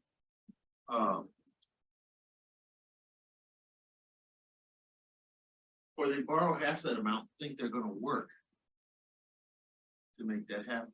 So they're first generation college students, they don't have any money, and then they're gonna spend 15 to 30 hours a week working. That has a direct impact on the outcome numbers that I talk about. So my argument, I'm grateful for the additional Go Grant money, but it's nowhere near where it needs to be to make the sort of difference for our student population that there needs to be. So should there be more the word, should the formula funding of the institution be way heavier? Cause I'm told that research money, you know, if you're research one and you get a lot of PhD in science and research, you get higher money. But, you know, what you're saying is, but for this particular population, we need more to undergird those students, because it's a direct relation on, you know, retention and graduation rate and things like that as well. Well, you're gonna see, you're gonna have an opportunity to see what just cash does, because what you're gonna see is that our retention rates and that kind of thing improve with the influx of COVID dollars. Those COVID dollars are now gone, so we're not gonna be back where we were before. And you're gonna see the impact of that on enrollment, on student outcomes. That's the uphill battle we're fighting. Thanks. I would agree that gold grant funds, we definitely need more gold grant funds. And in formula, I would also agree that you know, we need to, even though we made tweaks to it, that still the type of students that we have, you know, the amount that we are receiving for what year that's what we do. You know, us to be able to compete. Madam Commissioner, I just, wherever I go and continue, and maybe the other regions, when I'm on the campus, and I was very shocked. So I hear this discussion from the Southern. I had a presentation at Louisiana Tech's campus. And while some of their major donors and leaders, they huddled up and said, we want to talk to you about the funding for Louisiana Tech. So we just don't think, you know, it's where it needs to be. And I'm like, okay, I hear this conversation. Here's Louisiana Tech conversation. I hear Mud talk about it. And so, you know, when I talk to Matthew, he's like, we got it under control. Just joking. But I'm just curious because I don't know, you know, who's happy, but it seems like that's an issue. It may not be a mandate or something we have to address right now. I don't, you know, while we are in a more of a surplus state of mind, maybe something for that long term that we really talk more about it and how to make it more equitable or more make it received better by the respective institutions. So just curious. So, I mean, I'm in my 6th year. When I arrived, everyone had a comment about the funding formula. And so when I dove into it and really listened, the issue was just not enough funding, right? There were issues with the variables in the formula, but as you know, the formula is an allocation model for dollars we receive. So when you have a historical disinvestment in higher education, multiple decades, and then you begin to stabilize and then you see a little bit of funding coming up, then I think it is an important question to say, is the formula doing what we need to do? But we have to also recognize the formula is an allocation of funding. And the real issue is that this state has not had a continued sustained investment in higher education. This governor in the last 3 years has done historic, as Matthew has said, each year we've gotten better, but 3 years of solid investment does not dig you out of a hole that's multiple decades made, right? And so that I think is part of the challenge. We have a responsibility to make the case for why higher ed is an important investment, and then make sure that when we allocate the dollars that we are funding our priorities. But you're absolutely right. There are certainly improvements that continue to be made, but at the end of the day, we must get more dollars. We must sustain resources and continue to build resources. Now, how will we do that? We listen to Jay Dardenne and others saying we're going to be stable. We're not going to have the flush of money that we've had from a disaster economy, whether it's Katrina or the pandemic, with dollars coming in. And then an interest in perhaps rolling off part of the tax. So what does that mean for higher ed? We are one, as you know, of 2 places in the budget that is not constitutionally protected, healthcare and higher ed. And because healthcare has matching federal dollars, there has been an interest in protecting healthcare and saying to higher ed, you go raise your own money, raise your tuition. So we don't have authority to raise tuition and fees right now, and we are a poor state, and so we worry about pricing our students out. And so these are important conversations as we welcome a new governor and legislature and try to position ourselves, as has been mentioned, as a critical investment in our state. You see the result of the historic position in terms of tuition and fees. We're not a low tuition and fees state. Maybe we may be low tuition, but what happened is we started stacking fees on top of that. So it's $2,000 more expensive to go to Southern than at my public institution I came from. So it's not inexpensive. You know, the budget for in-state students at Southern is somewhere $23,000 all in. University of Wisconsin-Platteville is about just less than 18,000.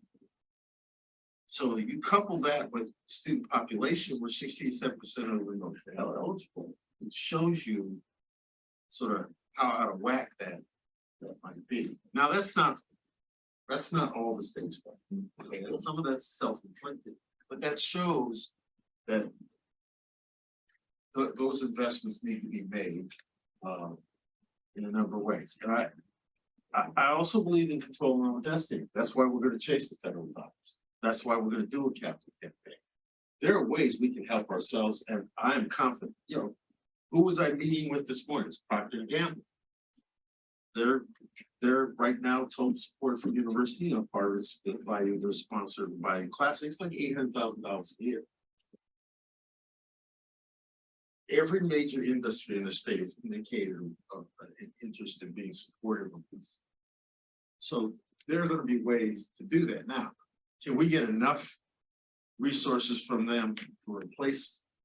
No, but it can put us in a place where we will have the bandwidth to do a lot of other things. And we have to be committed to doing that. The work you do matters, so it's not easy work, particularly with high student population of Pell eligible group. I have to say it that way. It's definitely commendable for what you do. Any other questions for? Yes. You didn't mention medical marijuana at all, or the thing, what's going on with the marijuana situation at the Ag Center. You guys are growing. You guys want to know? I'm not necessarily growing it, but the program is going well. We have pretty much there has been some change in leadership, and we have seen a doubling to a tripling of the revenues coming in. And so To the company, not to us. to the company, and not necessarily us. And we are renegotiating the contract to make sure that Southern via Mr. McClinton benefit more than what we benefited from the initial contract with the third party. So we're really excited, and we're starting to engage in research, which was a mandate passed down from the legislature that we be more engaged in that. And we not only going to be working with some partners here in the state, but abroad as well in doing research. But it's going well. I'd like to thank the Southern System for all the work you all do and for being present today and for getting us back on time. Thank you for Thank you. your service to the state to higher education. Appreciate it. Thank you. We'll take a break and come back for 2 o'clock with the LSU system.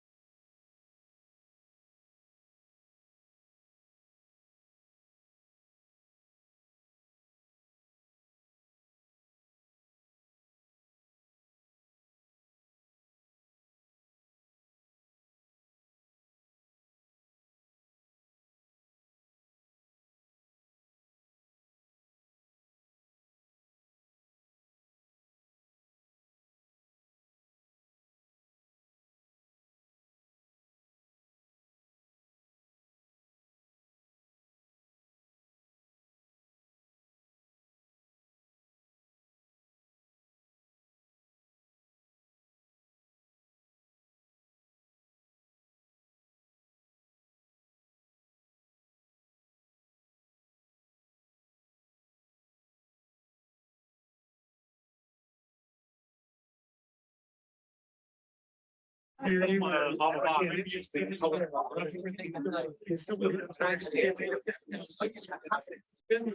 can stand up.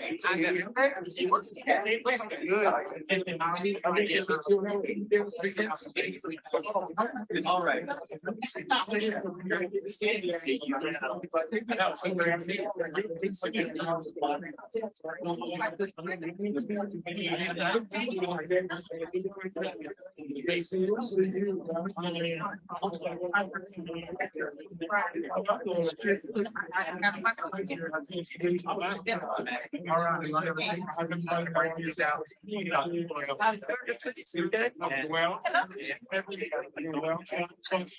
Hey, how are you? All right,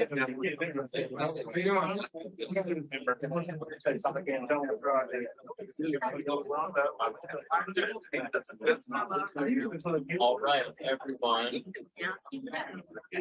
I want to welcome everybody back. Welcome everybody back, and we are going to resume our day with LSU, and we're glad to be with us today, President Tate and Kimberly Lewis, and Dr. Tate. So the floor is yours. Thank you.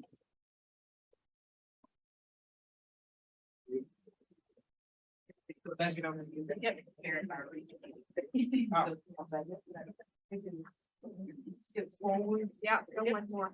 There you go. All right, well, thank you all. I would be remiss if I did not, on behalf of the entire LSU enterprise, publicly thank the governor, the legislature, and obviously this wonderful body for supporting higher education in LSU during this last session. I take it as a victory anytime you can hold tuition rates in 2020 status while making investments in our students, professors, and research. We're very excited about where we are. This is the third time I've been before this body. The first time, rookie day, you don't know what's going to happen. Second year, you're pretty optimistic. This time, I feel like we're making significant traction on our strategic efforts, and very excited to continue partnering with you all to ensure that we boost our base, serve our mission, and achieve national prominence in areas that are strategically important to the state, in my opinion, to the country. We have a set of slides, and I don't want to steal the thunder on them, but just in case you've been in a long day of listening to budget meetings, perhaps you have. The upshot. Oh yeah, I love these. We're gonna step forward to what we call a logic model for our efforts. And they're driven largely by three sets of resources: our human resources, financial resources, and physical infrastructure and facilities. You're known by your physical infrastructure and facilities as much as you are about the talented people you have. And we've seen some significant outcomes related to the investment from last year and the prior year, and then really some historical investments under this governor. In the cyberspace, receiving the highest designation as an institute of academic excellence from NSA. Our incoming class across the LSU system, every single campus broke an enrollment record within the LSU system, holding the medical centers constant as they have to keep their numbers exactly the same. I'm sure the demand for what they offer is just as high or higher than in the institutions in which we broke records. We broke those records while maintaining very, very high quality. I'll speak to a little bit of that in a bit. I would be remiss if I did not speak to the research expenditure record that was set by LSU as a system. That happened because of very good work at Pennington, in our Ag Center, at the Baton Rouge campus, and our health science centers in Shreveport, in New Orleans, at $428 million. That's over $1 billion of economic value for the state.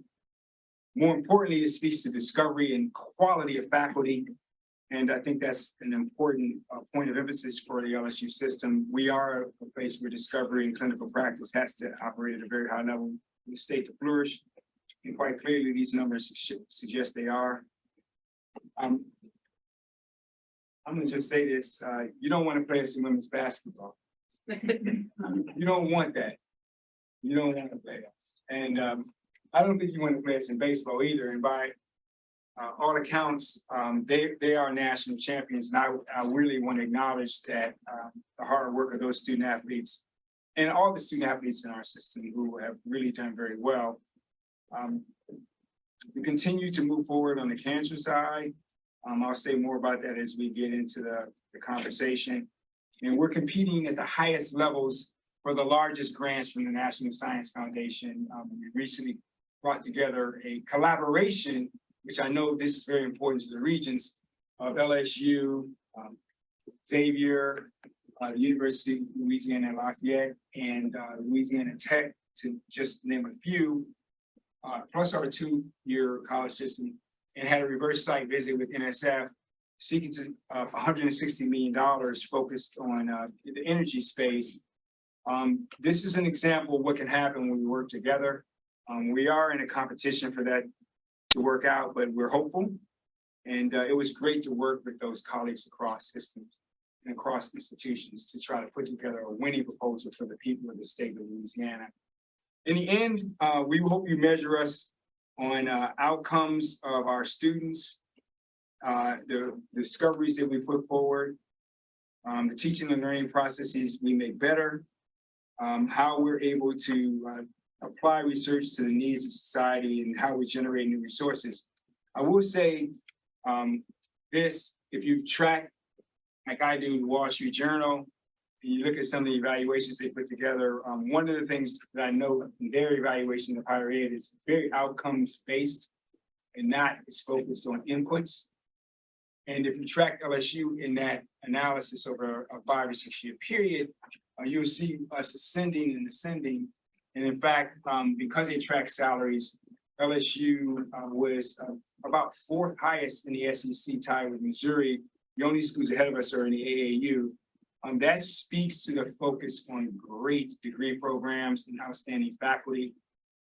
And really why it's important to track outcomes and not worry about how people cook how they cook the meal, but whether it tastes good.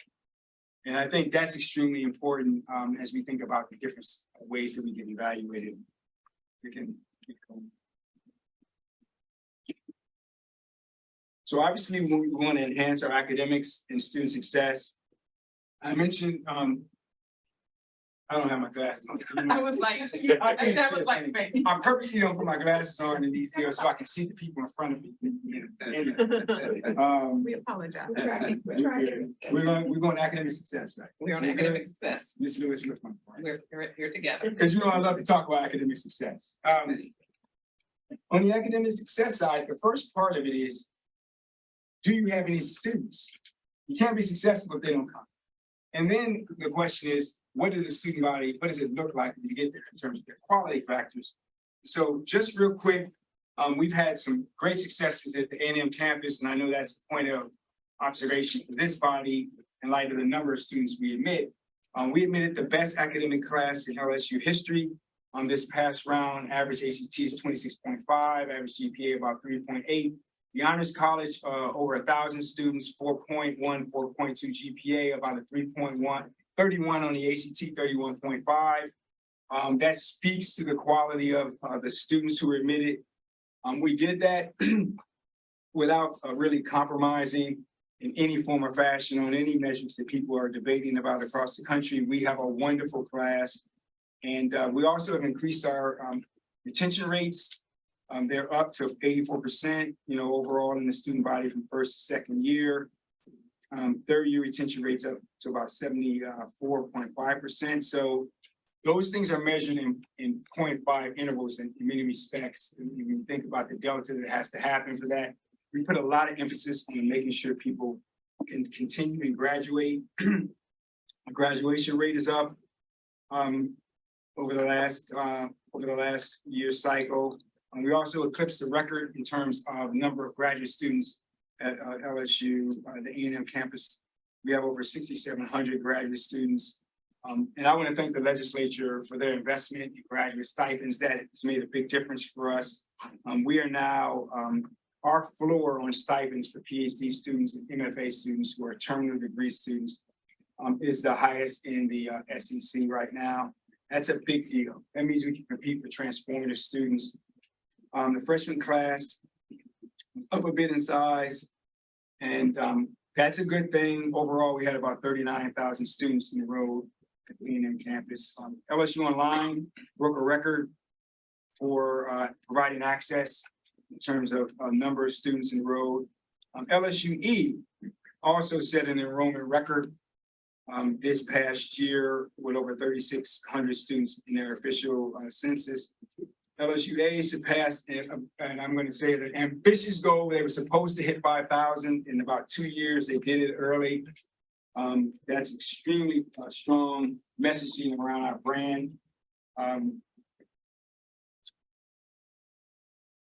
LSU Esper. So all the schools that are really comprehensive in nature all broke enrollment records this year. Some people might ask why. I would say it's extremely hard work of this faculty and staff at those institutions.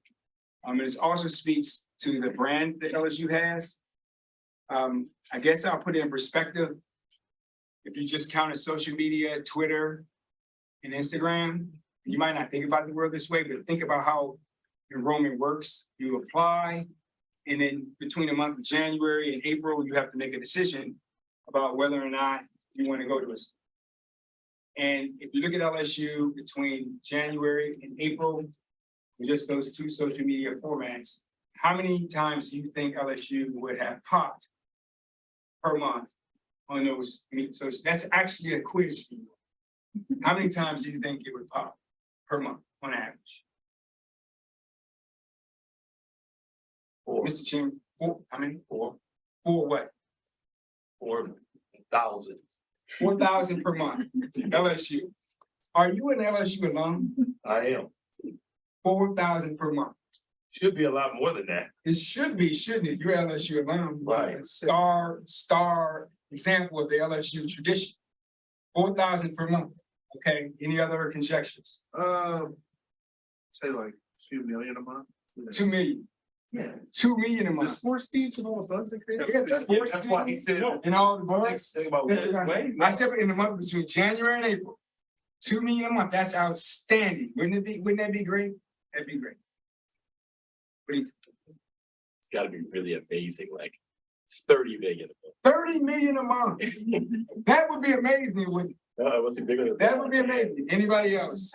Going once? No, it'd be 300 million at least. 300 million a month. Somebody who believes, man. It's not believe. He believes. Text Okay? that. He believes. He believes us. At least. At least 30 million a month. You believe, man. I'm gonna be like Deion Sanders in here in a second. You believe you're gonna be on the team. You're gonna make the team. 30 million, 300 million a month. But let me help you. Between the month of January and April, LSU on just those two social media platforms, the engagement was 19.8 billion. In the month of April alone, it was 10 billion. How people engage it, either read it or it came in their feed. Like that, it's popping, it's alive, right? On average, I won't say the other SEC schools, it's about 178 million is a good one a month. Harvard, Stanford, it's about $1 billion a month. We had 10 billion just in April.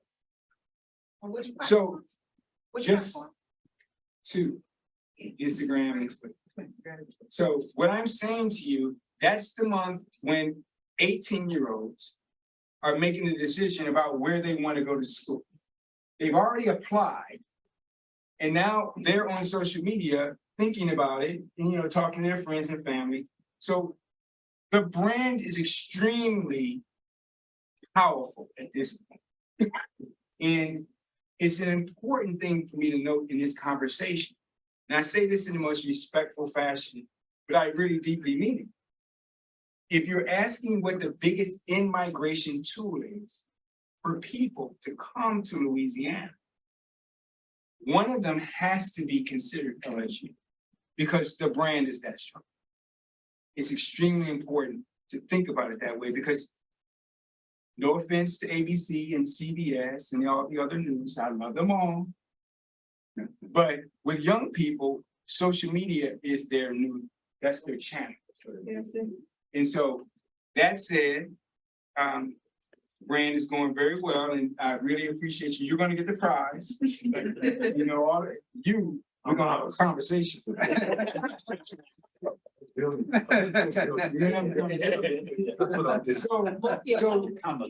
Right. So now we're gonna switch to research, because so I'm gonna segue from social media to research and academic excellence. I've already talked about, you know, LSU in combination with some of our other institutions being one of 16 finalists for a $160 million grant from NSF. That's focused on energy transition and decarbonization through technology and talent development. We all need to collectively cross our fingers for that to happen. The U.S. Department of Energy has awarded LSU about $5 million for a new consortium related to carbon removal. We have teams of scholars across LSU working on quantum computing algorithms and have been funded by NSF. We received a tremendous grant from the National Science Foundation to create really cyber infrastructure, and we're going to call it Dardenne for the general purpose of central management of storage and research data. The cyber deal, I can't tell you how, it's just amazing how well it's going. We really are making inroads and hiring outstanding faculty. I want to commend the provost and the dean of engineering and others who really worked hard to expand our footprint in that area, and they are just really making a big difference in terms of both. That's our fastest growing major in engineering right now, and it's one of the areas that's being funded at scale in ways that's very distinctive.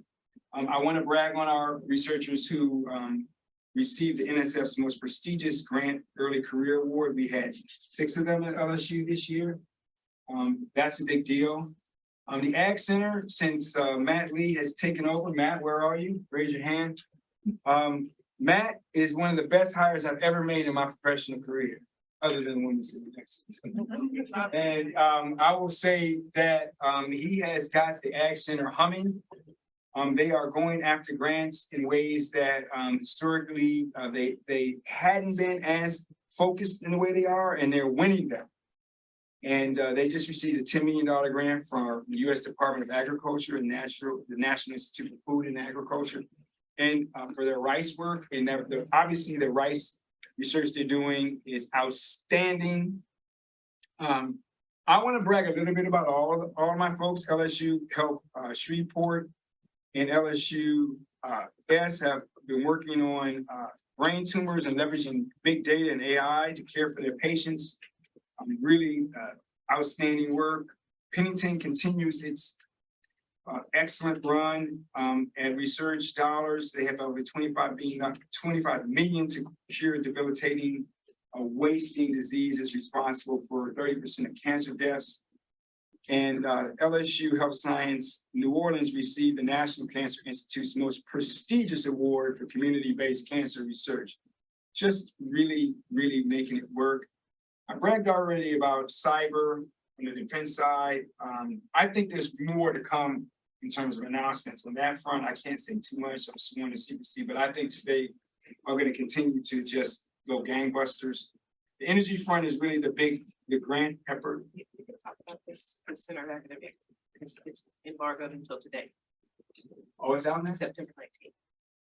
Oh, so we had one designation. See, I don't mess with the National Security Agency. They tell me to be quiet, I'm gonna be quiet. So we had their academic excellence certification, which was their highest. But now on research operations, which is the highest one for your technical expertise. One was for your academic programs and the other is for your technical expertise. We received their highest designation. So LSU has both the academic designation and the research excellence technical deal. It doesn't really get better. You only go down. So the whole idea is to keep going up, but those two designations in the state of Louisiana speak volumes. And I really want to thank the legislature. We had some spirited discussions about cyber and these designations and the like, and they trusted us. And the realities are now that trust is being brought to bear in terms of how we're being evaluated by an outside entity that is really the most important one dealing with national security in our country. That's phenomenal.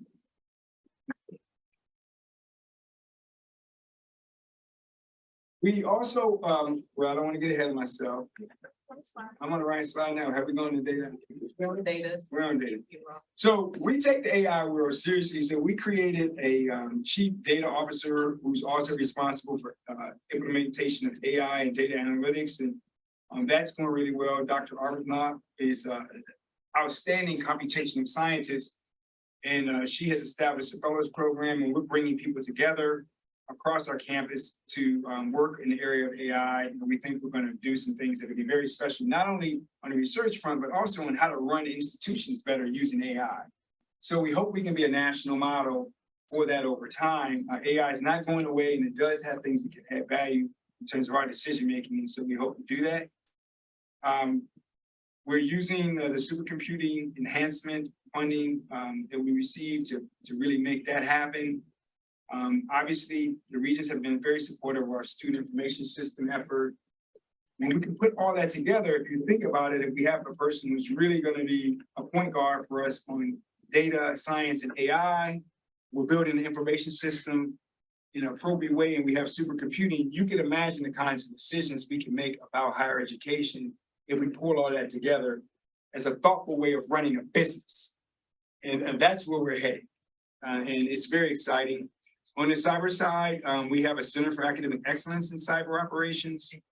And we were also awarded $1.5 million to do a cyber clinic to help protect small businesses here in the state of Louisiana.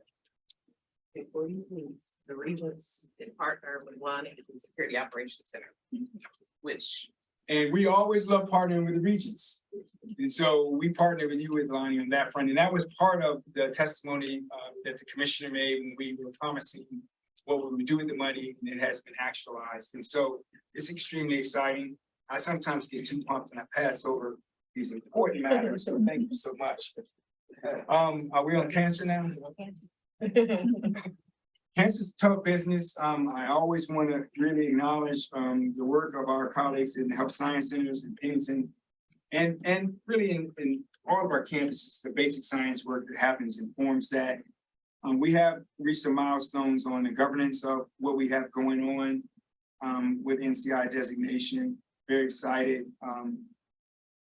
We have a collaborative cancer research initiative going on, $20 million in research grants. We need to, of course, tilt that upward. We have 7 administrative working groups. We've had faculty hires and over 360 approvals in clinical trials. There's been a lot of great work in terms of the faculty hires. I always say, and I could walk through each one of them, but I'll just tell you this. To hire a faculty member in this area that's a funded investigator is the akin of trying to get Angel Reese transfer from Maryland to come to LSU. It takes a lot of hard work to take a person who has an All-American status and move them. And so the fact that we've been able to do that from the cancer side is a really big deal. And we want to continue to make movement on that front. A&M agenda. That's a very important one for us. We have 2 A&M schools in the state, Southern and LSU. We continue to work together. We had an agriculture conference in collaboration with one another. We have a research advisory group established. I'm really excited about the summer undergraduate research exchange program where students from each institution were able to take advantage of research opportunities at the other. That's what it's really about. We should be opening new doors. We're exploring and continue to explore academic pathways, and there is a cooperative agreement between our colleges and businesses that was recently signed this academic year, if I'm correct, this semester. So that agenda continues to work well. And we're excited about the opportunities that might manifest themselves from that.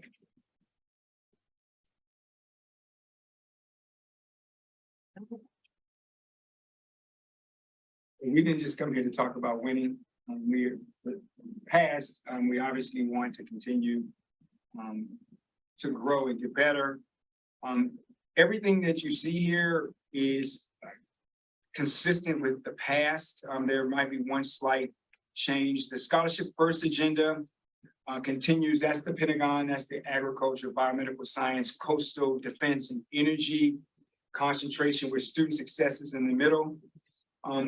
We're asking to continue an investment in that. We're on our 5 areas of the Pentagon with a concentration of startups or retention packages. You know, I don't think everybody understands how name, image, and likeness works in sports. And I'll use that as an example. Every year you have a student athlete. If they're really good, right, their name, image, and likeness grows in value, right? And if they're really good in the offseason, some other school is going to find a way to say, they're not giving you what you need, and we're going to give you more, and you need to come to us. That's the way it is with faculty. And so we don't want to just provide great resources for faculty when they first arrive. We certainly want to do that. We have to do that. But once they establish themselves as stars, we have to be able to retain them. And the way to retain them is to be able to give them better physical infrastructure, make sure their graduate students are well taken care of, and sometimes we have to have additional resources for salary. And so that is part of what we hope to happen. Also, especially in our Baton Rouge campus, if you look at our enrollment numbers, 7,200 plus, about 1,000 in the Honors College. For us to continue down the pathway that we agreed to with the Regents about our academic quality, we're going to have to expand opportunities in our Honors College. And for it to be a true Honors College experience, it means you have to get a hire additional faculty and really work with them very carefully. So we hope to be able to do that because we like to have and keep the very best students in the state in Louisiana. And you have to compete head to head with an Honors College opportunity. Because that's what they're going to get if they decide to go to Ole Miss or Alabama and the like. Now, here's where we've done our part. According to the Wall Street Journal, LSU's graduates are earning or have a greater salary impact. LSU has a greater salary impact than some of those schools in which we're competing in the SEC to keep them in our state. And so this was a very powerful finding from the Wall Street Journal analysis that we're really competing head to head. The only schools that were ahead of us, I will have to mention them. Should I mention them? Yes. Well, one of them was in Texas. And it has A&M behind it. And that's a bad deal because we need to be competing with them. The other was in a state where they like Gators. Yes. They call it Florida. The other that we tied with was in the Show Me State, Missouri. And then there's Vanderbilt. Right? So those are the only ones that were ahead of us. So if we can make the case that if you attend LSU in our Honors College, you're going to make more money over the course of your life. We're going to be a greater accelerant for your salary. We need to do everything we can to keep those people in the state. And the way to do it, because those other places expand the size of their honors colleges, we need to be able to compete in the same way.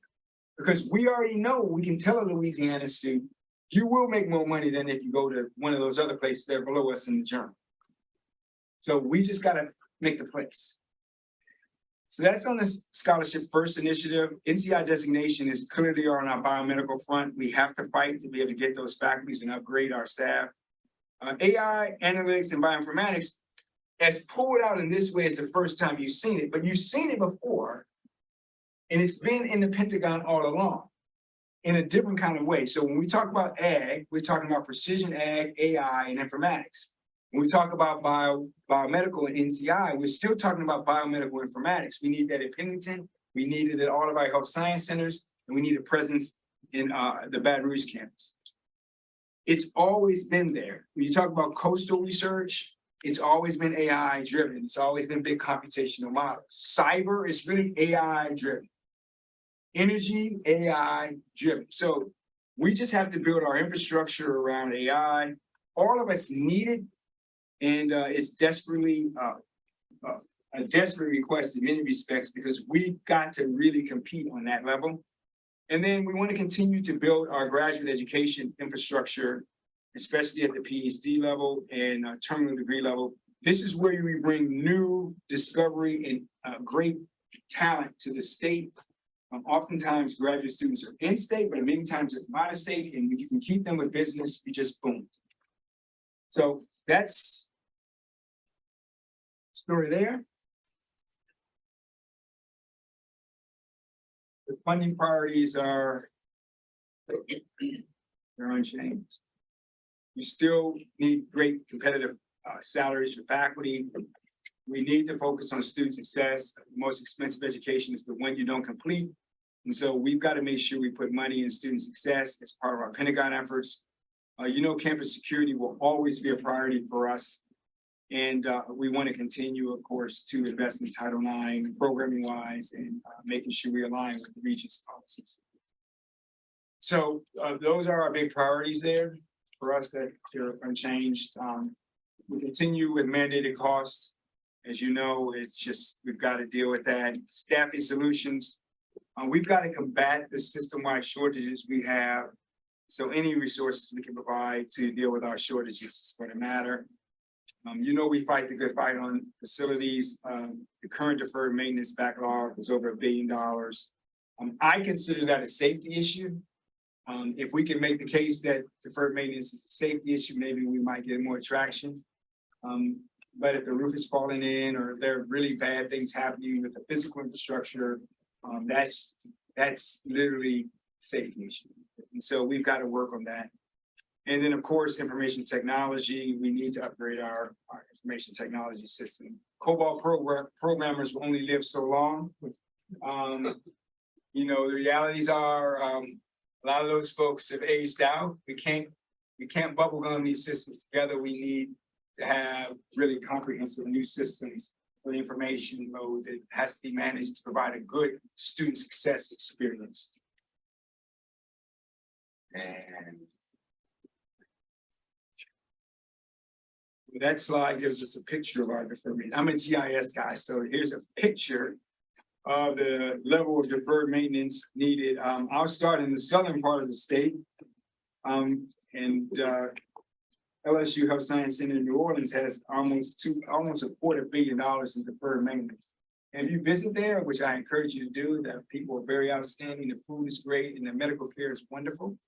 But the physical infrastructure is in need of tremendous support. You trickle up or head up a little further north and you will see LSU A&M, Ag, and LSU-E, significant deferred maintenance, over $700 million of deferred maintenance in the central part, southern and central part of our state. A has a little less, but we want to make sure that they get taken care of. And then we head up north, LSUS and Health Science Center in Shreveport. And deferred maintenance. A lot will be improved when we get the medical education building up in Shreveport. You know, it's interesting. We have a new chancellor of LSUS, and a lot of times their requests are related. Their major requests are related to deferred maintenance. Because campus is nice, but if we could take that off the docket for them in our smaller campuses who are breaking enrollment records, by the way, we're going to just be much better off in terms of how we are able to educate people in those places. You asked for a PowerPoint, I gave it to you, and you're still awake, so I'm good. I don't know if there are any questions for me or comments. Yes. How much did y'all receive from capital outlay and deferred maintenance previous year? 6 million. 16. Oh, that's right. We got the bump. 16 million, which we're extremely thankful for. But obviously, the number's $1 billion. From the budget at that point. And overall, we've received about 50 million on a $1.8 billion request. Statewide. That's been 125 million in the last 3 years. Right. To wipe out. Right. And we're thankful.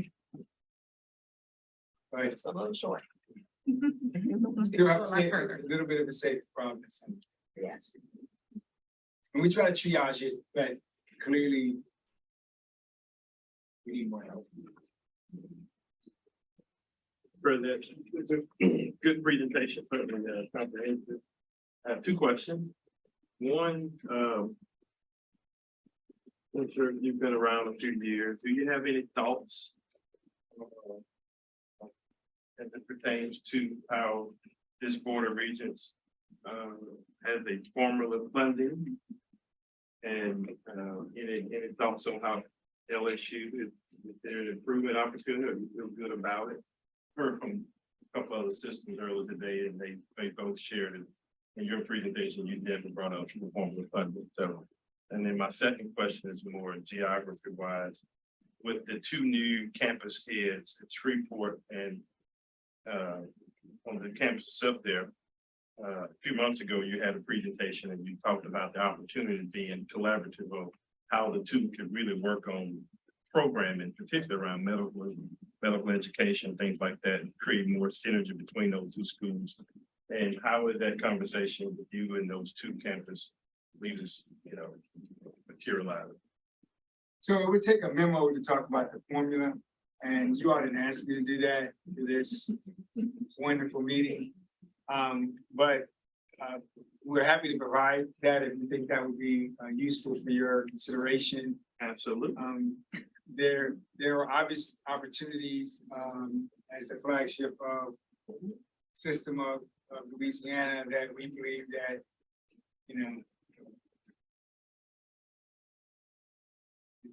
20 billion eyes are on us just in a 4-month period. So, there are things we think we could always be able to do should that formula be tweaked a bit, but I will leave it to a more formal response if that would be appropriate.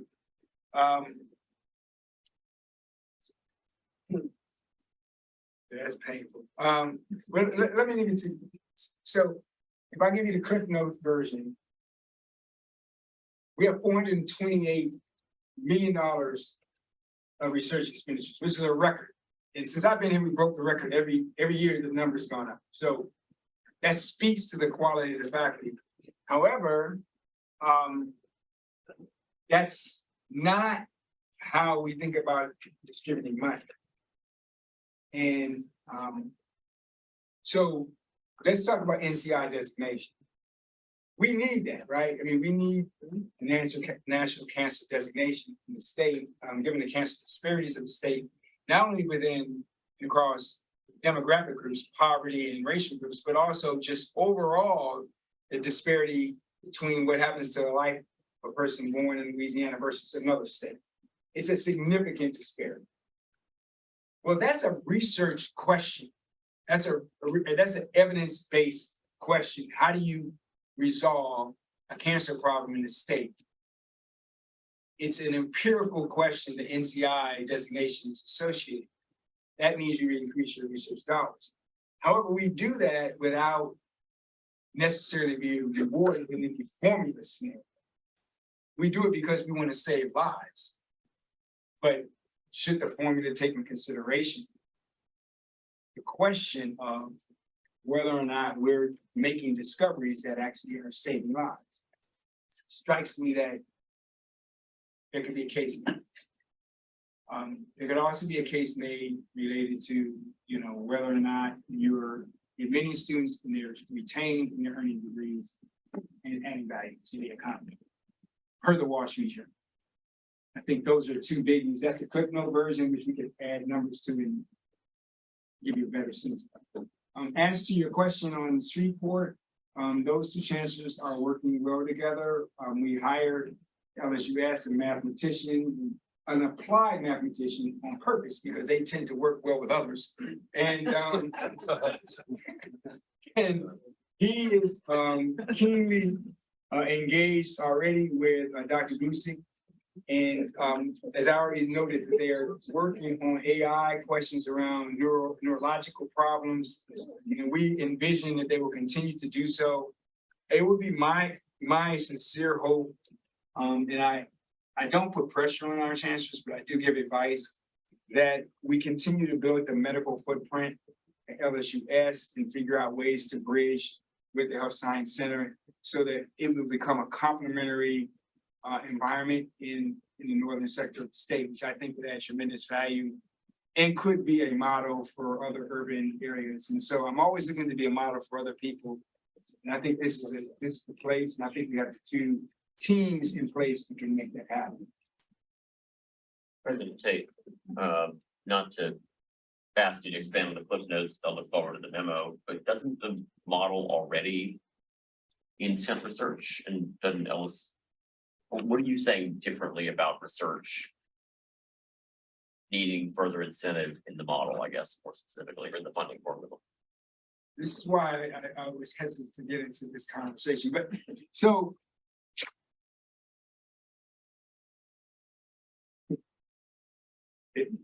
I don't want to do that. Okay. I could go in depth with this, but I'm fearful. The realities are there's incentives and there's incentives. And there's a magnitude of difference. It's sort of like 4,000 people saw you on Twitter and my numbers to 30,000. Then versus, so in other words, the actual coefficient driving it could, you know, I'll leave it like, that's the nice way. What about the bridge program of incoming students? Yeah, so we established that small group of people that there are a couple ways you can come in through the bridge, in my mind. Okay. The one we talked about was with LSUE and the Baton Rouge campus. So we have a small number of students who we have in that program right now to sort of work through the kinks of it all, and we hope to build it out over time. And then we have the summer program, which we've got money to expand it to be more consistent with how the Regents thought the summer should be. So that is actually happening as well. And then I have to tell you about another program we had that is not, wasn't Regent produced per se, but is one we got excited about. And that is at the Baton Rouge campus, we have built something called the Future Scholars Program, which is a partnership with the East Baton Rouge Public Schools. And in this model, when it's fully implemented, the intent is to have a set of future scholars in middle schools, 5 to 6 middle schools, and in East Baton Rouge high schools. And with our undergraduate population and our graduate population. Imagine now you have 4 cohorts across those 2 areas. The older group in terms of maturity in school is going to be responsible for mentoring the group right under them. And we hope to take the folks who have similar cultural and neighborhood experiences and build cohorts across time where the high school students are mentoring the middle school students, the undergrads are mentoring the high school students. The undergrads are being mentored by graduate students. And in that learning ecology, have career development, all the things that make you what we call a bright and shiny in the world I used to live in, so you can be successful, high hope, high expectation environments, career development, and a focus on attaining the highest level of education possible. And we want to do that with kids who may not have applied to LSU, but had all the credentials to do so. So these are students in our first class that we started at the high school level, because we want to set up some mentors. These students have an average GPA of 3.8. When we looked in those schools, those kids weren't applying to LSU. But now they have an undergraduate mentor from one of our scholars programs, and they're now working with them, and we're bringing them to campus every Saturday, once Saturday a month, because we're hiring a career coach for them. It's just, we believe that this is something that we can build out. We had philanthropic support to do it, and over time, we hope to be a national model for how a urban university works with its community to build the pipeline of students from middle school all the way to graduate education. So we're cooking on that one, and we hope to continue to grow. Thank you. A sense, you mentioned you're at 6,000 graduate students. 6,700. Do you have a goal of where you think you need to be on that?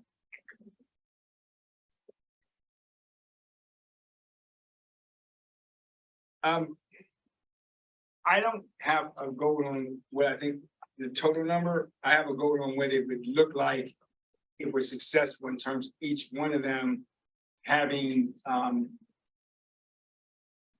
the stipend at the top of the SEC, all the health care. I'm talking PhD students now. So when we talk about PhD cohorts, my general feeling is you don't bring in more than mentors. So you line it up with the number of mentors you have and the job prospects. And so we haven't benchmarked the number internally yet, because we've been working on putting together the packages for the students we currently have. But I do think you're correct, and it's the right question. What number will we want to see at the PhD level? The master's degrees typically are not supported in the same way as the PhD students are. And so that's a growth area that we would want to make sure that we continue to do, with the number being n equals infinity until we personally, because in essence, you're just a real talent development incubator when you do that. And typically those students are paying, and you can find a way to grow your faculty to take care of them. Not in the same way that PhD students tend to be subsidized by federal grants and the like. So we could come up with a number, because now we're at 39,000 students. That's a lot of students. And it's a record high. So my colleague here will tell you that there's a boundary limit called physical space. We're just at a point where the demand for what we offer is so high that it's not clear if we can go much higher. Good problem to have, I guess. Yes, there's something, well, I won't say any school names, but there's another institution that's been in the news that has some enrollment problems in another state.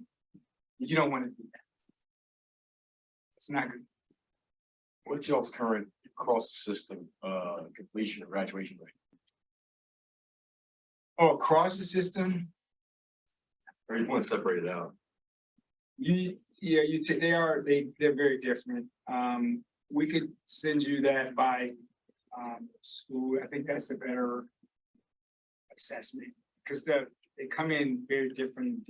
Eunice is different, Guidance is different, Alexandria is different, Shreveport. But we might have it here, but we can get that to you.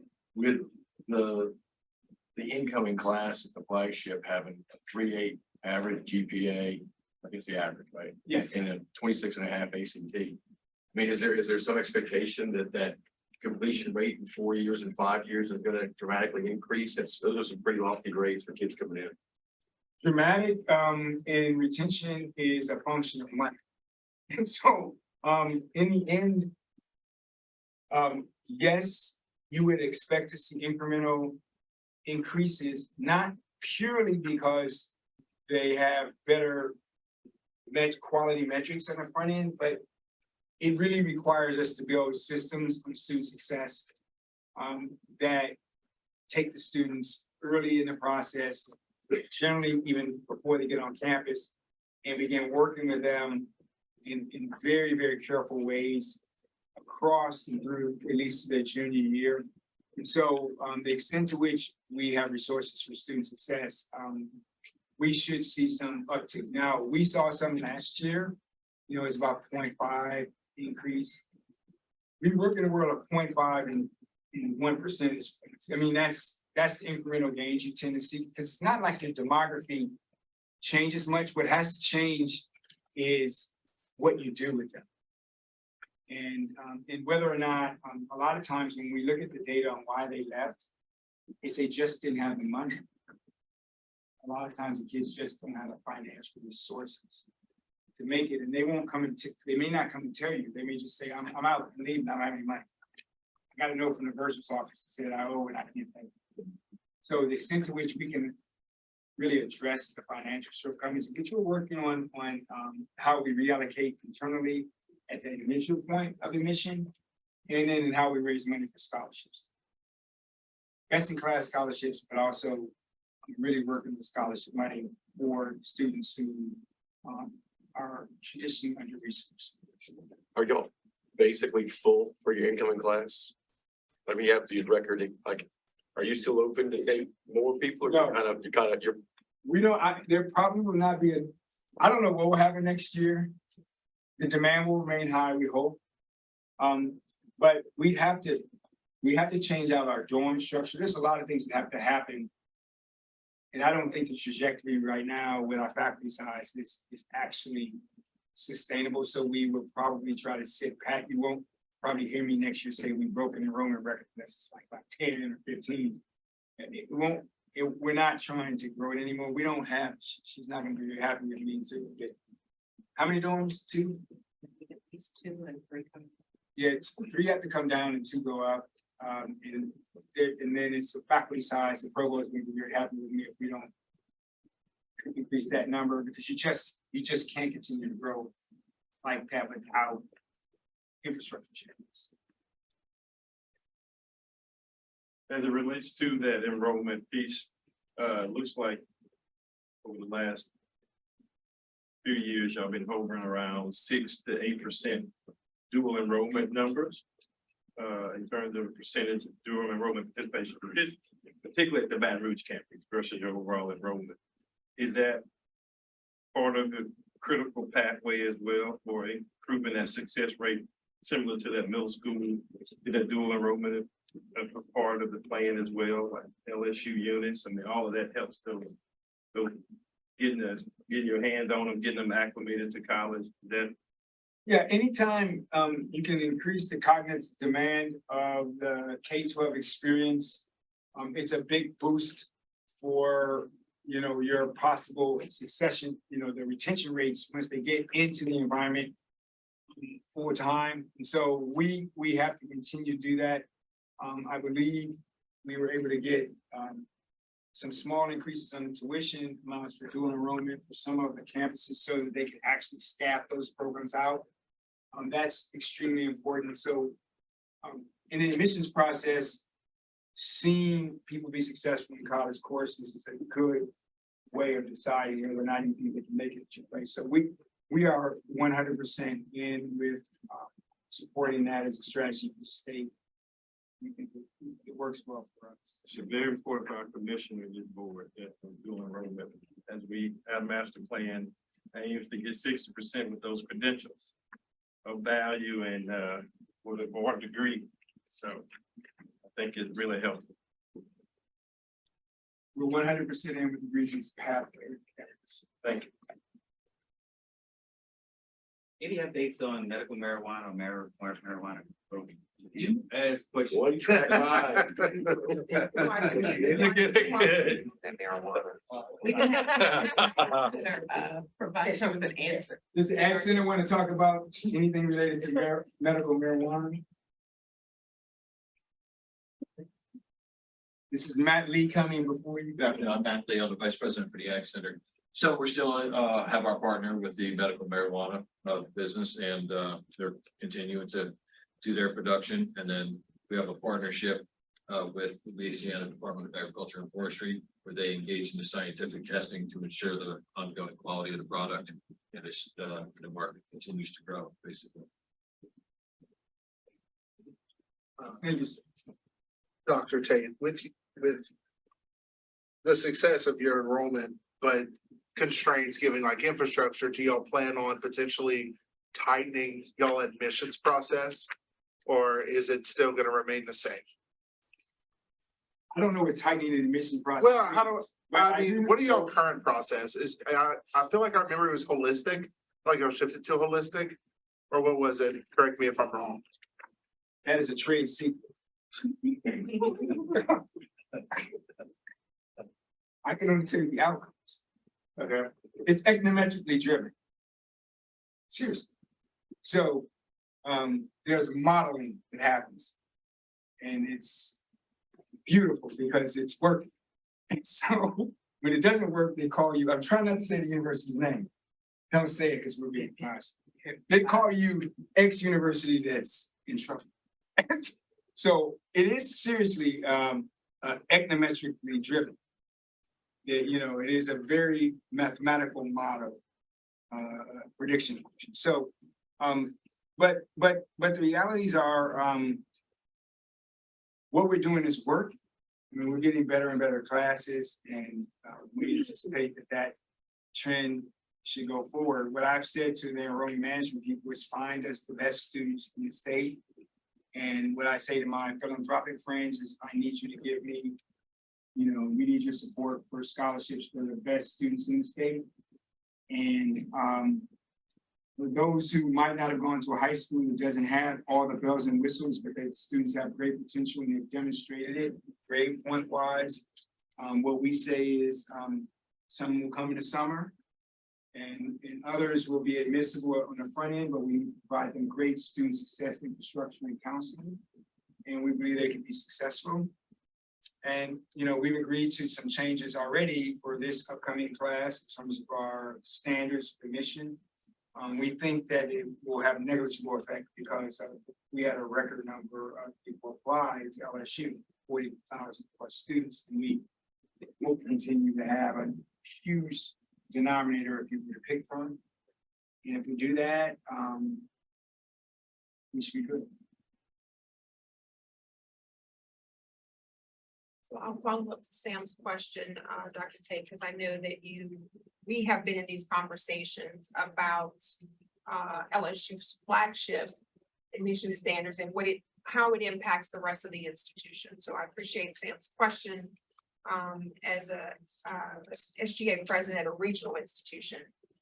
So I think it would be good for you to speak to how you see sort of the partnership of education across all of the institutions and how you think this stepping into the summer bridge and some of the things that you were doing, what will that mean for the rest of the institutions in the state, given we have a decline in population, if you will, or traditional high school students? How have you thought about that work? Because I know you and I have had multiple conversations about this as we think about talent development for all of the population of Louisiana. Right, so we embrace the challenge of, shift upward from what would probably be the floor of admissions, because we have a lot of high flyers right at the top. And that for us is one we embrace because we recognize our role as the flagship at the Baton Rouge campus. And so we're all in with that, and we hope to demonstrate and come back next year that really worked very well. And we've already put into place the programming.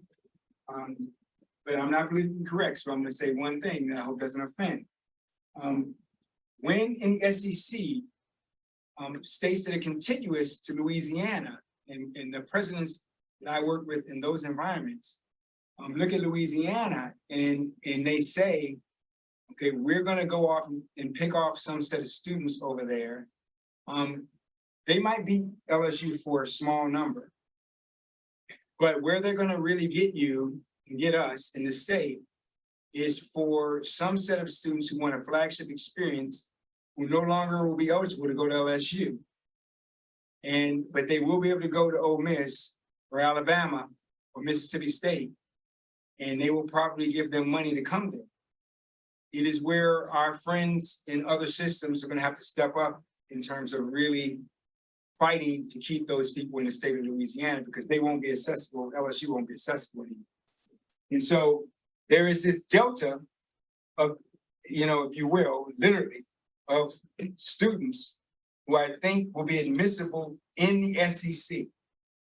And as I said to colleagues, the power of the SEC is significant as a brand.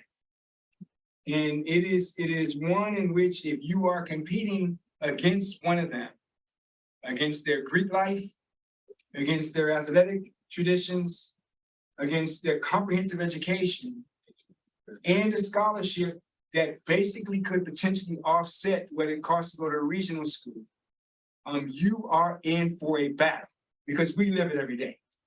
And so I would just say, this is something that we should be examining in out years to ascertain whether or not it works, but we are committed because we understand what our role is as a function. And so, but it is one that empirical evidence needs to be brought to bear in some out years. But I'm excited about it. I think we have a great chance. And I think if we can all work together to keep these students in Louisiana, I'm certainly going to talk up my colleagues at the other institutions because I believe they provide a wonderful education for kids and young people in the state. I think it's high quality and they're doing a great job. So I'm all in with that.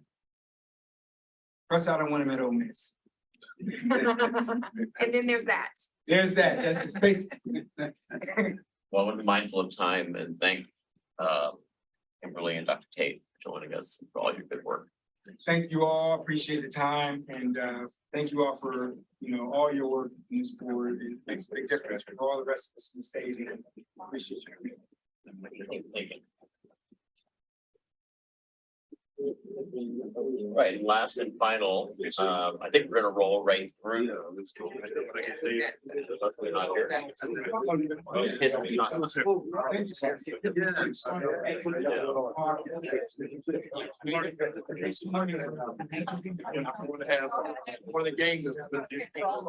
here.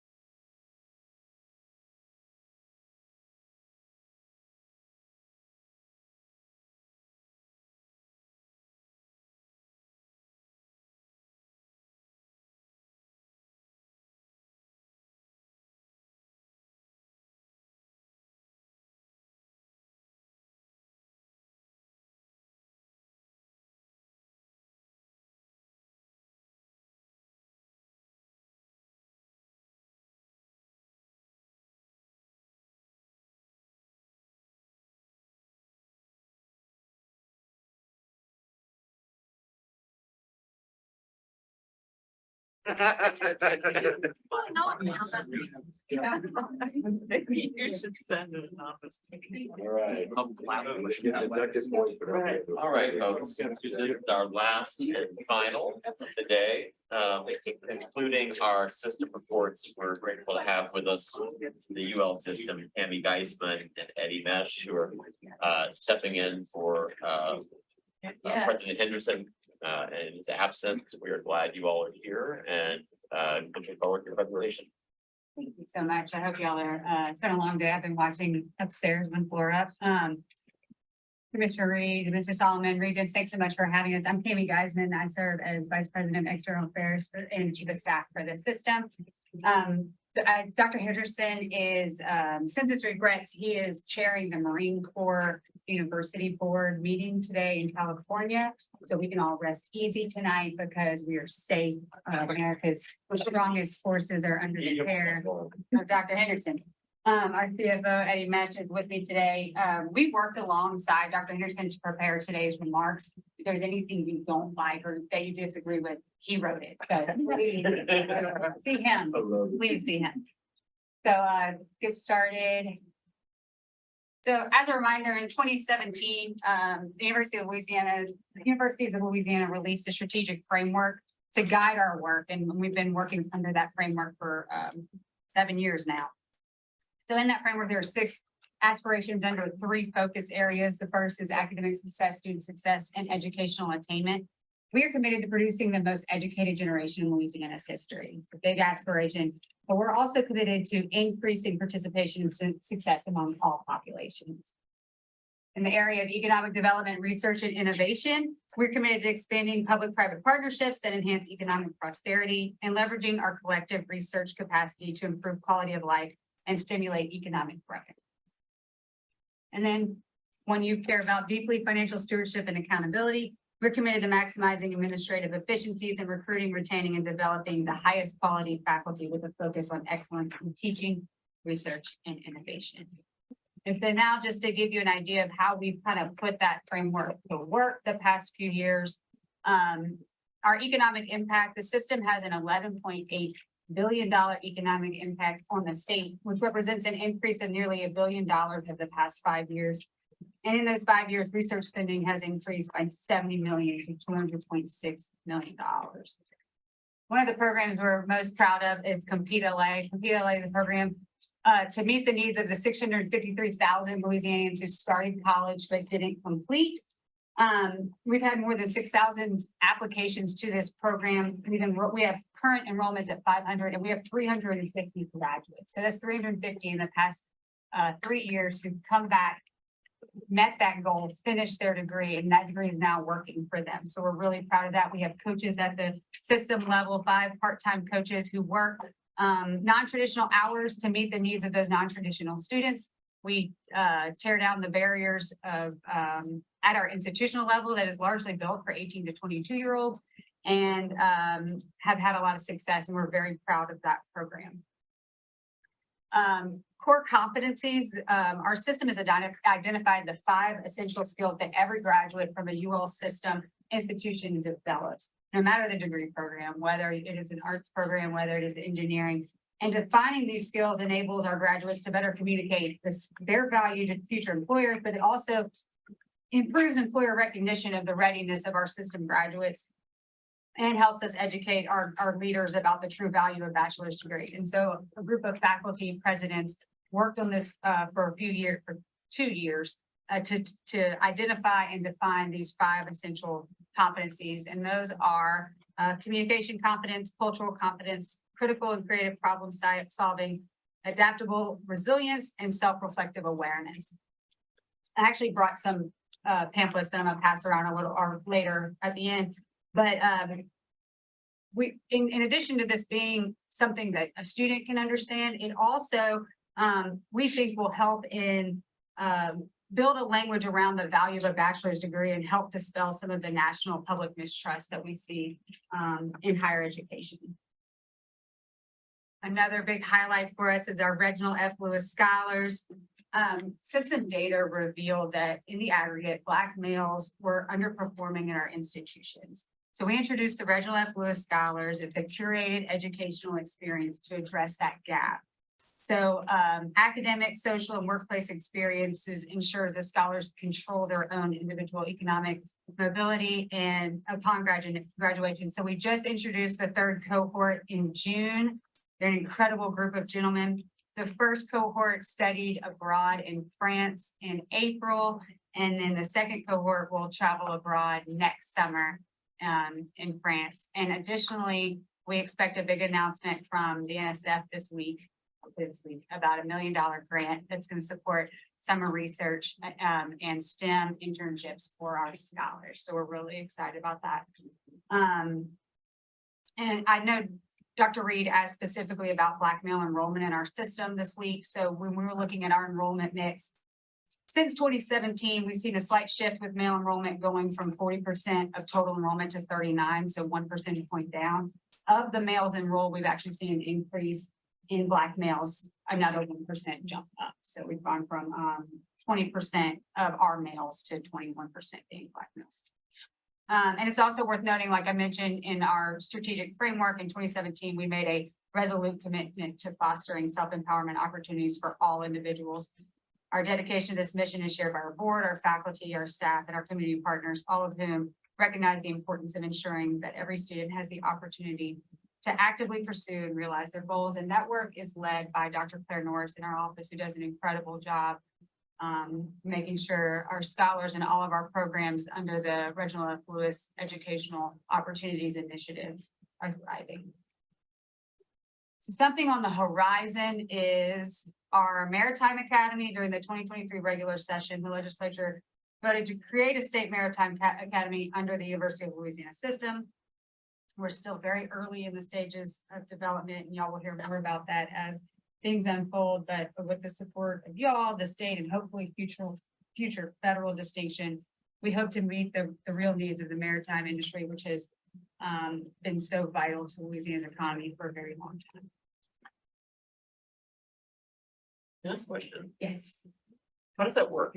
How does It work to create a new So- academy? What does it mean in terms of facility? Right now, we're leveraging existing programs. So you've got naval architecture, you have maritime business, you have supply chain management, at all 9 of our institutions that are kind of under this umbrella of the Maritime Academy name. Okay. The next step is the infrastructure to have an actual mariner program. That takes money. So then you're trying to figure out the cart before the horse. Does the distinction come first? And that comes with the money from the federal government that buys the ship. So that's kind of the onion we're peeling back right now. But state distinction comes first no matter what. And so it's state, that's why it was so important to get that done. Thank you. Okay, so now into the current year budget. I'm done with slides. So higher energy costs, increased costs associated with implementing large technology systems and competing with neighboring states for faculty in high demand fields contribute to significant budget challenges at some of our institutions. Another contributing factor is, of course, enrollment. And while freshman classes of all our institutions are at historic highs, student displacement resulting from the pandemic, from natural disasters, in some cases, expedited graduations have reduced tuition and revenue. And we all agree that increasing the number of Louisianians with bachelor's degrees to improve our state's educational attainment is key to our economic vitality. Ultimately, seeing Louisiana prosper will require an investment in our core mission, rather than discrete initiatives that we have seen in recent appropriation cycles, like the Title IX campus safety. We also look at the funding formula to be better aligned with the master plan. Of the $18 million increase appropriated for the funding formula, $12.5 million went to 2 institutions. Now, luckily, one of those institutions is in our system, but the disproportionate emphasis on research virtually ensures that we will not reach the goals outlined in the master plan. And also the freezing of TOPS award amounts during the previous administration has created a non-competitive environment. Because the top amount for LSU is so high, a student who chooses to attend the flagship will pay $600 less than a student choosing Louisiana Tech, and $1,350 less than a student who chooses to enroll Lafayette.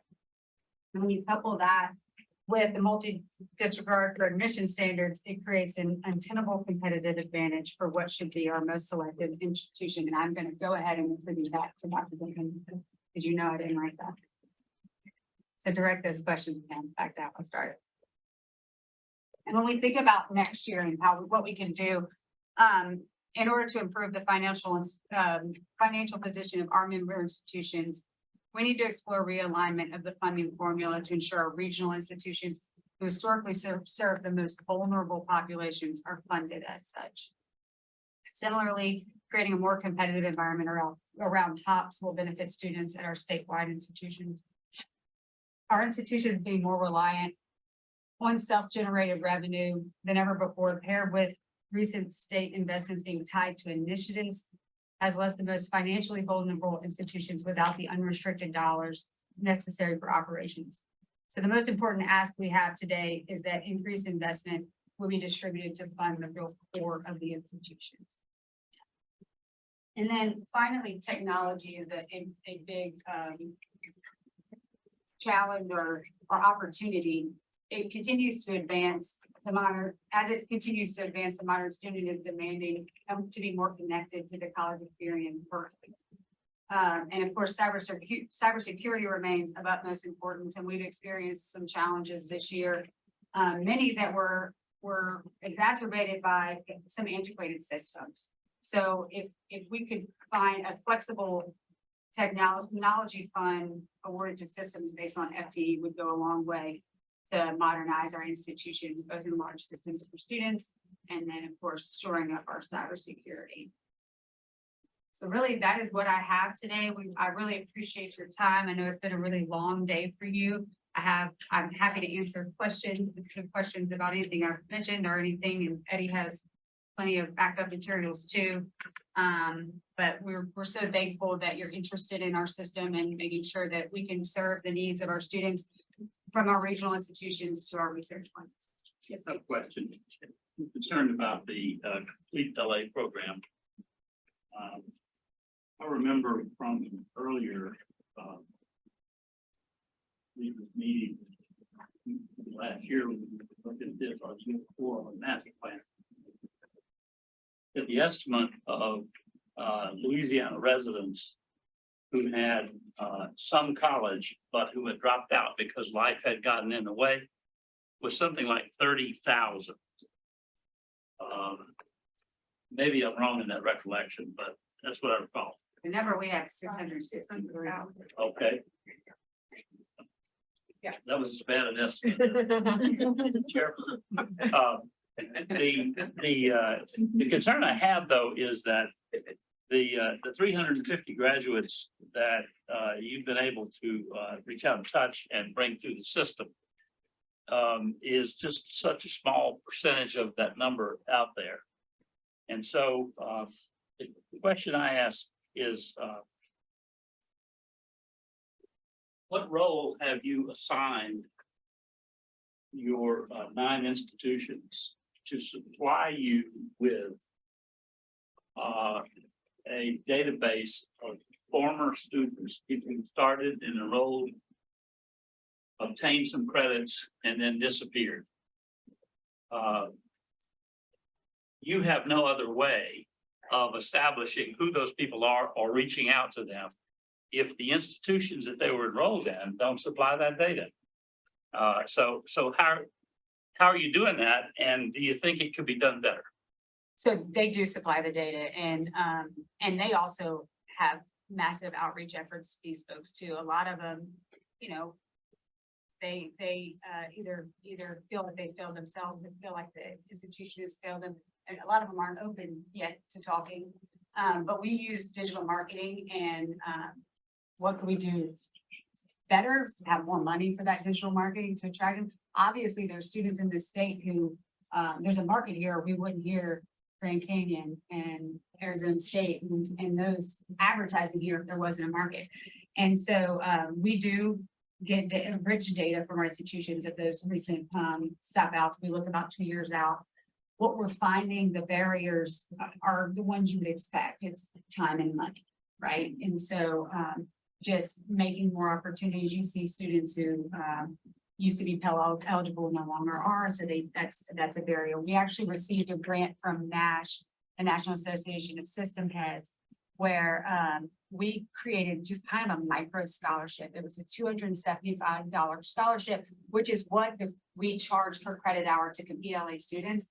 And it re-engaged, and we did first dollar and last dollar. So there were some students who just need one class.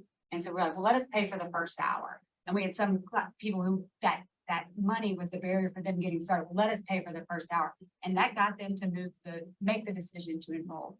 So we're constantly looking at the barriers we can knock down for these students, not only financial, but also just ease of re-engaging. I mean, like I said, we're built for 18 to 22-year-olds. We're trying to make sure we're able to serve that adult population just as seamlessly. Is your outreach to these students, does it take into consideration the geography of their original connection or the geography of their current residence? So the reason why the coaches live at the system level, and I'll get to that, the reason they live at the system level is that they can be unbiased. They can say, okay, you went to school here, you're now here, and this is your goal. Well, then this institution has the degree program for you, or this institution will accept you based on your current GPA, because some of our institutions are have different standards there for returning students. We also say, you know what? Unfortunately, this isn't the best route for you. We need to start you off at LCTCS. We have partnership there as well. So we're putting them where the student can be most successful. That's what's most important. We want to get them to that bachelor's degree attainment because we know that that's what the state needs. But if they need to start somewhere else, we're okay with that. That coach stays with them though, and is constantly checking in. Hey, we're still here. He's still here. How our class is going. So it's been. How has that 350 student number, graduate number progressed over time since you've been working on this? Well, in numbers? Yes. It's if you think about a bachelor's degree, it typically takes 4 years. So this program has been around for 4 years. So it's constantly growing because students are finishing. We actually had a graduate our very first semester because he didn't even need a class. He just was sitting there with a general studies degree he didn't know. And so we're able to say, well, you don't have to take a class, here's your degree. But that's definitely not the norm. The students are, and they don't take full loads. You're taught, a lot of them take 6 hours. 9 is great. Most of them are not taking full loads. So you have 350 that have completed.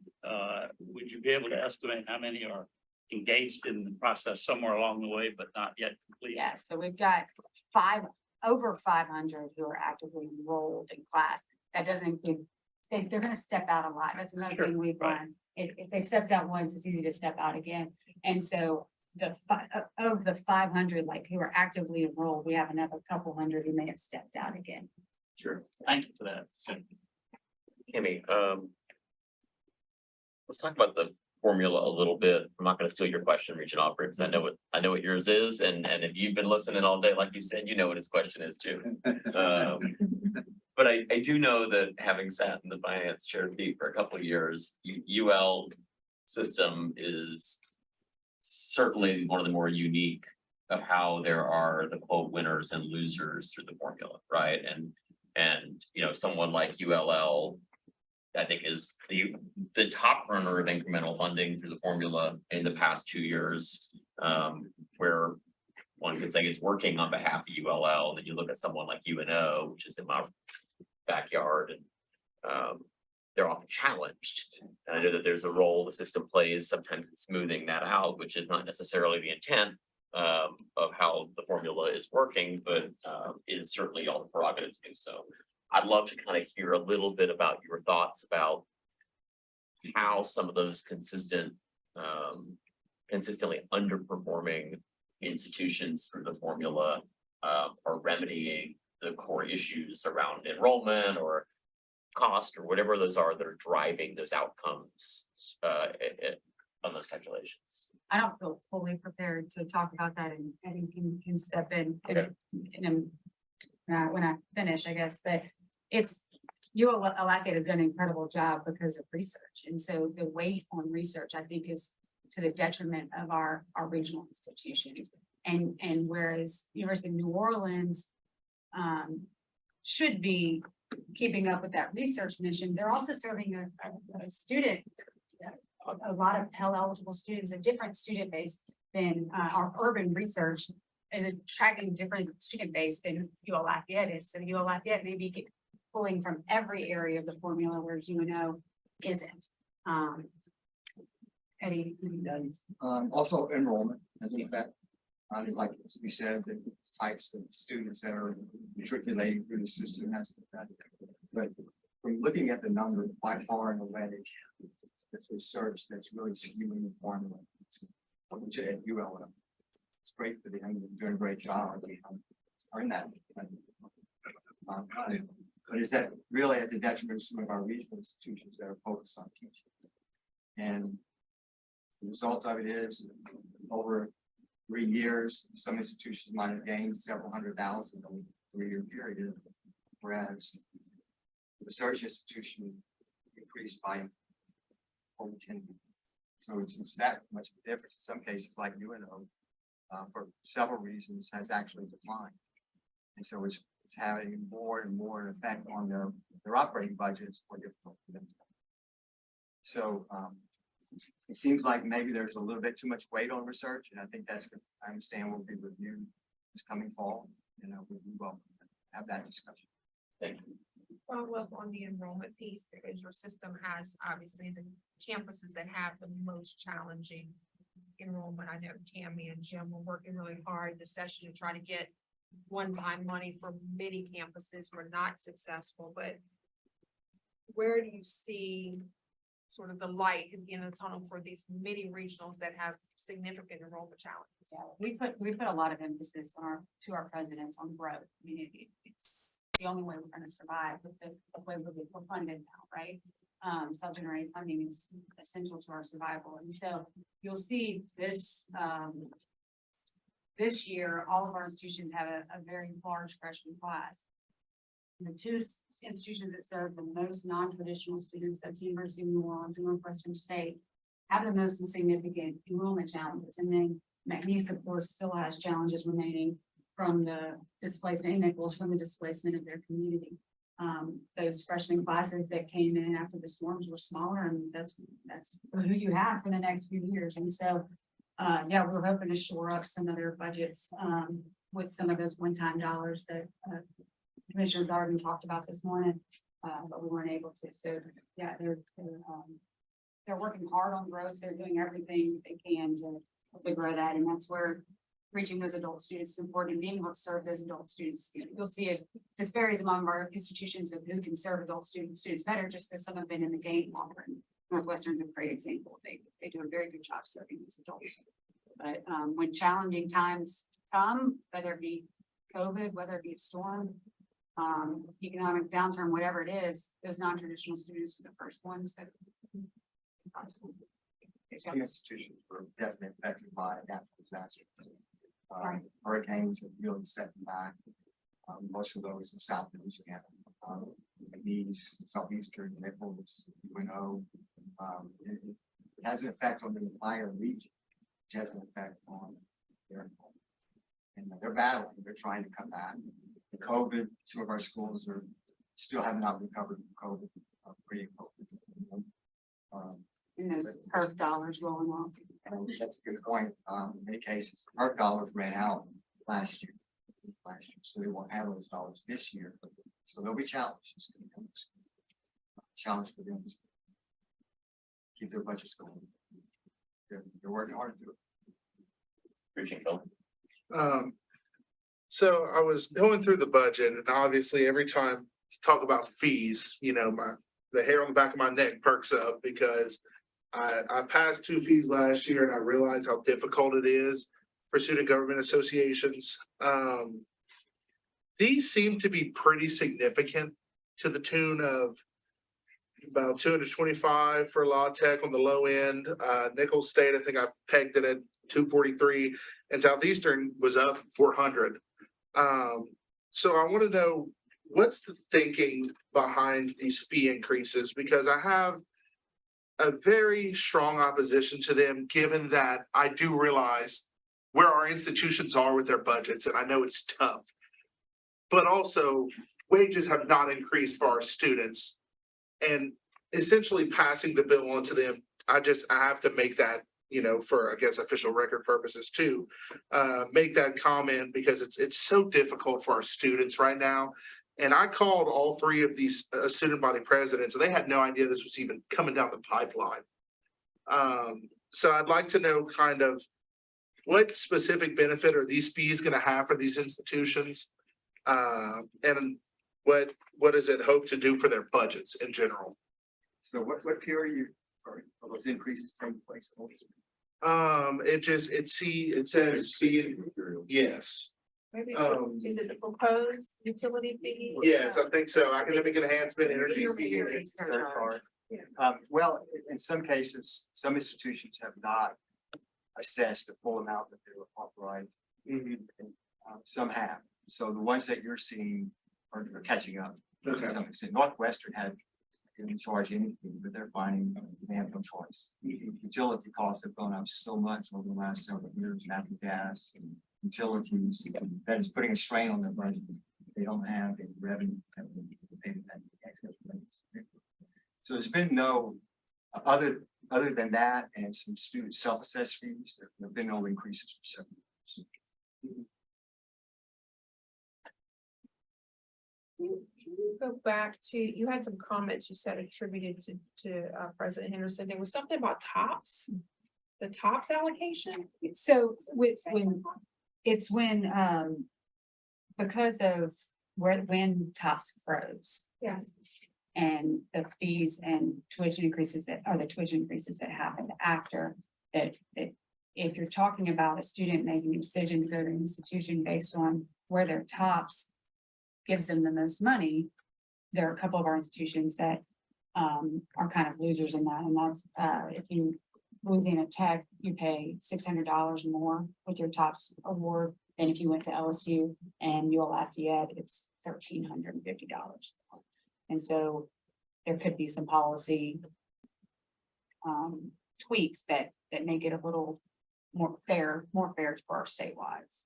So is that because when they froze, since they froze, those campuses have increased tuition? Right, because they froze while we still have authority, and whereas UL Lafayette had kept their tuition pretty low in the previous administration, when the new administration came, that they had to increase it, and that's probably why they've had so much success, is they've been able to fund a lot of great work at UL Lafayette.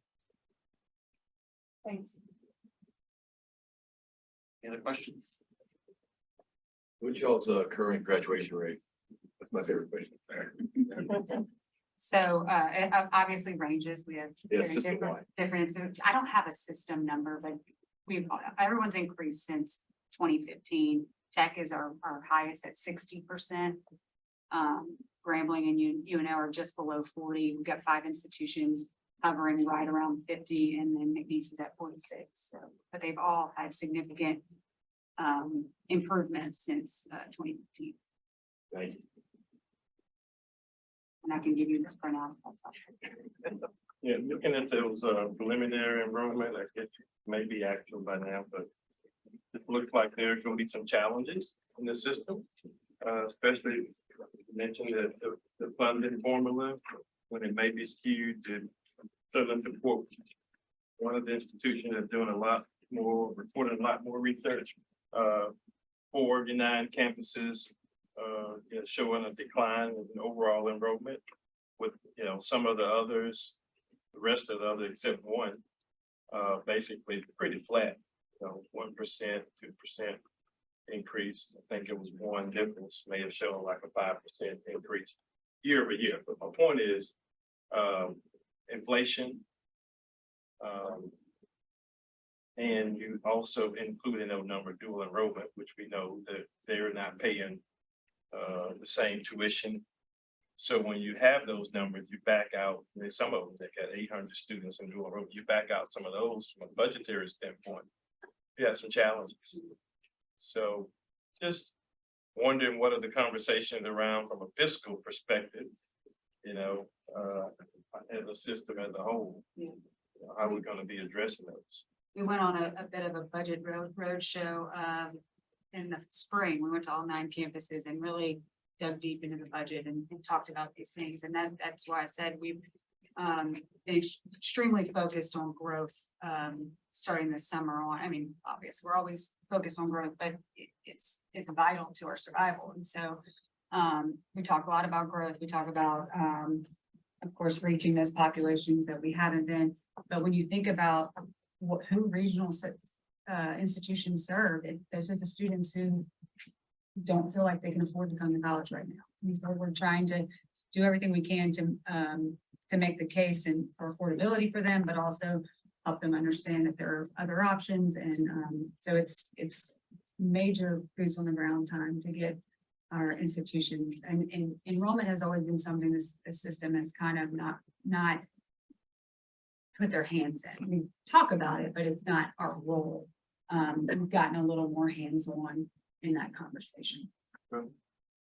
I think about a month ago or so, we got notice because of an article about Northwestern making some reduction, though nominal, but I do appreciate that they're being, getting in front of it. Yeah, and we have to be responsive to the market that we're serving. And so sometimes we have to make tough decisions. I see that Grambling submitted that they're gonna be doing some budget adjustments based on the answers to some of the questions, but are the other campuses having those kind of conversations?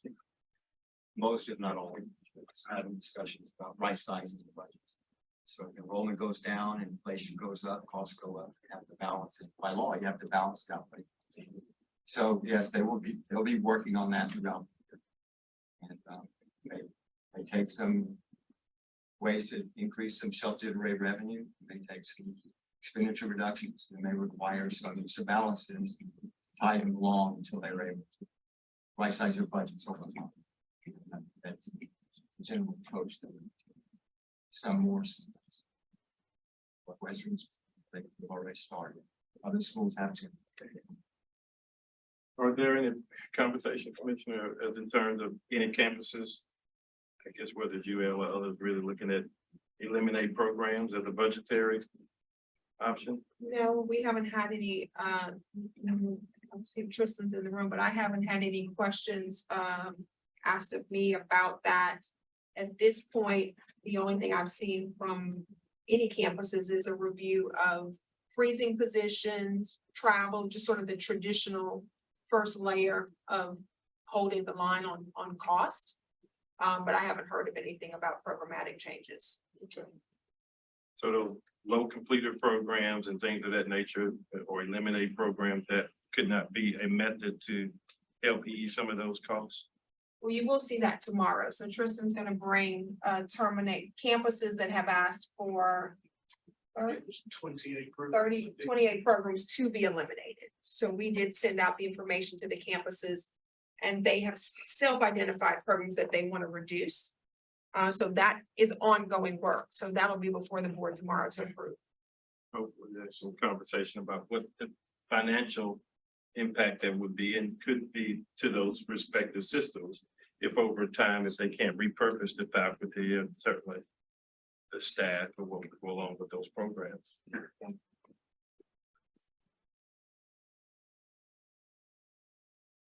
Any others? Hearing none, I want to thank Eddie and Cammie and thank Dr. Henderson on our behalf, of course. And that concludes our day. We actually got done early. So we had a slate to begin with. I want to thank all of you for attending and thank all the systems and the departments within Regents, especially our finance department, for your contributions to today's effort. As a reminder, we do meet tomorrow. I'll pass the duties keeping us on time to Chairman Temple. And we meet tomorrow at 9 a.m. Starting with some board development. And we'll also later in the day consider acceptance of the operating budgets fiscal year 23-24. So with that, have a great day and see you tomorrow.